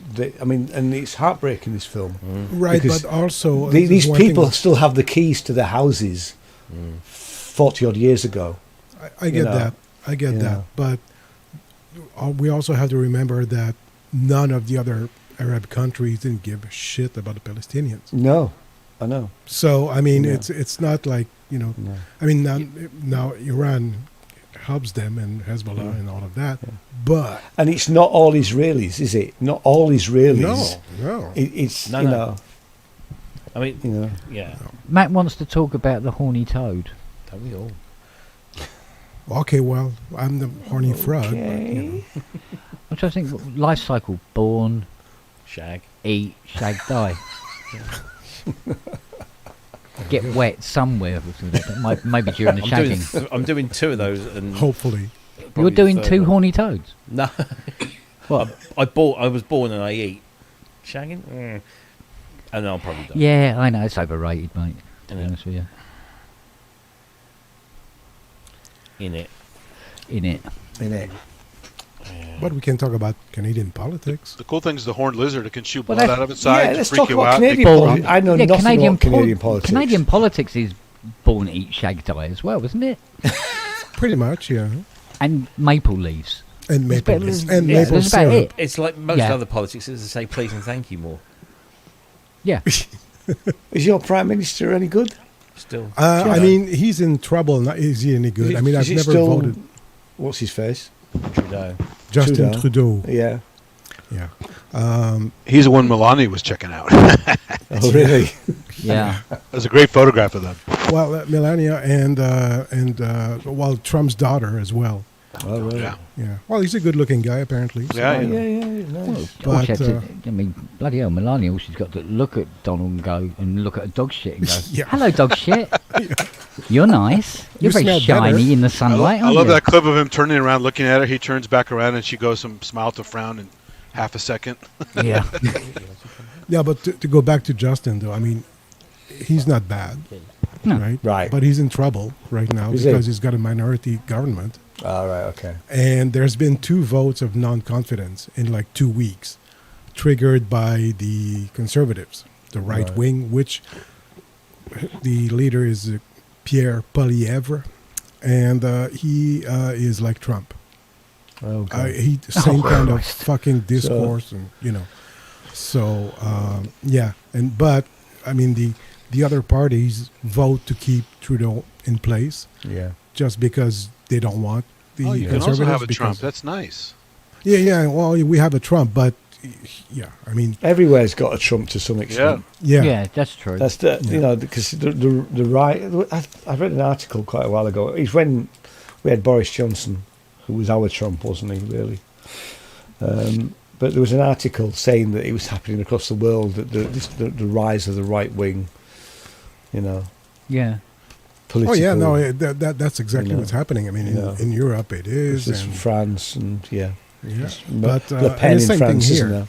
Same It's getting thing very here. 1933 round here, isn't it? But you hate to say you long for the days of George W. Bush when Trump is around. Oh man, It's no. It is so awful, sad. isn't it? When Actually, you think it's he was actually interesting. Quite sane. Yeah. I always thought George W. Bush was a button pusher, and Yeah. But actually, compared to Trump, He's amazing. he was an amazing politician, really, because he might have been wrong, but he did at least care. You know? Yeah. Did you see that that thing that Trump was talking about? Was it yesterday?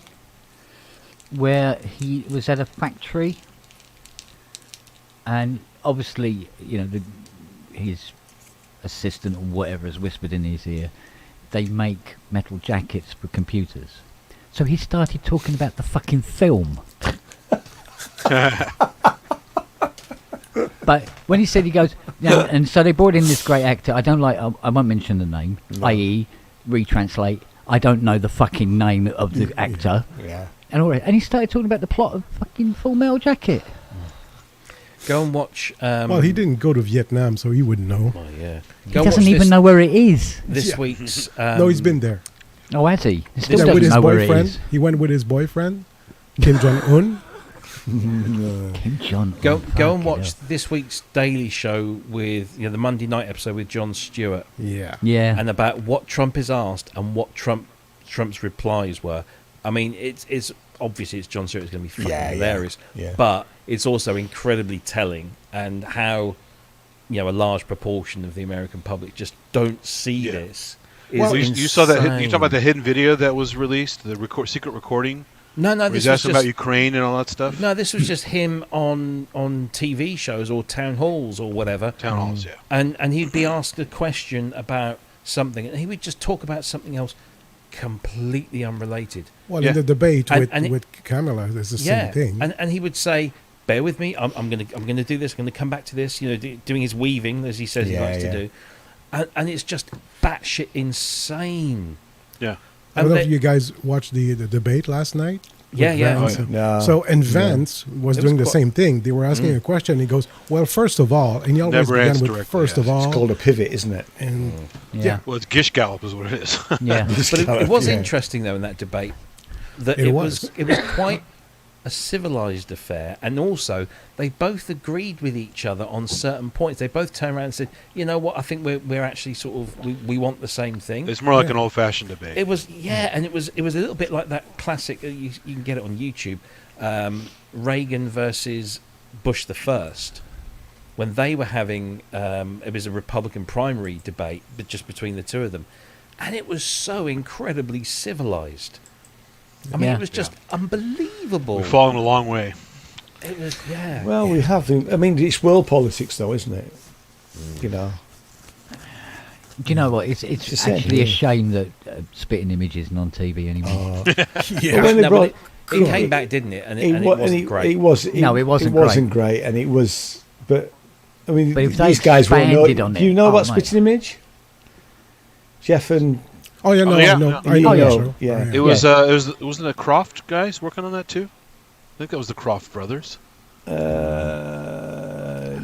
was Fluck and Law. Fluck and Law, wasn't it? Fluck and Law. So maybe the Croft had their own versions in, because there was a knockoff. I think. But in the 80s, when Thatcher was Prime Minister, it was. I mean, it was savage, but brilliantly savage. And it wasn't John Major. You can get away with puppets. You can do a lot of stuff with puppets. Well, I mean, it's basically the Muppet Show, but doing political satire. Yeah. And it was very. It was the brilliant. only thing that just comes close to it is "Have I Got News for You?" Do you know, I haven't watched it for a while because is it on at the moment? Because there's a new series starting this week on CNN. There's also now an American version hosted by Roy Wood Jr. Yeah. And it's actually very good because it sticks to the same format. They might call the little games slightly different, but it's the same thing. Here's 4 pictures, which is help. Fill in the missing words. It's great. Yeah. I think they've even got a version of the news quiz as well. Probably, yeah. But it's on CNN, and you can find it on YouTube. So that's another radio. It's a copy of a British show. Yeah. Yeah. Of course. They do a 1% club, I noticed. Have I Got News for You is like over 20 years old? Yeah, it's been a while. Holy shit. I think it also started on the radio, didn't it? Yeah. I think it did. It's like you haven't heard of. I'm sorry, I haven't. Do you remember it started in the 50s? It's still going. Drop the Dead Donkey. Jack Black. Not Jack Black. Drop the Dead Donkey. Jack D. Yeah. Jack D hosts it. It's very rude. That's why I love it. because that was brilliant at the time. It probably wouldn't be worth watching now at all. Drop the Dead Donkey, but Did they for a political. recently bring it back as a stage show? Did they? I Oh, think so. Yeah. because I know that there was. It was really up to the wire because they tried to get in everything yeah. that had happened that week. I think was he got on Friday night? Yeah, something like that. Yeah. We see, And- this is what boggles my mind, right? Trump and Harris are now both at 10 and 11, so all to play for.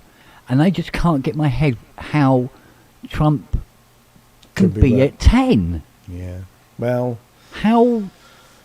know, he's a man of the I'm not people. going to offend He- half of America. But that's Well, another. he's a but man that's of the another people. Thing. That's another thing, though. In recent years, polling I've been ironic people. has changed to the point where it's almost impossible to predict because a lot of the polls that have Trump and Harris, 1 or 2 points apart, are national polls. But the problem is with the American political system, just as we have problems with ours, is they have the Electoral College, which is completely, sort of out of whack with, so when Hillary Clinton and Trump went up against each other, Hillary Clinton won more votes nationally. Yeah. But because she didn't win the certain swing states in the Electoral College, Trump wins the election. Which is, yeah. So They've been talking about changing that for decades. Well, we've been talking about something called As long as proportional it keeps representation, the which cer- is yeah, the so- same Which sort is of like the power. Electoral College. So what Yeah. they're trying to get rid of, we want to introduce. Yeah. Well, but I they've- mean, But we're a smaller country. So. I mean, our government now didn't increase their share of the vote. It's just that the other lot lost it. But they They lost lost a lot it- to the- Labour, the- but they also lost a lot to Reform as They well. lost a lot to reform. Yeah. So where And- Reform were coming in and, third, and Lib Dems. yeah, Libs did wonderful. Lib Dems did yeah, they really did well. very good. They, Well, they won here. Yeah, they won here. Yeah. Yeah, although I the didn't vote first- for him. But, Apparently, you the know. first time since the cavemen, we haven't got a Conservative MP in Epsom and Gill. I mean, we've got a Green MP here as well. I next door. I was worried about the amount of paper She's not that well. the Lib Dems were spending. Like, Sorry, sorry. here.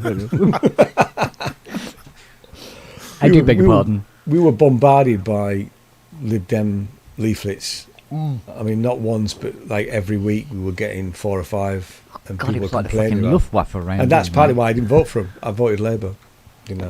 Oh, you're like me though. When you get like when you're trying to watch a video and you get an advert for something, Yeah. and that simply makes you go, "Well, I will not buy your fucking not- product. I don't care if it saves me life. I'm not buying it now." I'm not, you that's bastard. exactly it. No, I No, didn't to be want fair to say though, that. I did check out the candidates because none of them turned up at the door.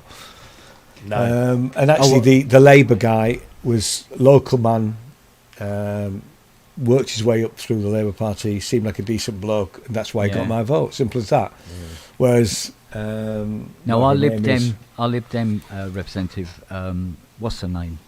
I can't remember her bloody name now. Anna not Anna Soubry. But she called Anna- the door. Anna You somebody. know, that just was- wandering around and talking to people about All stuff and together. everything like that. Yeah. Our Conservative MP, I think he had trouble. He couldn't get out of his Rolls Royce or something. But Yeah. he didn't really do the rounds. He just went up to the nice posh areas over. I tell you, one of the up best the local downs. MPs is Stella Creasy in Walthamstow. Oh yeah, I mean, I actually follow her, on till he got Instagram. arrested. yeah, exactly, yeah. But she, lots of local stuff on social media, Yeah. but really sensible. Her and Jess Phillips. Jess Phillips, where's Jess Phillips now? Because actually, Yeah. I would have gone for Jess Phillips as leader. Yeah. Zara but no, Sultana no. as well. Who? Zara Sultana, Yeah. Coventry. Yeah. She's really good. I mean, I Although did she's say, lost the whip. yeah. Yeah. I want to see you guys have a real version of Election Night Special, the Monty Python thing, with the extremely silly candidate with his feet sticking out of a box. That was my favorite. That was Well, Well, you go along to a lot of vote counts on general election night, you will see yeah. something There's somebody similar. dressed There's up a as Monster Mr. Raven. Blobby or something. yeah, there's isn't a there? Monster Raven Looney Party. Right, or Monster Camp Raven Beanface. Looney Party. yeah. Yeah. Or is it Lord Beanface? Such, Screaming Lord Such, wasn't Screaming it? Lord Yeah, Such, yeah. yeah. Yeah. Yeah. That was there was Michael also- Palin at an angle with a clown outfit on. He's slightly See, silly candidate. See, this is the thing, right? If because somebody was saying something about they should bring back the. Who was it? They Hanging? were talking No, to sorry. what's his name, Armando Iannucci, and asking him about writing another series of Thick of It.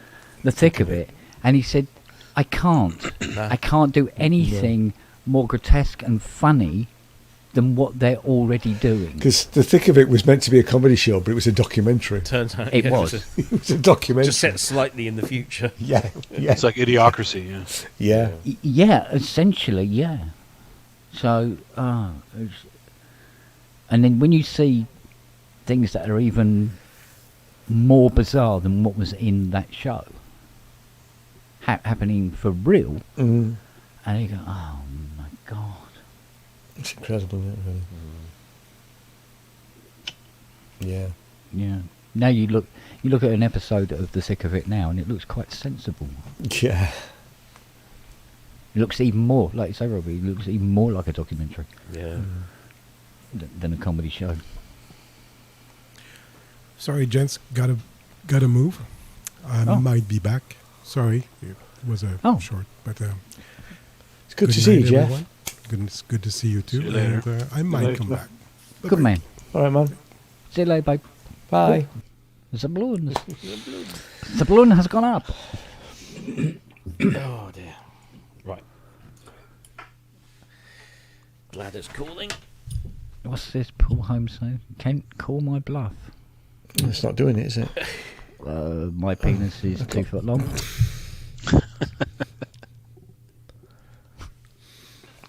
I dare you. Oh my God. It was 2 down for... Isn't that rain? Yes. Yeah, there we go. I'll say yes, yeah. It's sort of half rain. How'd you make that work then, Ian? You've got to be on Sonoma. Right. Yeah, I think it... Yeah. Or the new one. Yeah, that's it. Mine seemed a bit wonky, though. Maybe it's me. Maybe it's because my hands are wonky. I think I've just ruined me 80. Sonoma, you mean the The operating system. The iOS, yeah. Yeah.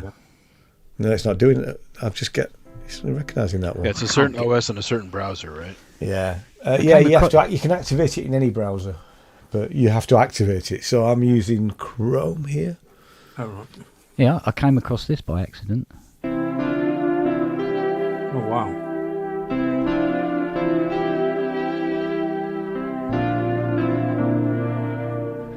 What's that? Go on. Oh, What do you reckon? That's John Evangelis. I don't know the track. Oh, no, not the track. What do you reckon the instrument is? It's not an 80 then, is it? Not Hydrosynth? Is it? Nope. sounds No, like it's software. It is software. It's software, right. Yeah. And it's not an 80. It's not an 80.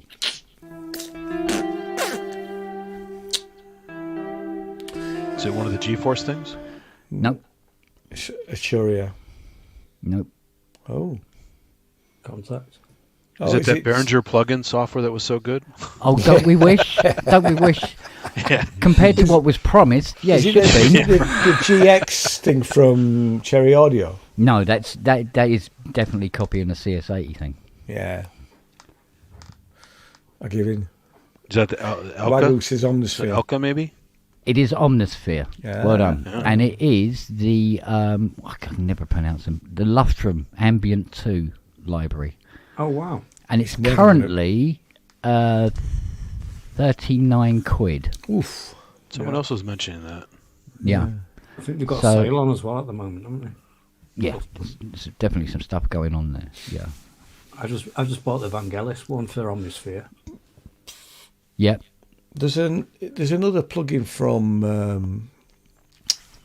those people that do the shimmer thing. Who is it? Strymon? No.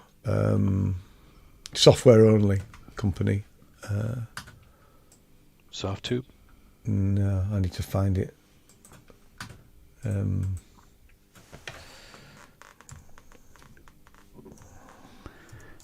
The other interesting thing is that preset there that I just played. It's using the Omnisphere effects. There was no additional effects on it. It's pretty much how it sounds out the box. Sounds ace, that does. And that is one of the best Guitar 1 and 2 Valhalla. sounds I've heard. Yeah, Oh, Omnisphere is Valhalla. great. Yeah, there's a Valhalla plugin which I think is. See if I can find So I mean, I was a the, fan of Atmosphere long before Omnisphere came out. That was also great. Mm. See if I can find. Also the- took forever to load. Right. Blade Runner. I'm assuming this is going to be brass. Let's have a look. See what we got here. Evening. Hello, darling. Hello. Hello. Hello, Grisha. Hello. Don't seem to be getting anything from this. Click. Hello, Ian. Hello, darling.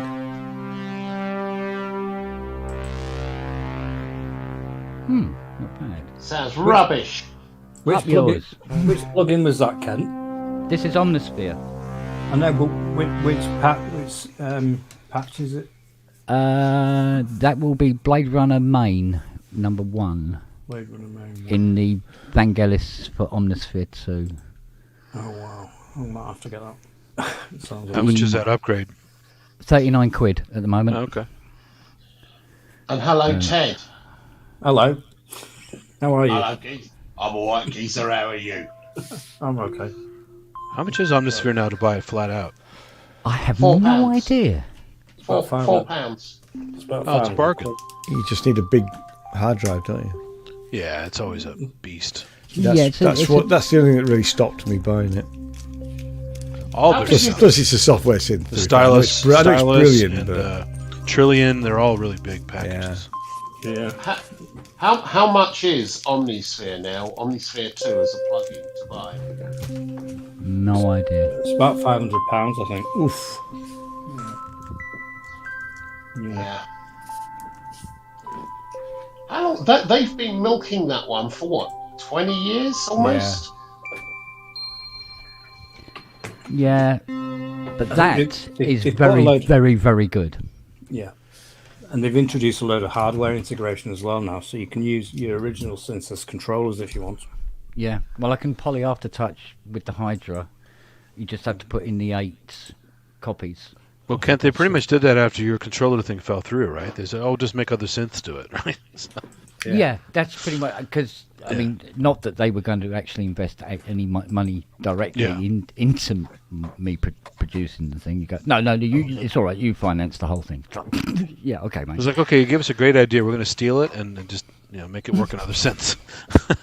Ta-da! God, they don't make it easy for you to find out how much it costs, do they? It's at the bottom there somewhere. What, on the Spectrasonics page? Yeah.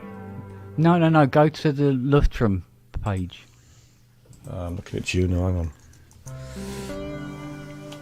Oh no. Juno have not got it.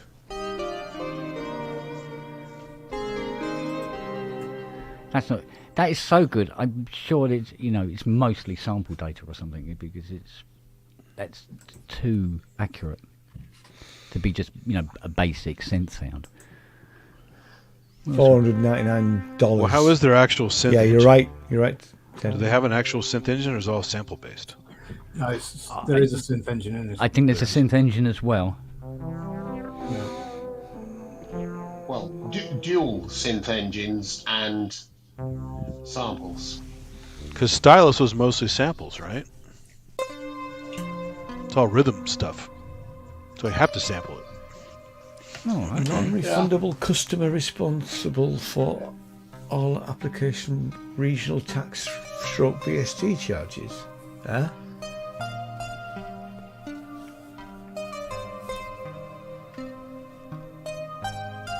Twat.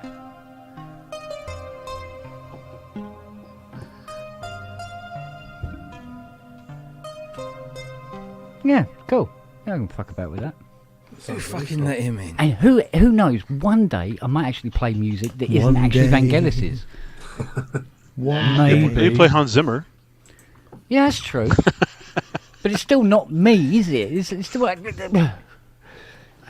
But what I'll do is I'll just take everything I've learnt from Hans and everything I've learnt from Vangelis, blend the two together, come up with my own type of music, give it a different kind of name, and sell millions of albums. Get on with it then. Oh, Get and on then I with it woke then. up. Get on with it then. I'll put your first album out, and then you can get Sancho Major. You could be you could be Van Gimmer. Andy, for you, that's quite funny. I was thinking more Van Wanker. Easy. I'm being generous. I've already sworn twice tonight. You could be the synth version of Richard Clayderman. Oh, that's it. I'm just going to put a bullet through my head now and be done with it. Evening, I can't Andy. smile. How's Andy? Spongellis. There you go. Spongellis. Yeah. Spongellis. Omnisphere is a, No. Spongellimer. man with beard. Honest to God, Omnisphere is a huge, huge instrument It's that massive. has a Absolutely. longevity that you could not possibly believe from a piece of software. Yeah. Honest to God. Yeah, it's good. Even when you say Omnisphere to Ty, he goes, "Oh yeah, use it all the time, mate." I've never known him say that about anything. Vangelis. Apart from Vaseline. Well, use that all the time. that's true. Yeah, that's true. But it stops his chair squeaking anyway. My chair squeaks. You need Vaseline. Do I? Applied liberally. I could put some 3-in-1 on it, I suppose. WD-40. Yeah. Well, Glenn Gould had the squeakiest Actually, chair of anyone. I've got both WD-40 and 3-in-1. And two in the other. And probably some Vaseline somewhere. Still, enough about your sex life. Yeah. What's that then? Yeah, same here, mate. Do you know why WD-40 is called WD-40? I did know, and I've forgotten. You're going to tell me, aren't you? Because it was the 40th attempt at producing Yeah, a that substance was that it. did what it does. Yeah. And the 40th one was the one they got it right. So is it water displacement? Water displacement, that was it. 40. Yeah. And they Yeah. tried WD1 through 39 and it wasn't quite. Well, it's like Heinz 57 sauce, right? It's a 57th. No, it's 57 varieties. Yeah. Is that what it is? Okay. Yeah. Have a look.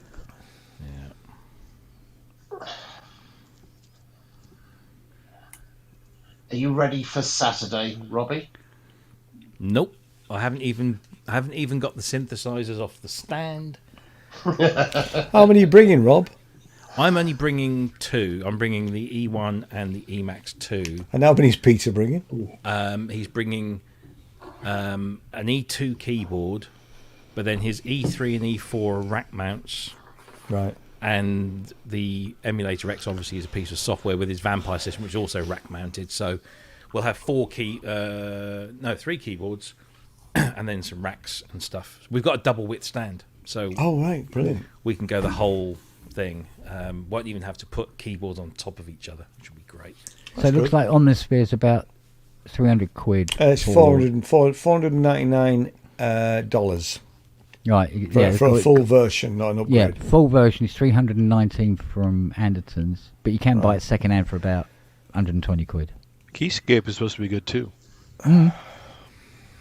Yeah, but there's so many different companies are supporting it in terms of sound packs and stuff like that.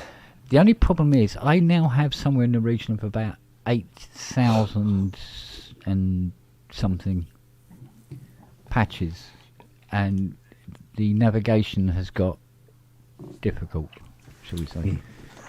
Yeah. You got any of the Sonic extensions, Kent? God, if I might have, I don't know. I'm so shit. I buy stuff and then go, Paul. I'll get round to that tomorrow. And Tell it never Paul, comes man. around, and then I forget I bought it. That's why I keep finding cents and going, I didn't know I owned that. It's ridiculous. So when it gets to the hardware, when you say, "Oh, I didn't know I owned that," that's when you know it's serious. Yeah, it says here Omnisphere Yeah, but I've done includes it over with the hardware. 14,000 sounds. That's true. So Yeah, I've done it with bloody hardware as well. Yeah. Oh man. Oh, matey boy Arturia. Oh, Tom. Yeah. How do we sort of like Well, it's funny because Thing. I got the email that he said, "Oh, well, yeah, I know Kent. Yeah, he can get in touch with me anytime." So I then replied saying directly or whatever, and he never got back to me. But Oh. I am seeing him on Friday, Oh, okay. Okay. so I will poke him with a stick there. But you've just reminded me, Andy, Synth Addict. Yes. Did you read my article in Gear News this week about security? Oh, I didn't, but I will check it out. Could you just? I did. I thought it was really good. Did you? Oh, thank you. No, genuinely, I meant to say, Rob. Yeah, I thought it was very, very good. If you could give it a I'll run look it through, up. Andy, and then just tell me if that covers everything, and if it doesn't, Sure. tell me what it doesn't cover, and then we can set the whole show. Sounds up. good, yeah. Cool beans. Is it the most recent article? This week, When did I This week, publish okay. that? Monday, Tuesday. It's just a shame. Saturday. It's such Saturday, was a it? painful reason for having to write the article. Yeah, it Yeah. is. But You know. the feedback I've had from it from people is Yeah, no, that it makes it's- sense. It's actually highlighted a few things and, Yeah. and made people look. So if that saves, Well, if some good can come out Yeah. of it. It's. I mean, I am very conscious about bringing people here. I mean, I do need to bring people here to work with them, but I mean, I like to. I'm liking to build up a relationship with them and meet them elsewhere first, and Well, then. in old days, that was the only problem. Now, people see your studio right now, Yeah, and they pay a few dollars, they can find out where you live, and it's all over. So yeah, Yeah. yeah, yeah. that's the problem. Unless you live like a hermit and never reveal your identity, you're just open. Yeah. Yeah, absolutely. The thing is, it's easier to do at a studio, to commercial premises. It's easier to make it difficult to break in there than it is if you're doing it at your home. It Because is. Yeah. It's just so much. My studio premises, I've got alarmed. I've got call outs to the police. They arrive in 5 minutes, and everything there is designed specifically to delay someone, not to stop them, to delay it and make it as much of a pain in the ass as possible for them to get out, and they will get caught. That's it. Whereas most people at home don't have that ability to put all those barriers in place and the really sophisticated alarm systems that will make someone go and choose somewhere else rather than them. And Well, I hate to say it, but taking it from movies, if they're organized enough, they can also cause an incident to draw police away at the same time. They get decoys. Very easy to do that. Yeah. And it can be a more drastic thing than your little issue in your studio. Yeah, go and rattle 'Cause a couple of cars in the. They'll blow up a car, they'll park cause down an the road. accident, they'll do Yeah. something that's like life-threatening, and they'll go, oh, fuck that guy, we'll go back to him later. Yeah. So, Yeah. yeah, but the chances of an opportunist burglar doing something. most of them like won't try is- that, but they yeah. could if they really wanted Yeah, to. I yeah, mean, yeah, BT yeah. got hit 3 or 4 times or something. Yeah. So even with security, he still got busted. So Yeah. Oh. I'm just making Wagoo's night. I've been to Nathan Road. I think You mean there's that a. one? I think there's a I have cream you too. can get for that. Yeah. Yeah, yeah. Nathan Road. Happy now, Wagyu? Yeah, no, I've been to Hong Kong twice. It's a great place. Yeah. one of the places I've never been. Always wanted to. Been a couple of times. It may well be different now because obviously of the Yeah. crackdown by the Chinese government. Because the last time we were there was it's probably about 5 or 6 years ago, and we first went in about 2010, 2011. You know, I was there 4 at that years point we ago. stayed out. We stayed out at the in the new territories out of the university. We stayed with some friends and we're out there.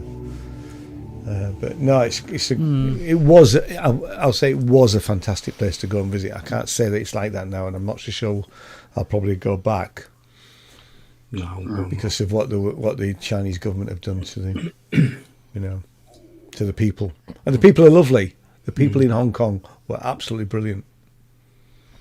There's very little crime, or there was. Yeah. Our next door neighbours from Hong Kong, they said, said, oh, they had to get out because, Yes. Well, you know why. Here we are again. Our government let them down. Yeah. That was Yeah. that was not the agreement when we handed it back over to the Chinese. Well, fortunately, she was a teacher, so she can speak English. Her husband, Kim, not a word. He's been here a year now, and he's still struggles so much, and he has to say everything to me via violin, and In not violin, via Lynn. Not no. He said, "Goes, oh, I think I don't know. I don't know. I mean, we did try and speak a little bit. I mean, it's just as bad on the other foot. I mean, trying to speak Mandarin in Hong Kong was just, we tried. And then there's little we got dialect a few differences. words. Yeah, there's little dialect differences and all the rest of it. I learned how to say Mongkok, so that's I have to it's slap great. myself whenever I have because I've got one of my colleagues. Day job is in Hong Kong. Yeah.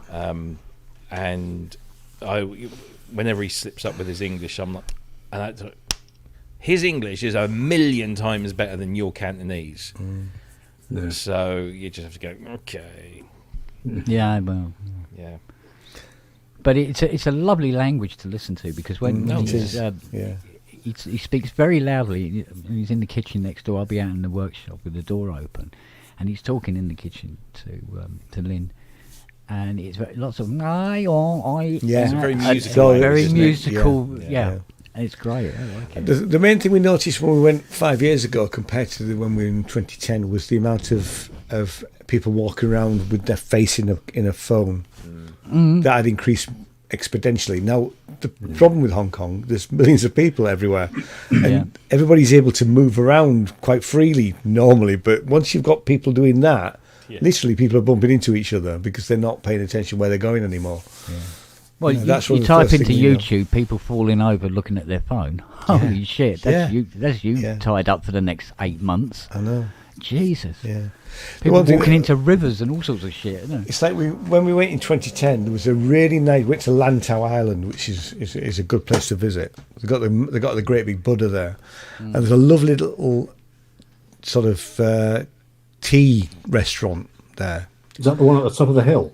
The big one? The restaurant isn't, but the Buddha is at the top of the hill. Yeah, you have to climb. You have to climb up to it.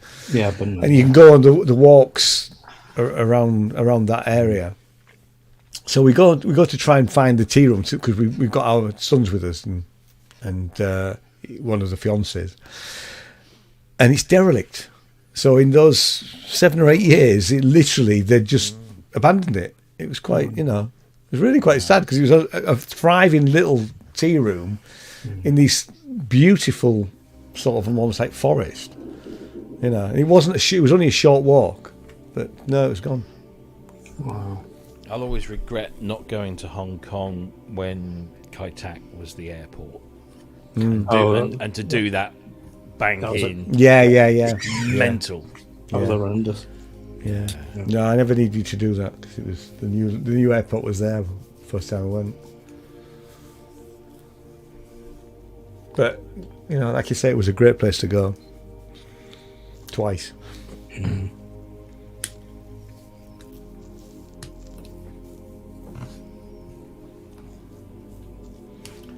It's going back up now, Mago. So there you go, mate. His Mongkok's going back up. Yeah. Can't see it though. No, I can see it though. That's the important thing. See, it doesn't really work back there. There's nowhere to put it. I could just about put it above the door, but you still wouldn't see it there, would you? It's not cocky enough back there. No, it's not. Doesn't work. I suppose. No, even if it went up here, you wouldn't see it.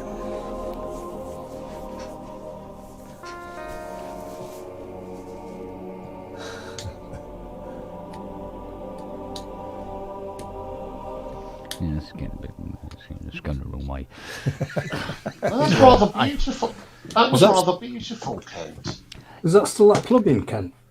Yeah. Omnisphere does billions of sounds that are massively different. But when you get into I put together a patch where I wanted to do like a Blade Runner atmosphere. So I had the bells, the very slow rising and falling wind. But it wasn't doing but it wasn't using white noise. It was using like a glissando of sort of like very tiny bells sort of thing, played very fast, and all these different aspects, and then random sampling some plonks that were far away with lots of reverb, and just put them into the slots, push the key, and go, that's it, fucking hell, that's everything I need to do. Yeah. But you don't record any of this stuff, do you? You plonker. Now, here's the thing, right? After watching that Vangelis documentary, Yes. and I'm going, fuck, I am him. There you go, you see. Thousands of pedals, don't fucking record anything, can't read music to save your life, wouldn't know what an E flat is if you fucking hit me around the head with it. Honest to God, I'm going... Start recording. I need to get my shit sorted out, you know? Start recording stuff. Yeah. Right? I'm serious here. Start recording stuff. Send it all to me. Mm-hmm. And I'll put it and make it into an album. Okay, because the one thing I can't do, when it comes to mixing... Well, send me the multi-tracks. I get a rough idea of what I want certain levels to be, but in terms of, you know... Should that have compression on it? Should that be beefed more here? Should that be pulled down there? You know, those frequencies down here. I can do that. But I'll put it together. It might be slightly different from what you played because we'll be editing it and changing things and having a creative decision, and we'll do a joint album. Mate, that would You're probably playing improve it. things. Yeah, no, that would improve things. Don't worry about it. I know. What I'll do is I'll give you all the elements you need.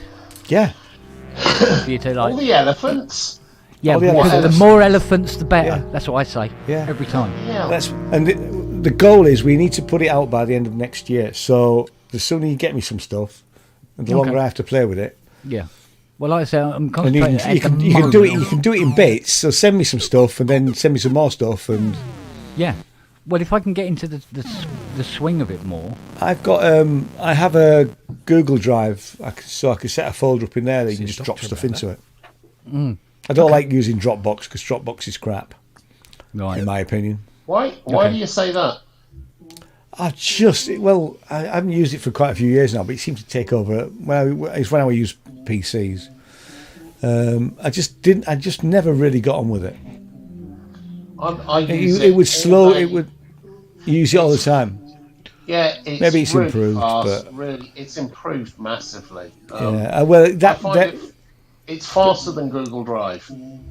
Yeah, it was. Box.com is really good, and even the free one is pretty decent. But yeah, Google Drive is good. So there's individual plans. I've paid for Google Drive for the year now, so we can drop stuff into there. I'm not so worried about the speed of it because once it's there, I can just pull it up. I'll download it. Oh, let's try that. That sounds interesting. It's over there. It's over there. Oh, I like that. It's funny, a couple of years ago, Box.com had a huge advertising campaign out here to keep people from using SharePoint, Microsoft SharePoint. And they had a huge, like Fortune 500 businesses were using Box.com instead of SharePoint. It was really funny. SharePoint is a pain in the ass. It's very I never used that. It's great, but the infrastructure's a nightmare. There's a couple of Dropbox folders I still have because I'm working with some guys up in Yorkshire, but that's their choice rather than mine. But these guys actually had billboards right around Microsoft headquarters on 101 here, US 101, basically saying thank you Microsoft for all the business. Basically saying SharePoint sucks. People are coming to us instead. I think I've got 10 terabytes on Dropbox. How much does that cost then? Not a lot. I keep because I just upgraded it from time to time, and they gave me more and all that stuff. I think it's about $30 a month. All right. Something like that. Yeah, $30 a month. I'm fairly sure.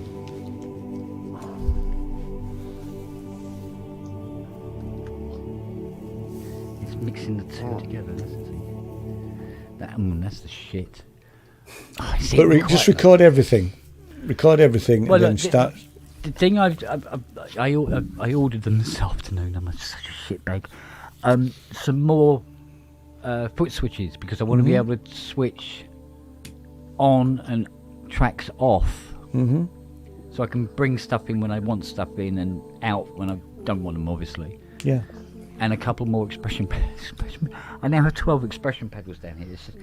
I'm going to have to start putting labels on them. Like, not this one, You dickhead. have turned Really into... aggressive. I am. You are. But it's if it was to record a track, you know where you do a track and then you do another track with it and then another track with it? Mm-hmm. Drives me fucking insane. If I can just do everything... Just record everything as it's happening. And just yeah. bang, bang, bang. Yeah. You can turn the shit out all day long. We need those little Volca things that Vangelis had all laid out in front of you so you can do it all at once. Yeah, except they weren't that little. Yeah. I have to say that, I mean, the genius of the man to be able to do that was just mind-blowing for me. Although he did the Alexander the Great soundtrack for Oliver Stone. Oh, yeah, It was not a good soundtrack. No, but I mean, there was a lot of stuff that he did later on which didn't warm the cockles of my heart. That's what I mean. But all artists are like that, aren't they? I mean, everybody, they like to every explore, artist, and sometimes exactly. you either go with them or you. But part of that live thing did limit what he could do. I mean, Yeah. I've said it before about David Bowie. I love David Bowie stuff, a lot of it, but not all of it. And every artist, there's always some stuff that's not gonna, it's not gonna resonate. I mean, I sometimes I've broken away from what I'm normally comfortable with and go exploring down various roads. Yeah. And for a while I'm liking it, but then when I review it sometime later and go, ugh, what the hell was I thinking? I'm not enjoying this, you know. But that's normally where there's a thought that will come into your head, and I think a lot of musicians suffer from this. Kent. A little voice at the back of their head says, maybe I should write stuff that might appeal to people. No. And that's when it all starts going do it for wrong. yourself first. Do it for yourself first, and if people like it. Ken, one of the issues I think you have, and I think a lot of us do when we're writing and just noodling away.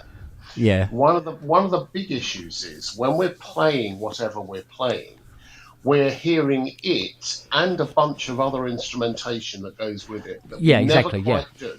So it may be that what you've recorded in your noodling and you listen back to later, you don't remember the instrumentation you had there, and by itself it just doesn't sound good. That should be sufficient motivation for you when you do something to then just do some overdubs over the top so you have an idea what it was you were thinking. And you'll end up with some finished tracks really quickly, matey. You will. Well, yes, you don't want to work because like that. Sometimes when I play back the stuff, and I'm going, and the reason I'm going, is because I do remember what else I wanted on there, and I'm not hearing it. Now it's weird. You think, we'll go back and put the bloody things on.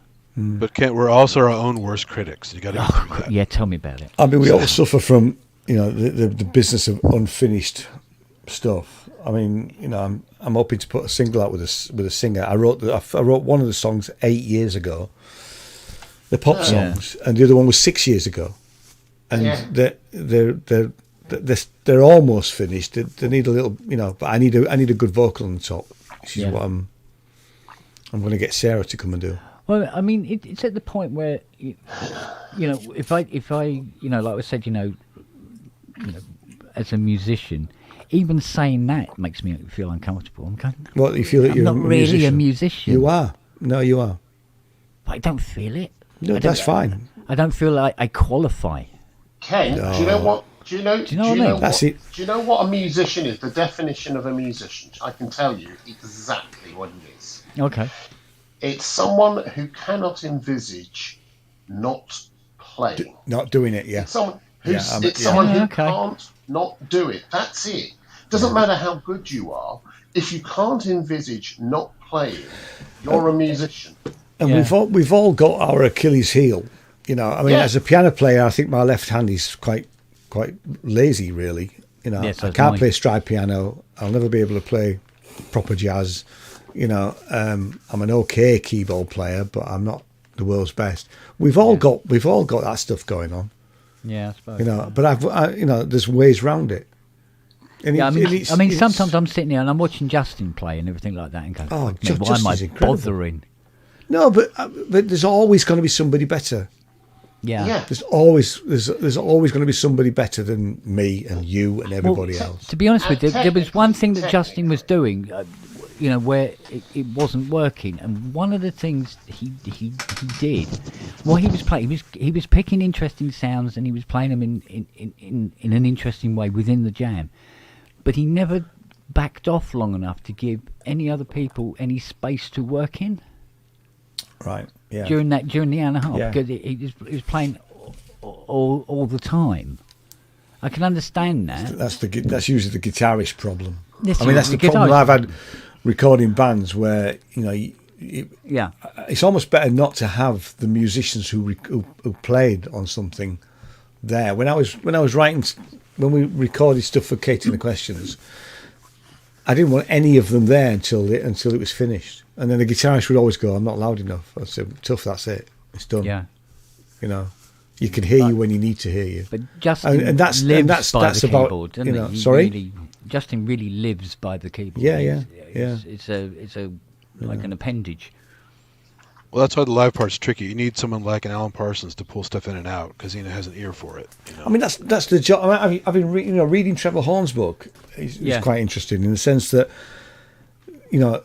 a producer's job is to bring the project in, and different producers have different ideas about that. I mean, him saying that he got his singer to sing it 40 times.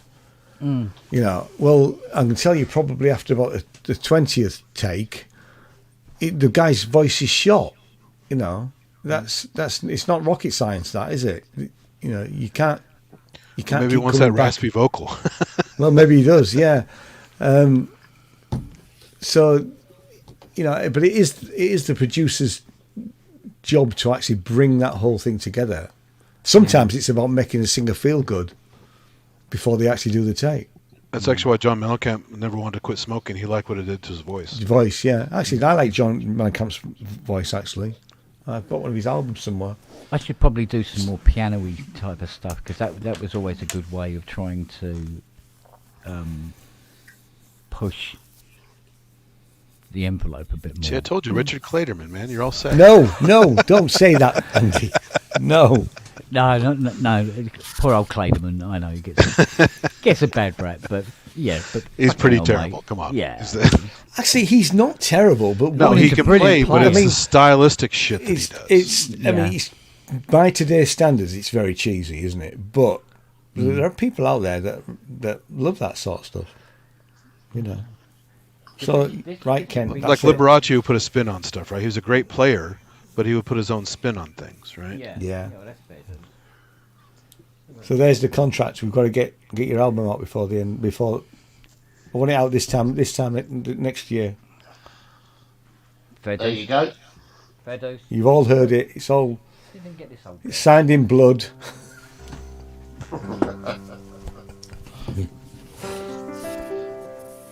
We call sinners music for a reason, Making a contract with the devil.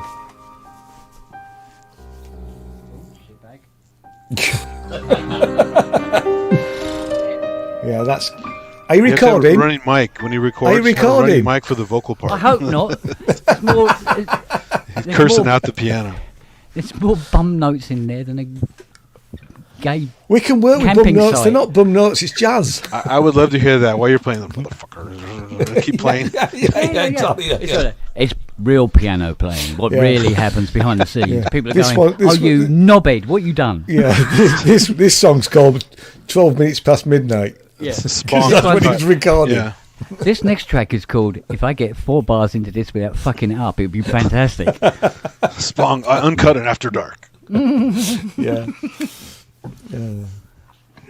Yeah, because you can put in the See, actually, as your head's made a point about Jason Collier. I mean, he's an incredible musician, but I find his music soulless, and I'm not the only person that said that. Yeah, I'm not into him. He's very talented. He is very, very talented. And it's like Taylor Swift. She's talented, but I don't like her output. It's just I like her stuff actually. But that some of Jason Collier's stuff is incredibly emotive and wonderful, but they are rare. They are rare, those tracks. Yeah. The rest of them, his version of Bridge Over Troubled Water was pants. Yeah, I mean, I have heard it. I mean, And his name's Jacob. I enjoyed the That's what I was gonna documentary say. because he was on. No, he's talking about Jason, a different guy. Yeah. Yeah, Jacob, who's he? Jacob Collingwood. Collingwood, yeah, that's the man. Jason Collindale. Someone like that. Arthur Scargill. Yeah, that's the one. Yeah. Are you around tomorrow, Ken? I need to talk to you about getting this thingy back to you at some point, and when I'm going to either Well, drive until it I go down- on a diet, I will be round most days. Okay. Good. I get that. Ha ha. Hee hee. So hee hee ha ha ha ha ha. Ho ho. Oh, wah, ha, ha. Yeah. Ha, ha, ha, Go on. ha, ha, ha, ha. Why? What's up? What have I done now?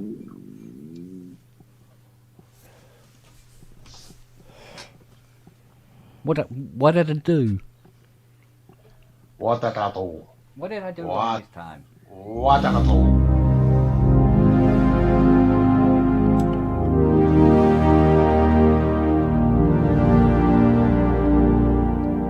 There you go, there's one.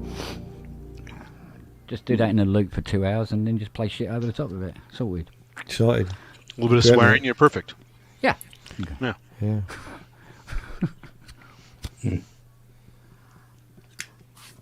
I think the most swearing I ever done was trying to get Woody to work on a PC. Yeah. Ever. I never ever. tried. Yeah. And you know what I didn't realise out of all of that is my PC wasn't actually didn't have any Bluetooth facility on it whatsoever. Oh, wow. That's funny. Even though it was a $3,500 That's hilarious. scan SX3 computer, you go, oh no, you have to plug one into the USB socket on the back. Yeah. Oh, is that why it's not connecting? Mind you, Ian made good out of that, didn't you, mate? I did, although I left half of them. I've still got Yeah, to I come know. and collect There's, them. there's Yeah. still another 12 here. Yeah, thank you. I will get them next time I'm there. Because I've not wired any of this stuff for MIDI at the moment. So, yeah. Yeah. Oh, jeez. I've just seen the time. Gentlemen, I'm dropped in quickly. I will catch you tomorrow, Ken. Yeah, don't worry. This one's not going on late because we've got to do another one tomorrow. Have you? Oh, fuck, here we Yeah, go. part 2. Well, it's Thursday tomorrow. That's normal pub night, isn't it? Yeah, I it is. wondered why you were on tonight. I thought I was expecting you last Jonathan night. Creek. Oh, God. Jonathan Creek from the first episode. They couldn't wait to talk about JD Vance, so I had to talk You to see, and Yeah. I would have finished my mastering, and I'd done a very productive night, but instead I've been talking to you tossers. Yeah, I know. You see Pubness pop up on your iPad and you go, oh, it's fucking like, hell, ooh. there we go. Let's go and do that. That's See, it. in that case, Ian, you have a time tosser. Exactly, yeah. Yeah. I am a time tosser tonight, that's for sure. Part 2, solving climate change. Yeah. Look, if And no trying to one- avert some comet that's heading towards us. If no one's going to show me any carpet, I'm going. So thank you all. Good to see you, Andy. Yeah, good to see you Yeah. too, Ian. Nice you to later. hear you, Andy. You too. See you later. Robbie, you're my favourite, apart from Ted. And Ken, you know what you are. See you later. I know, it's written on the Bye. arse. All right. Bye. Bye-bye. Bye. Go on, Rob, your turn. For what? Give us some sampling beauty. Well, I'm going to bed because I'm flagging now. No, because I've still got a cold. I'm ill. I've still got man flu, and I want to be Don't be be fit. bringing that shit to... Well, tough, pal. So wear a mask. Give us the opening bit to Zuluk. Come on. We're waiting. all those funny, all those funny vocals. Day, day, day. Love me, love me. Oh, here we go. And lots of. Hello. Come up and say hello to us. Right. Good night. See ya. See you. I'll see you tomorrow, but it If won't not, be as see late you tomorrow. Friday. If I don't see you tomorrow, I'll definitely Get see better. you Friday. Looking forward to Okay. it. Can't fucking wait. Yeah, be a good weekend. Yeah, It's going to be a really busy week because Bristtronica as well. I know. Yeah, I know. Yeah. So, I'll get don't quite know. London Tuesday. Where are you staying down in Bristol? Me, I can't tell that.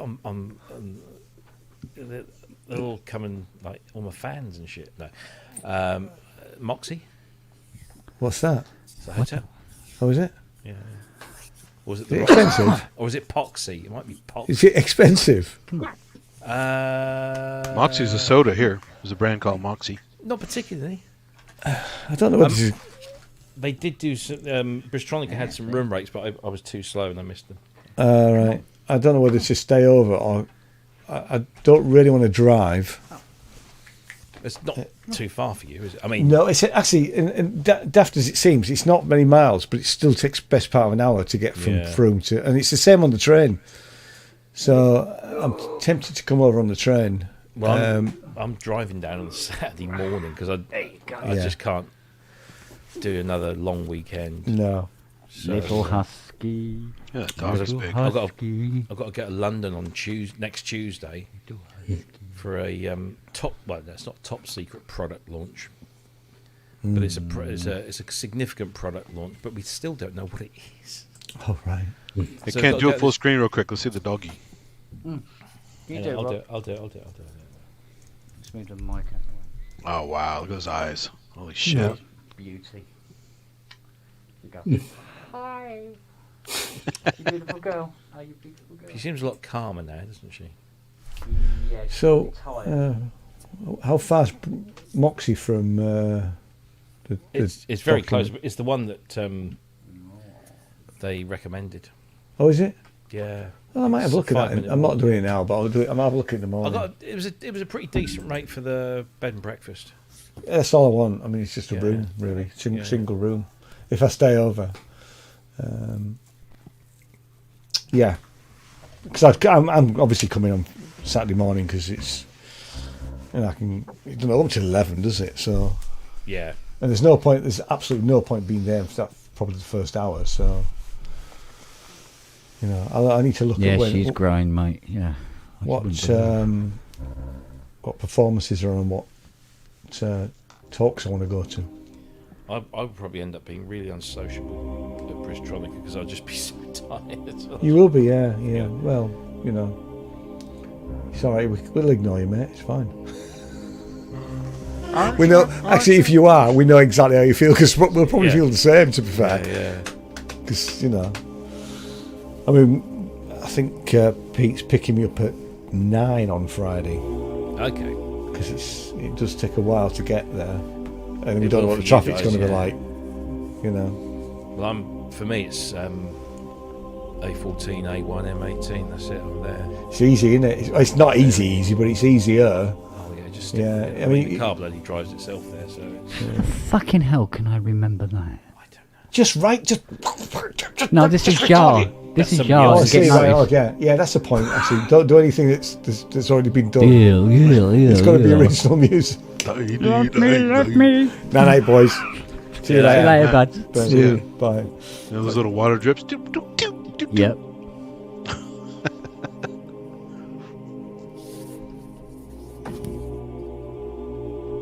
Yeah, I think it sounds like an elephant trumpeting in slow motion. Yeah.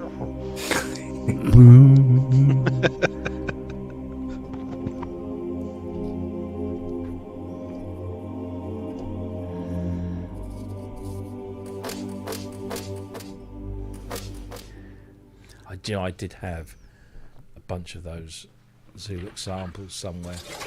Did you? Yeah. Oh man. Actually, I have some little clever AI extract tools. I'm going to go through there and try to pull them out and see if I can isolate them. Do you mind that table? There was a bit of CS80 on that track as well, wasn't there, later on? Was it? Really? Yeah. Oh, the brassy part that comes Yeah, later? exactly, Okay, yeah. that makes sense. Yeah. The second movement, basically, or whatever it is. Yeah. It's a... Yeah. Yeah. It's pretty nondescript, really, isn't it? Kind of thing, but it's... And then the synth drums come in. And Yeah. and then it fades out and it ends. Nice big bass note, and then it goes back to the again. Yeah. So that probably all right, babe. That one he has on that. It's like a real organic falling sound. That's totally Fairlight because I've heard that in other soundtracks. Yeah, absolutely. So I think the 80 finishes on a whatever that key is, and then it's yeah.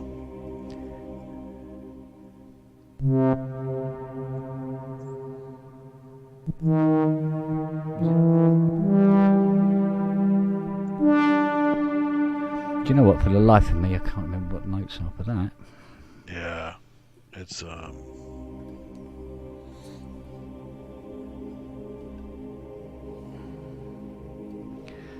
And yet we never, ever get a copyright strike. We try so hard. Well, that was obscure enough, I think. Oh, I don't know. We played some pretty obvious stuff on this before. Other now, stuff, yeah, but still, Zuluk is pretty out there. Yeah, the AI's going. There's only about 3 people watching it. Fuck it, move on. Let's go and find some real money. So, I suppose if the channel was monetized, I suppose they'd leap on it. I suppose, but who knows? I'm not quite sure how the thing works.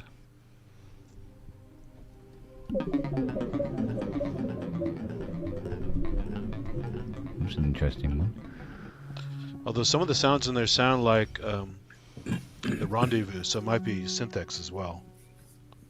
Yeah, there is quite a bit of synthetics running. Yeah. Right through it, actually. I'm going through my brain, thinking of the notes, and the some Synthexy stuff based on what Rendezvous had on it. So yeah. It's kind of a catch-all album. He's got a lot of shit on there.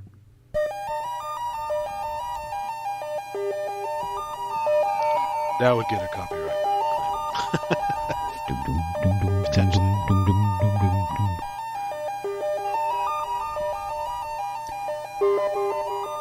Trying to think. Let's see.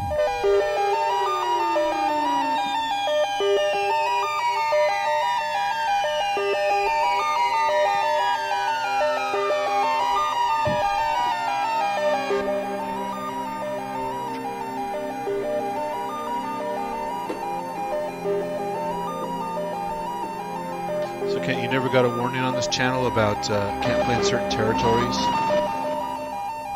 Because sometimes that's all you get. It's just like a notice saying, we don't care that you have this on here, but in some territories you can't play these tracks. Never had anything. Okay. Nothing at all. I don't think I make a loud enough noise for anything you're not to monetized. hear. Yeah, monetized though, not though. I'm not monetized, and I get those all the time on certain things I've posted. So.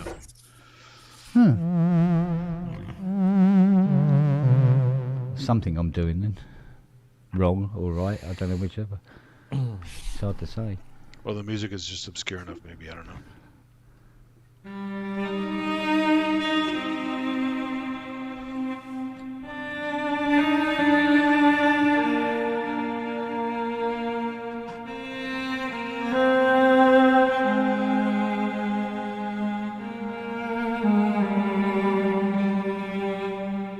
Oh, for crying out loud. Do you know what? I'm listening to that going, oh, I know this.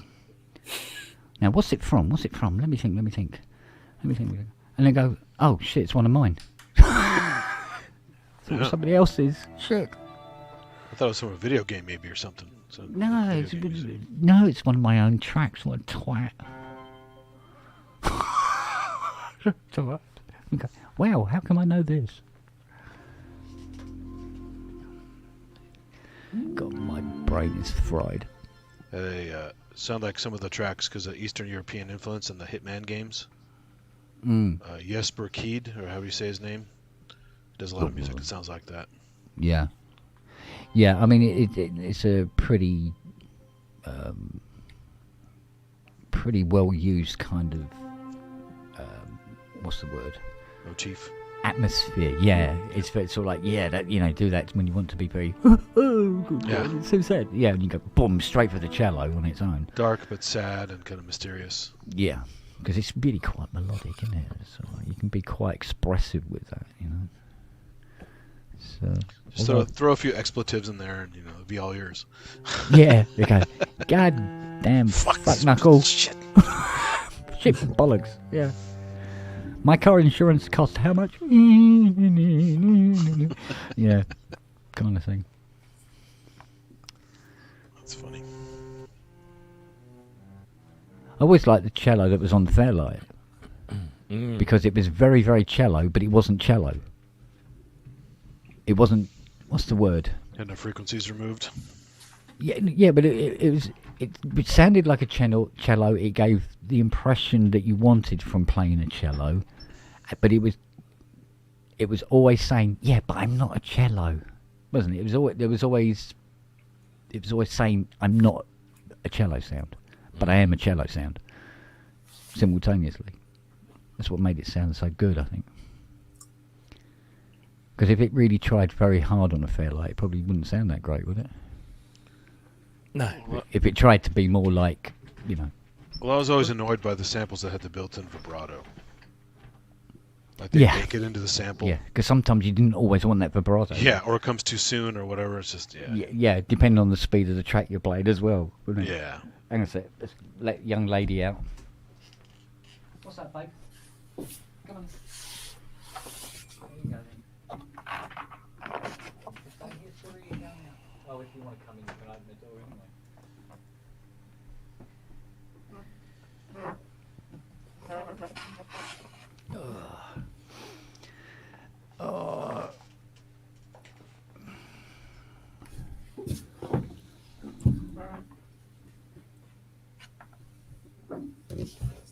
Yeah. Zula cover would be fun, I think. Zulacology. I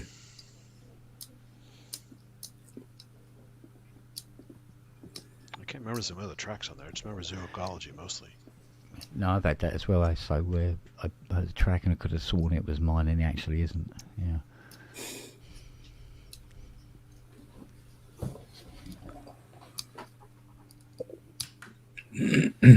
I think it's where I've heard their track, whoever the band was or group or individual, and subliminally sort of written something very, very similar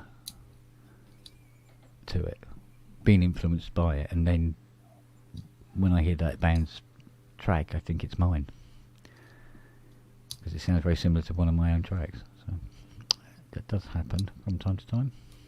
I think I had it with a Yellow Magic Orchestra track, I think. No, they're my chords. No, that's how I play it. Then you find out it came out 2 years before you wrote yours and go, oh shit, okay. Yeah.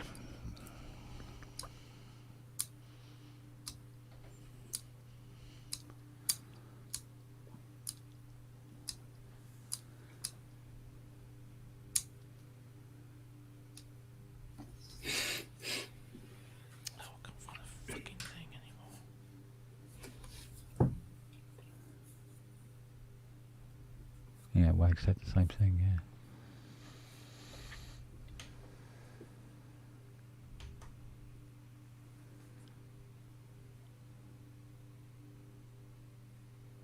See, another thing that was quite off-putting in a way was when you hear a track, especially in a film score, and it's very, very simplistic, and people will say it's simplistic like it's a bad thing. Whereas actually writing something that is simplistic is fucking difficult.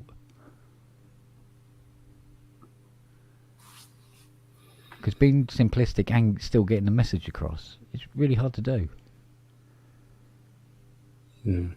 It's too easy to go all sort of like this all over the place. Yeah. Well, that's one of Bach's tricks is simple layers intertwining. Yeah. And it sounds very complicated till you do little by little and you go, oh, that's very clever. Yeah. Yeah, like, exactly. So it makes it easier to learn in pieces, but then you have to be able to put them all together. So.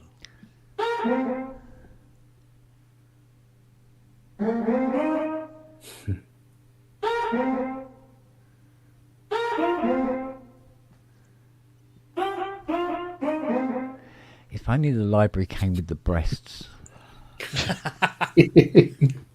Yeah, I used to be absolutely, well, probably still am in love with Kate Bush's breasts. I know that's a very sort of like Well, you could glue some You know. implants to your keyboard. And, you know. Kate's Carlton. Can you imagine that? It'd be brilliant. Ah, Kate Bush, you gorgeous, gorgeous woman. So immensely talented, and made her even more sexy. Damn her. Well, there's that great shot of her like sitting on a chair next to the Fairlight. Yeah. Pose and everything. It's a really nice picture. Yeah, I think I've got the picture here somewhere on the Yeah, computer. it's all over the place. You see it a lot. Yeah. I think I got one in my wallet as well. It laminated one in your wallet. Yeah, laminated. My love. In a little heart shape. Yeah. Around my neck, you know. Laminates, you can wipe it off and keep going. So Yeah. Put pictures of Kate Bush on all my expression pedals. yeah, there you go. In various degrees of undress, depending on what I want the keyboard to do. That'll be something. And there'll still be a few there for what's her mush? Oh Christ, what's her name? I've forgotten her name. Chrissy Hine.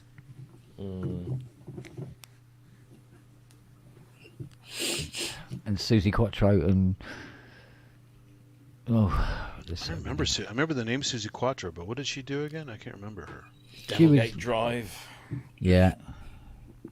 Was she more Candy a Can. model or a singer? She was a singer, bass very player, singer, and a bass player, and wore leather trousers. Say no more. Well, she was leather catsuit, wasn't it? Oh yeah, that one. Yeah, I know. Oh my God, it's sort of like X-rated, Top of the Pops. She was American. She but she came over here and had massive success over here. Well, she was in a film as well. She did some acting for a while. Yeah. What was the film she was in? Oh God, I can't for the life of me remember. There again, there's Toya as well. I mean, there's a babe. She's a bit annoying though, isn't she? Yeah, but like I said, you know, I've said it 1,000 times. I got engaged to the wrong cousin. She won't be that annoying with a cock in her mouth. Sorry. Yes, well. Yeah. Couple of that. Shut the fuck up. Oh, that's what we call a gag order where I come from. Oh, that's so wrong. I apologise. Hey, mate, yeah, I know.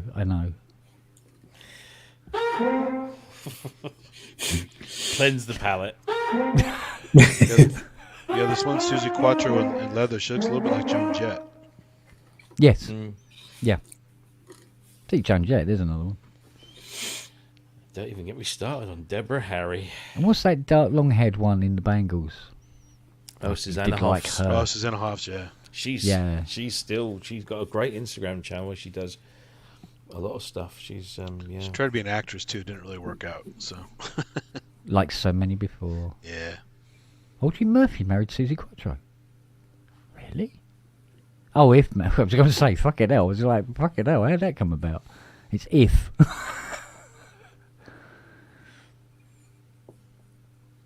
I think she was in more TV programs, wasn't she, than Yeah. films? Oh, Bob the Builder, she was in that. Oh, the voice of Rio Rogers. wasn't she in like Taxi or something like that, like an American sitcom or? Was that her? Was that Susie, or was it what's the face? No, the Taxi is a redhead. That's the. No, no, but Oh no, it was this is sort of like a cameo, sort Yeah. of Guest like appearance? just a one-off guest appearance. Oh Yeah. no, she was in the fucking Fon. She was in fucking Happy Days. Oh, there you go. Oh, there That's you what go. she was in. Yeah. Oh, did she play one of the Tuscaderos or something like that? Yeah. Is it leather Tuscadero? Yeah. Something like got that. the show that gave us the expression "jumping the shark." Yeah. Well, actually, a guy took that and made a website out of it, and it became common usage after this one guy made a Jumping the Shark website. Oh, really? That's what And he brought sold it it about. for a lot of money. He got millions of Wow. dollars for a stupid website.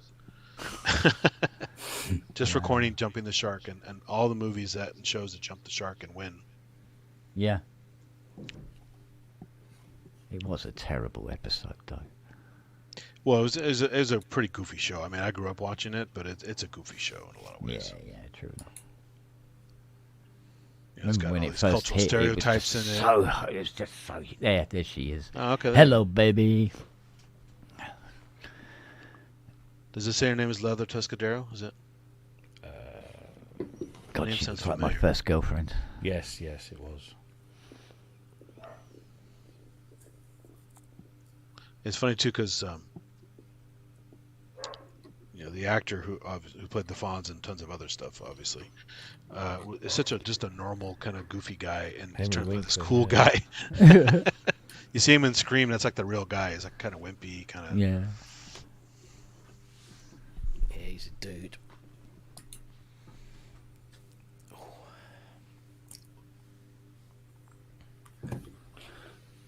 Well, I should be all right, Wags. I can still fit in the clothes I wore 40 years ago as well. Which is weird. Considering what I eat. There you go. This will make Oh, yeah. Ken happy. Hello. Yeah, God, she looks like my first girlfriend. God damn it. Those were happy days. See what we did there? Oh, yeah. Yeah, back in the days when I used to actually have sex. That was good. Wow.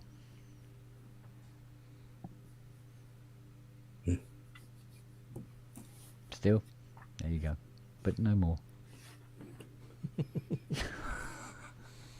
If you want to feel sorry for it, it's not going to happen. Well, you can still put two seaboards together. No, I feel you know, sorry you for can- me. Don't worry about it. Me is enough. You still have the keyboard fleshlight, so.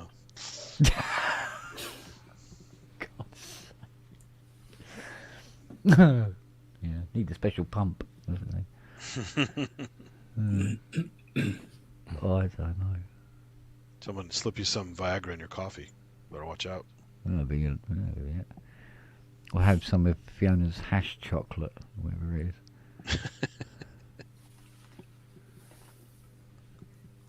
I don't know where the hell she got that from.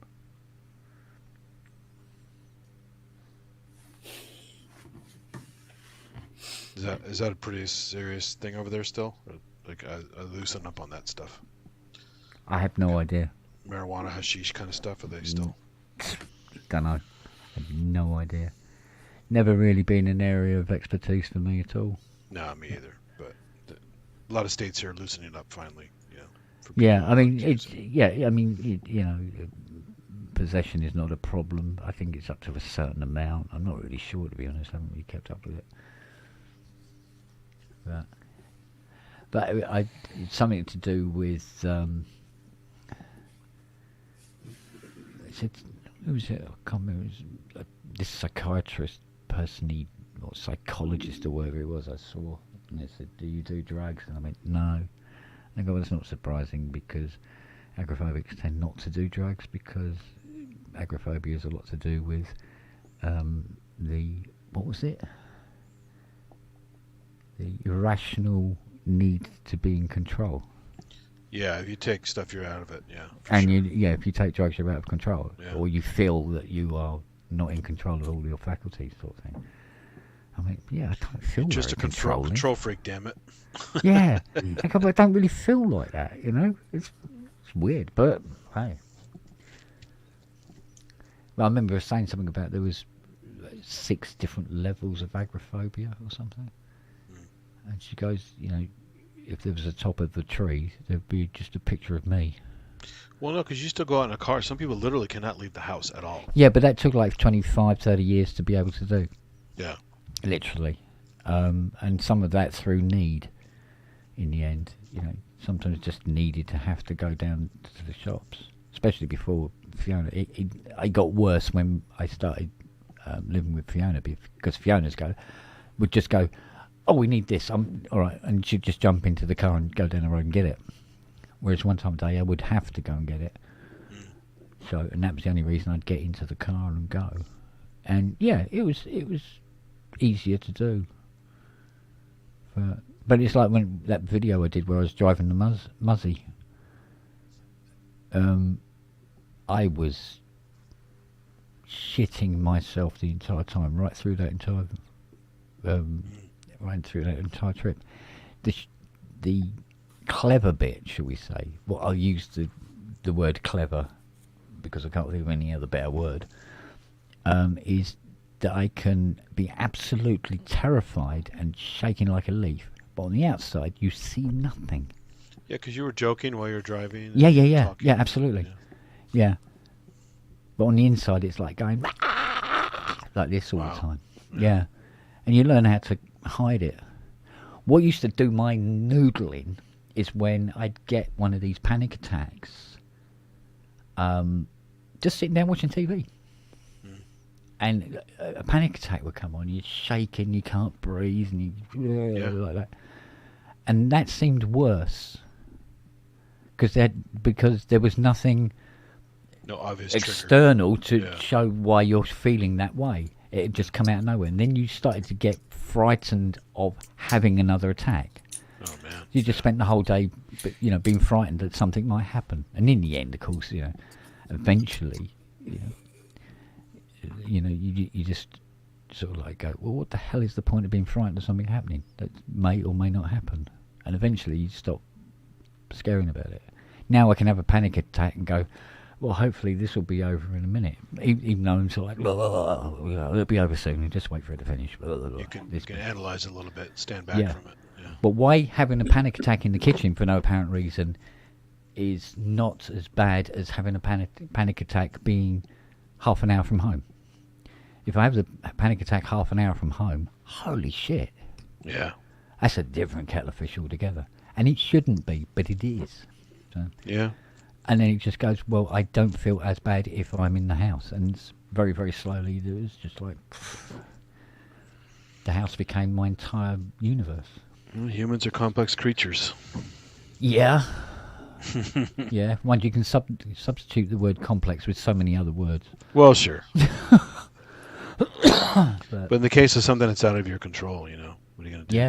Yeah. It's like we were watching. There's a cabbie who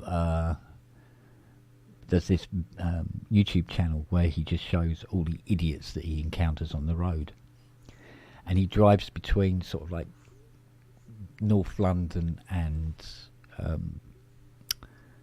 King's Lynn and stuff like this, and all round. So he does Surrey and everything like that. And he was driving past here in one of the videos. He was driving past on, and I said to Fiona, I said, if it wasn't for the road sign, I wouldn't have recognised that road. It's just there. It's what, 200 yards up the alleyway there. But I haven't seen it for years. It's weird. And then seeing Epsom Town Centre, which I haven't seen for years.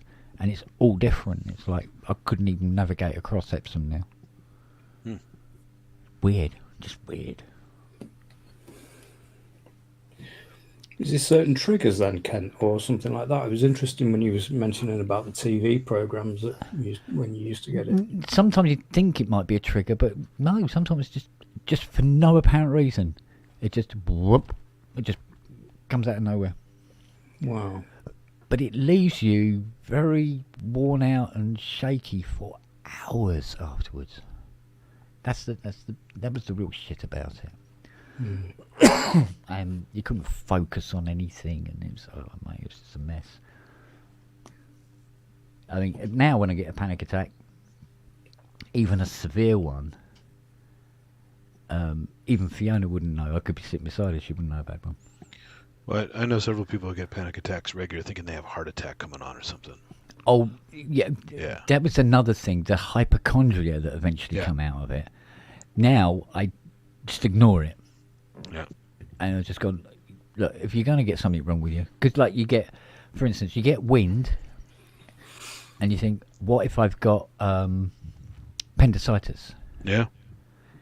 I've got a choice. I can die or I can go to hospital. And I'm there going, die hospital. I mean, it's not a really difficult kind of decision to make. It is for me, though. I'm there going, maybe I'd rather die than have to go to hospital. Yeah, but I should go to hospital. Yeah, but oh God, I can't go to hospital. Maybe I'll just stay here and... Although once you know what certain things feel like, you realize it's most likely not a serious thing. So. Yeah, but you can spend like 6 hours like panicking over this. all day long, and then eventually go, bleh, oh, it was wind. Yeah. And you go, oh, okay. But your whole day's been ruined because of wind, for Christ's sake. Because you just let your mind go, bleh, like that. Yeah. Whereas now, get a pain in the stomach and go, it's probably wind. And just ignore it.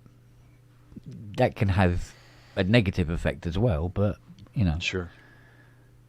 And it's just got to the point, like, if you're going to drop down dead, you're going to drop down dead. Yeah. Fuck it. Don't worry about it. Because certain people I'm talking about, they're constantly going to the emergency room. And it's always the same thing. You spend all these hours, all this time, all this money, because it does cost money, unfortunately. Yeah. And it's the same result. You need to either relax or take some meds to help you out, or just realize it's going to subside. And in the moment, they just can't. They gotta go. They just gotta go, and you already know what it's going to be. Now, sure, one time out of 20, it might be a serious thing. Yeah. But most of the time, it's been a waste of time and money. Yeah. I mean, there was this girl.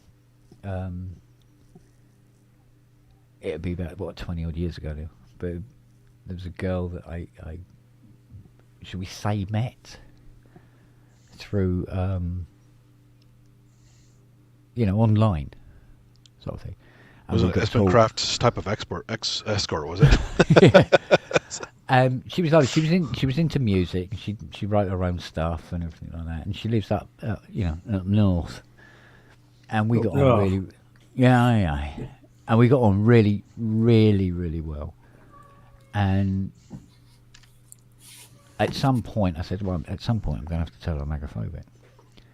And we were kind of building this relationship together. And we just gelled on everything, It seemed like this perfect partner.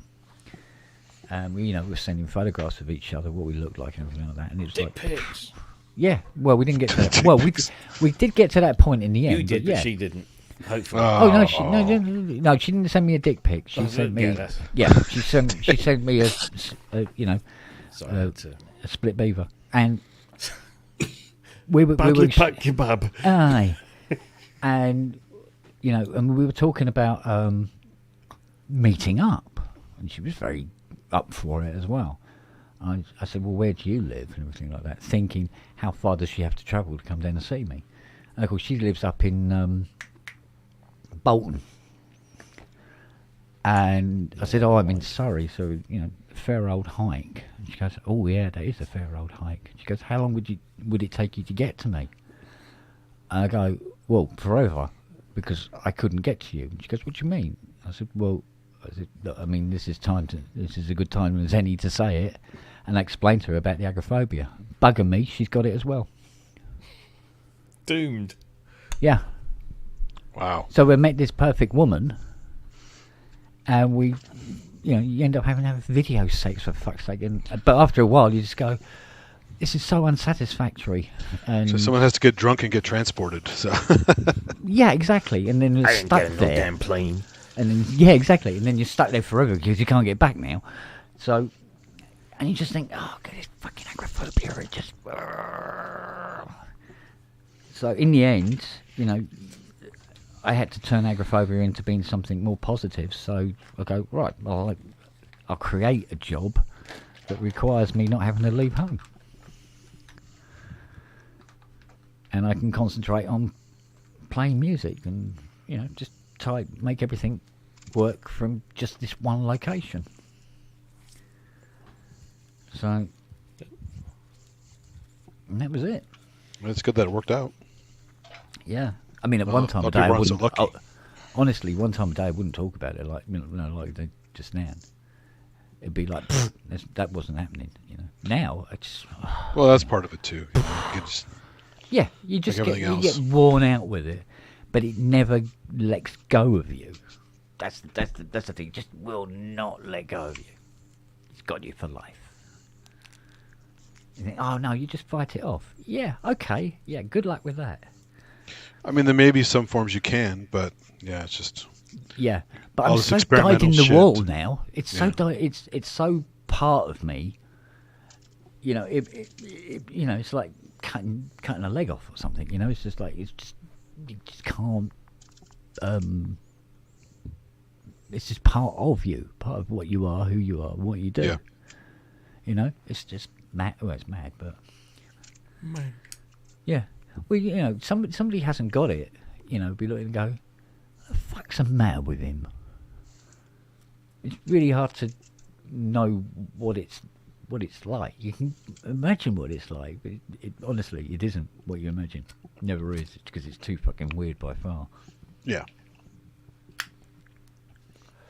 So, Well, that's the whole thing about trying to put yourself in someone else's shoes. It's almost impossible most of the time. yeah. Well, I mean, I've seen some of the a lot of people who suffer from this.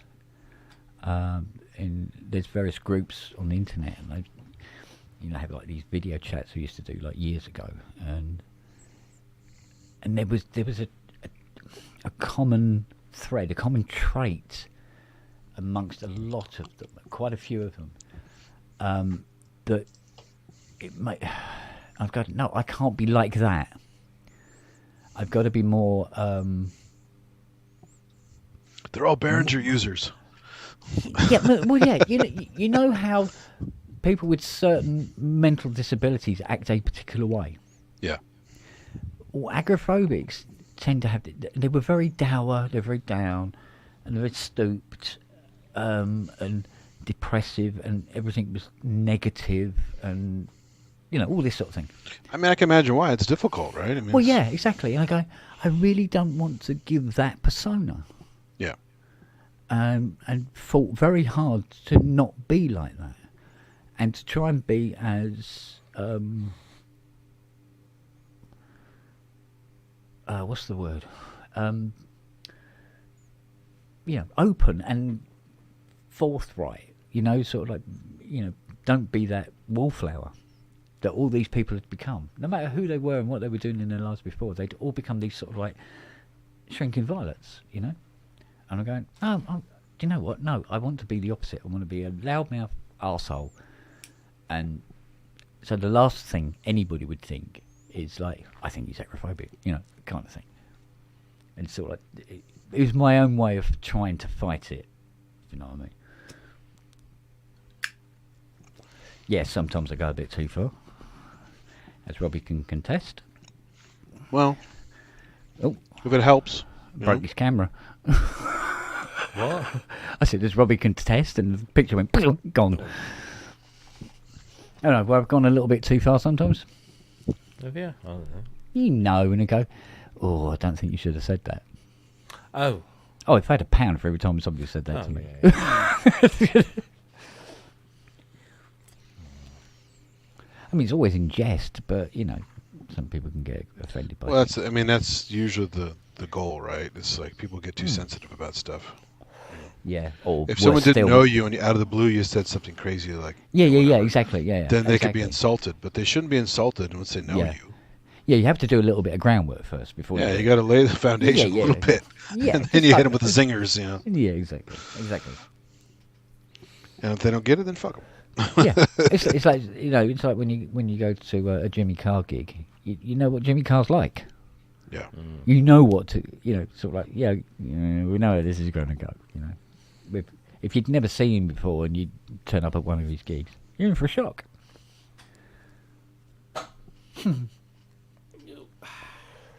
But no, I don't know. Well, because you get guys like, Robin Williams was hiding a lot of secret pain and other issues and stuff. Yeah, And most people who didn't know him would never know that. yeah. But And that's people who knew him were like, man, this guy, that's why he's such a drug addict. He's got his other problems, and he's just trying like hell to fight these demons that he had. yeah. Until he But finally his had to kill internal himself. therapy was Yeah. him literally doing what he did. Yeah. Once he got That- another health issue that was just one more too far, then he had to kill himself. Yeah. And I still haven't forgiven him for that. Well, I I haven't forgiven him. totally understood it, Oh yeah, no, And- I know, and- but I and- can't forgive him for it. And I having can't. a cousin who killed himself for way stupid reasons, Yeah, I know what it feels like, yeah, um, yeah, and that he didn't look for help. He didn't really show any obvious signs, and Yeah. he started to shut down and close off. And I thought he was just being kind of a dick because he had his moments of being that way. Yeah. But And he it was can also creep kind of up messed on up you from so all the. easily. Yeah. Well, he was a cannabis grower and dealer and heavy user, and over time it makes certain people paranoid, and their behavior changes in general. And he became more of a shut-in and always freaking out about getting busted, and also had some girlfriend who was running through the ringer as a total bitch. And so the whole world was coming down on him, and he didn't leave any Yeah. outward signs that he needed help. So what are you going to do? You can't throw someone a lifeline if they're not willing to at least let you in a little bit, you know. Yeah, that's a very hard bridge to cross. And my cousin who was closest to him, she had no idea either, and she would know more than anybody. Yeah. So it was just a shock for everybody. You know? Yeah. Okay, it's back. Yeah, this is it, though. Oh, mate. Sorry about that. My okay, internet bud. crashed. Sorry. Yeah, so no, you know, I don't mind telling you, but I can remember one night, 2 o'clock in the morning, standing out in the back garden in the rain with the biggest fucking carving knife you've ever seen in your life, and I must have been standing there for a good 30 minutes, arguing with myself about whether to just stick it in me or go back indoors. Yeah. And when I finally realised it had taken me 30 minutes and I was still trying to decide, it scared the living shit out of me, and I came in and I put the knife in the drawer and wouldn't go near the drawer for days. And it's very easy to get to that. That's the scary thing. Sure. You can get to that point. Even with not so many problems, yeah. Yeah, absolutely. Yeah. I mean, when we had the police turn up at the door with Charlie and saying that Mick, my friend from up the road there, had committed suicide, and it was like, he hung himself on a fucking landing sort of thing. And I'm going, but he had everything going for him. He wasn't short of money. He had a good business that he was running, and it's like, Yeah, there was just something that wasn't right. Yeah. There was something that was always a black dog that had been following him around for years. Yeah. And when lockdown happened, there was nobody there to push the black dog away from him for a while. None of distractions. And it just built up and built up. But he never phoned. I'd called him a couple of times and there was no answer. And so he'd clearly gone into a very, very dark place. And there was nobody there to be able to, just talk to him. Or I would have got him to come and live here until lockdown was over. Would have been better. He'd bring the dogs with him. My cousin talked a little bit to his neighbors because they were also growers, so they shared stuff and ideas. And keep an eye on, because they're growing more than they're supposed to legally. There was a limit you could grow and sell, but he was way beyond that. So he was always worried about police busting him and stuff. And he's like in Weed Alley there up in Northern California. And so he'd keep truck with his neighbors just so he's a little more comfortable about not getting busted. So they were like the last people he talked to. And nobody knew he was gone for like 2.5 weeks. Yeah. So. No, honestly, I can't stress enough. It's not about, forget embarrassment. If there's a black dog in your life. Yeah. If there's something that's eating at you, talk about it. For fuck's sake, talk about it. Yeah. To anybody at all. You'd be surprised the amount of good it can do. Even if they might not come up with any solutions, but just talking about it will make you feel better. Because you feel like you're not the only person that knows, knows what you're living with. Well, that's why, even though it's dark and depressing, at least once a year I bring this up about my cousin somewhere. Yeah. Just because it's important to get it out there. As awful as it is to talk about, and just think about the pain he had to go through for so long. Yeah. It's important for people to hear this, and maybe it'll spark something and they'll try to get help or talk about it or something. Yeah. Yeah, because, talking about it to someone that process, you're actually listening to what you're saying. And plus, sometimes that's all it takes. Yeah, and you That may be literally- enough to keep somebody okay for a long time. Yeah, and then you're actually putting it into perspective with yourself as you're describing it to people, even though there's nothing useful they can do about it. Yeah. You simply talking Yeah. on that one-to-one level allows you to think about it differently than if you're just thinking it back at yourself. And it's hard because it has Weird. to be, people who are willing to listen. Yeah. Some people are like, "Oh man, that's crazy talk. Shut up." No, stop and listen. Let the guy just get it out, and then be supportive however you can. Don't be a dick and say, "Oh, it's all in your head," and make up some shit. Because then he's going to go, "Oh, great, now I'm not going to get any help," and he's going to go further down the spiral. Yeah. You know? So I mean, you have to be willing to listen, and a lot of people are just not willing to fucking listen. Yeah. I mean, when I've spoken to, psychoanalysts and stuff like that in the past, because there've been many called and brought round to the house to see me. I know my mum was always trying to find some, magic bullet for this. And there was this one woman came around and I spoke with her for a while. And I felt better for talking to her about it, I must admit.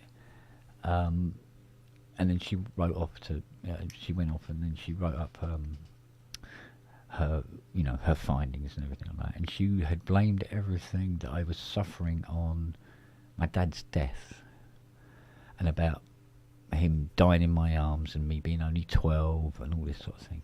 Well, that was the trigger, right? I mean, if it was, why did it take nearly 8 years to manifest itself from that point? You would have thought that was the point it would happen. I see. Not 8 years later. And to go, oh yeah, and that's the most significant thing that's happened, in his life. And I'm thinking,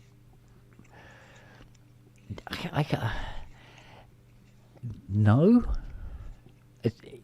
I know the way I was thinking about it is that yes, that's something that happened and it was traumatic. Yes, of course it bloody was, but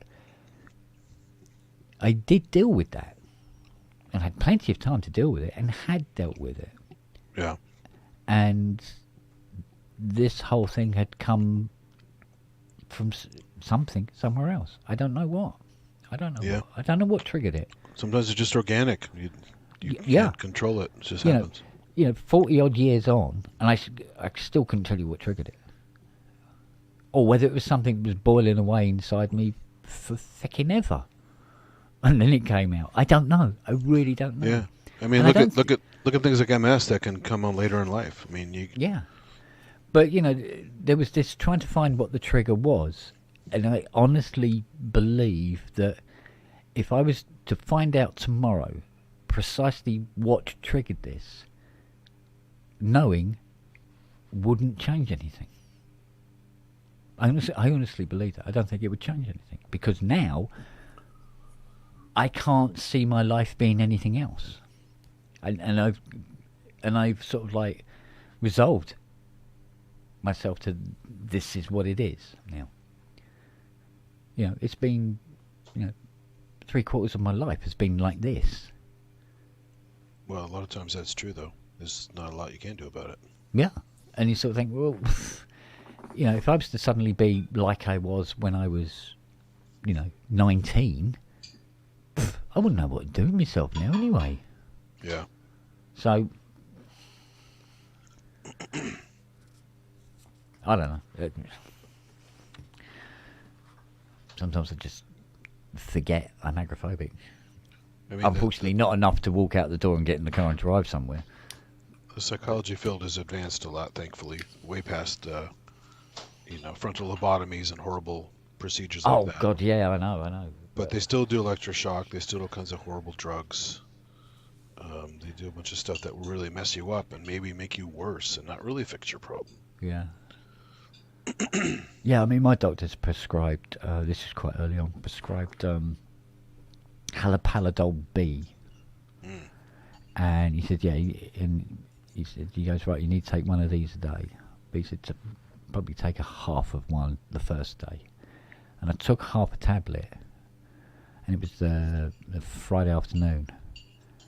And then I sort of like came back into awareness of the world around me Monday morning. Wow. Couldn't remember a single thing.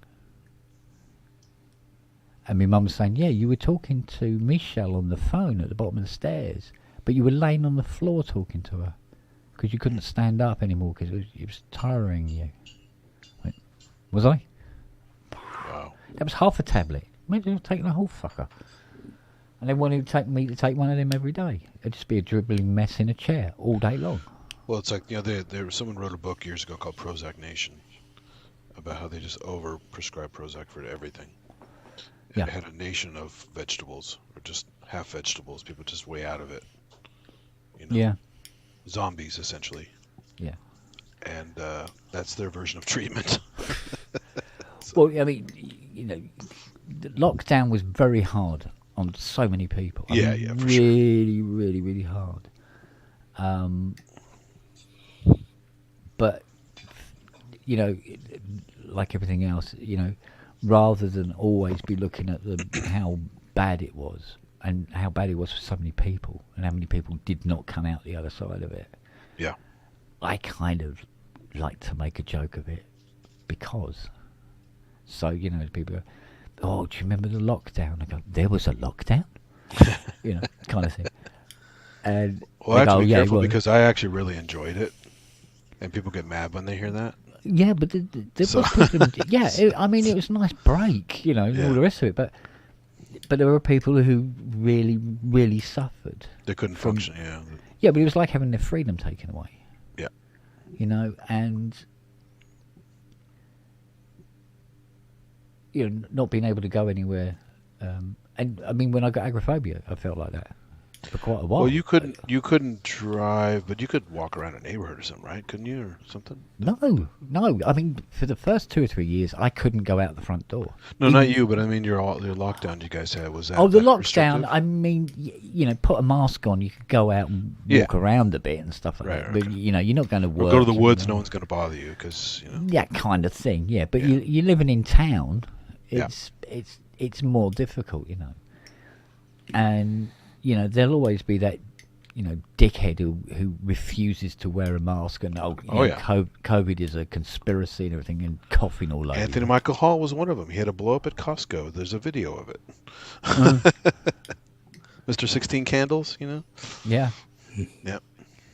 So, and it was hard on a lot of people. I did notice that there was a lot of videos where they were showing various people in the States who would refuse to wear masks and stuff like that.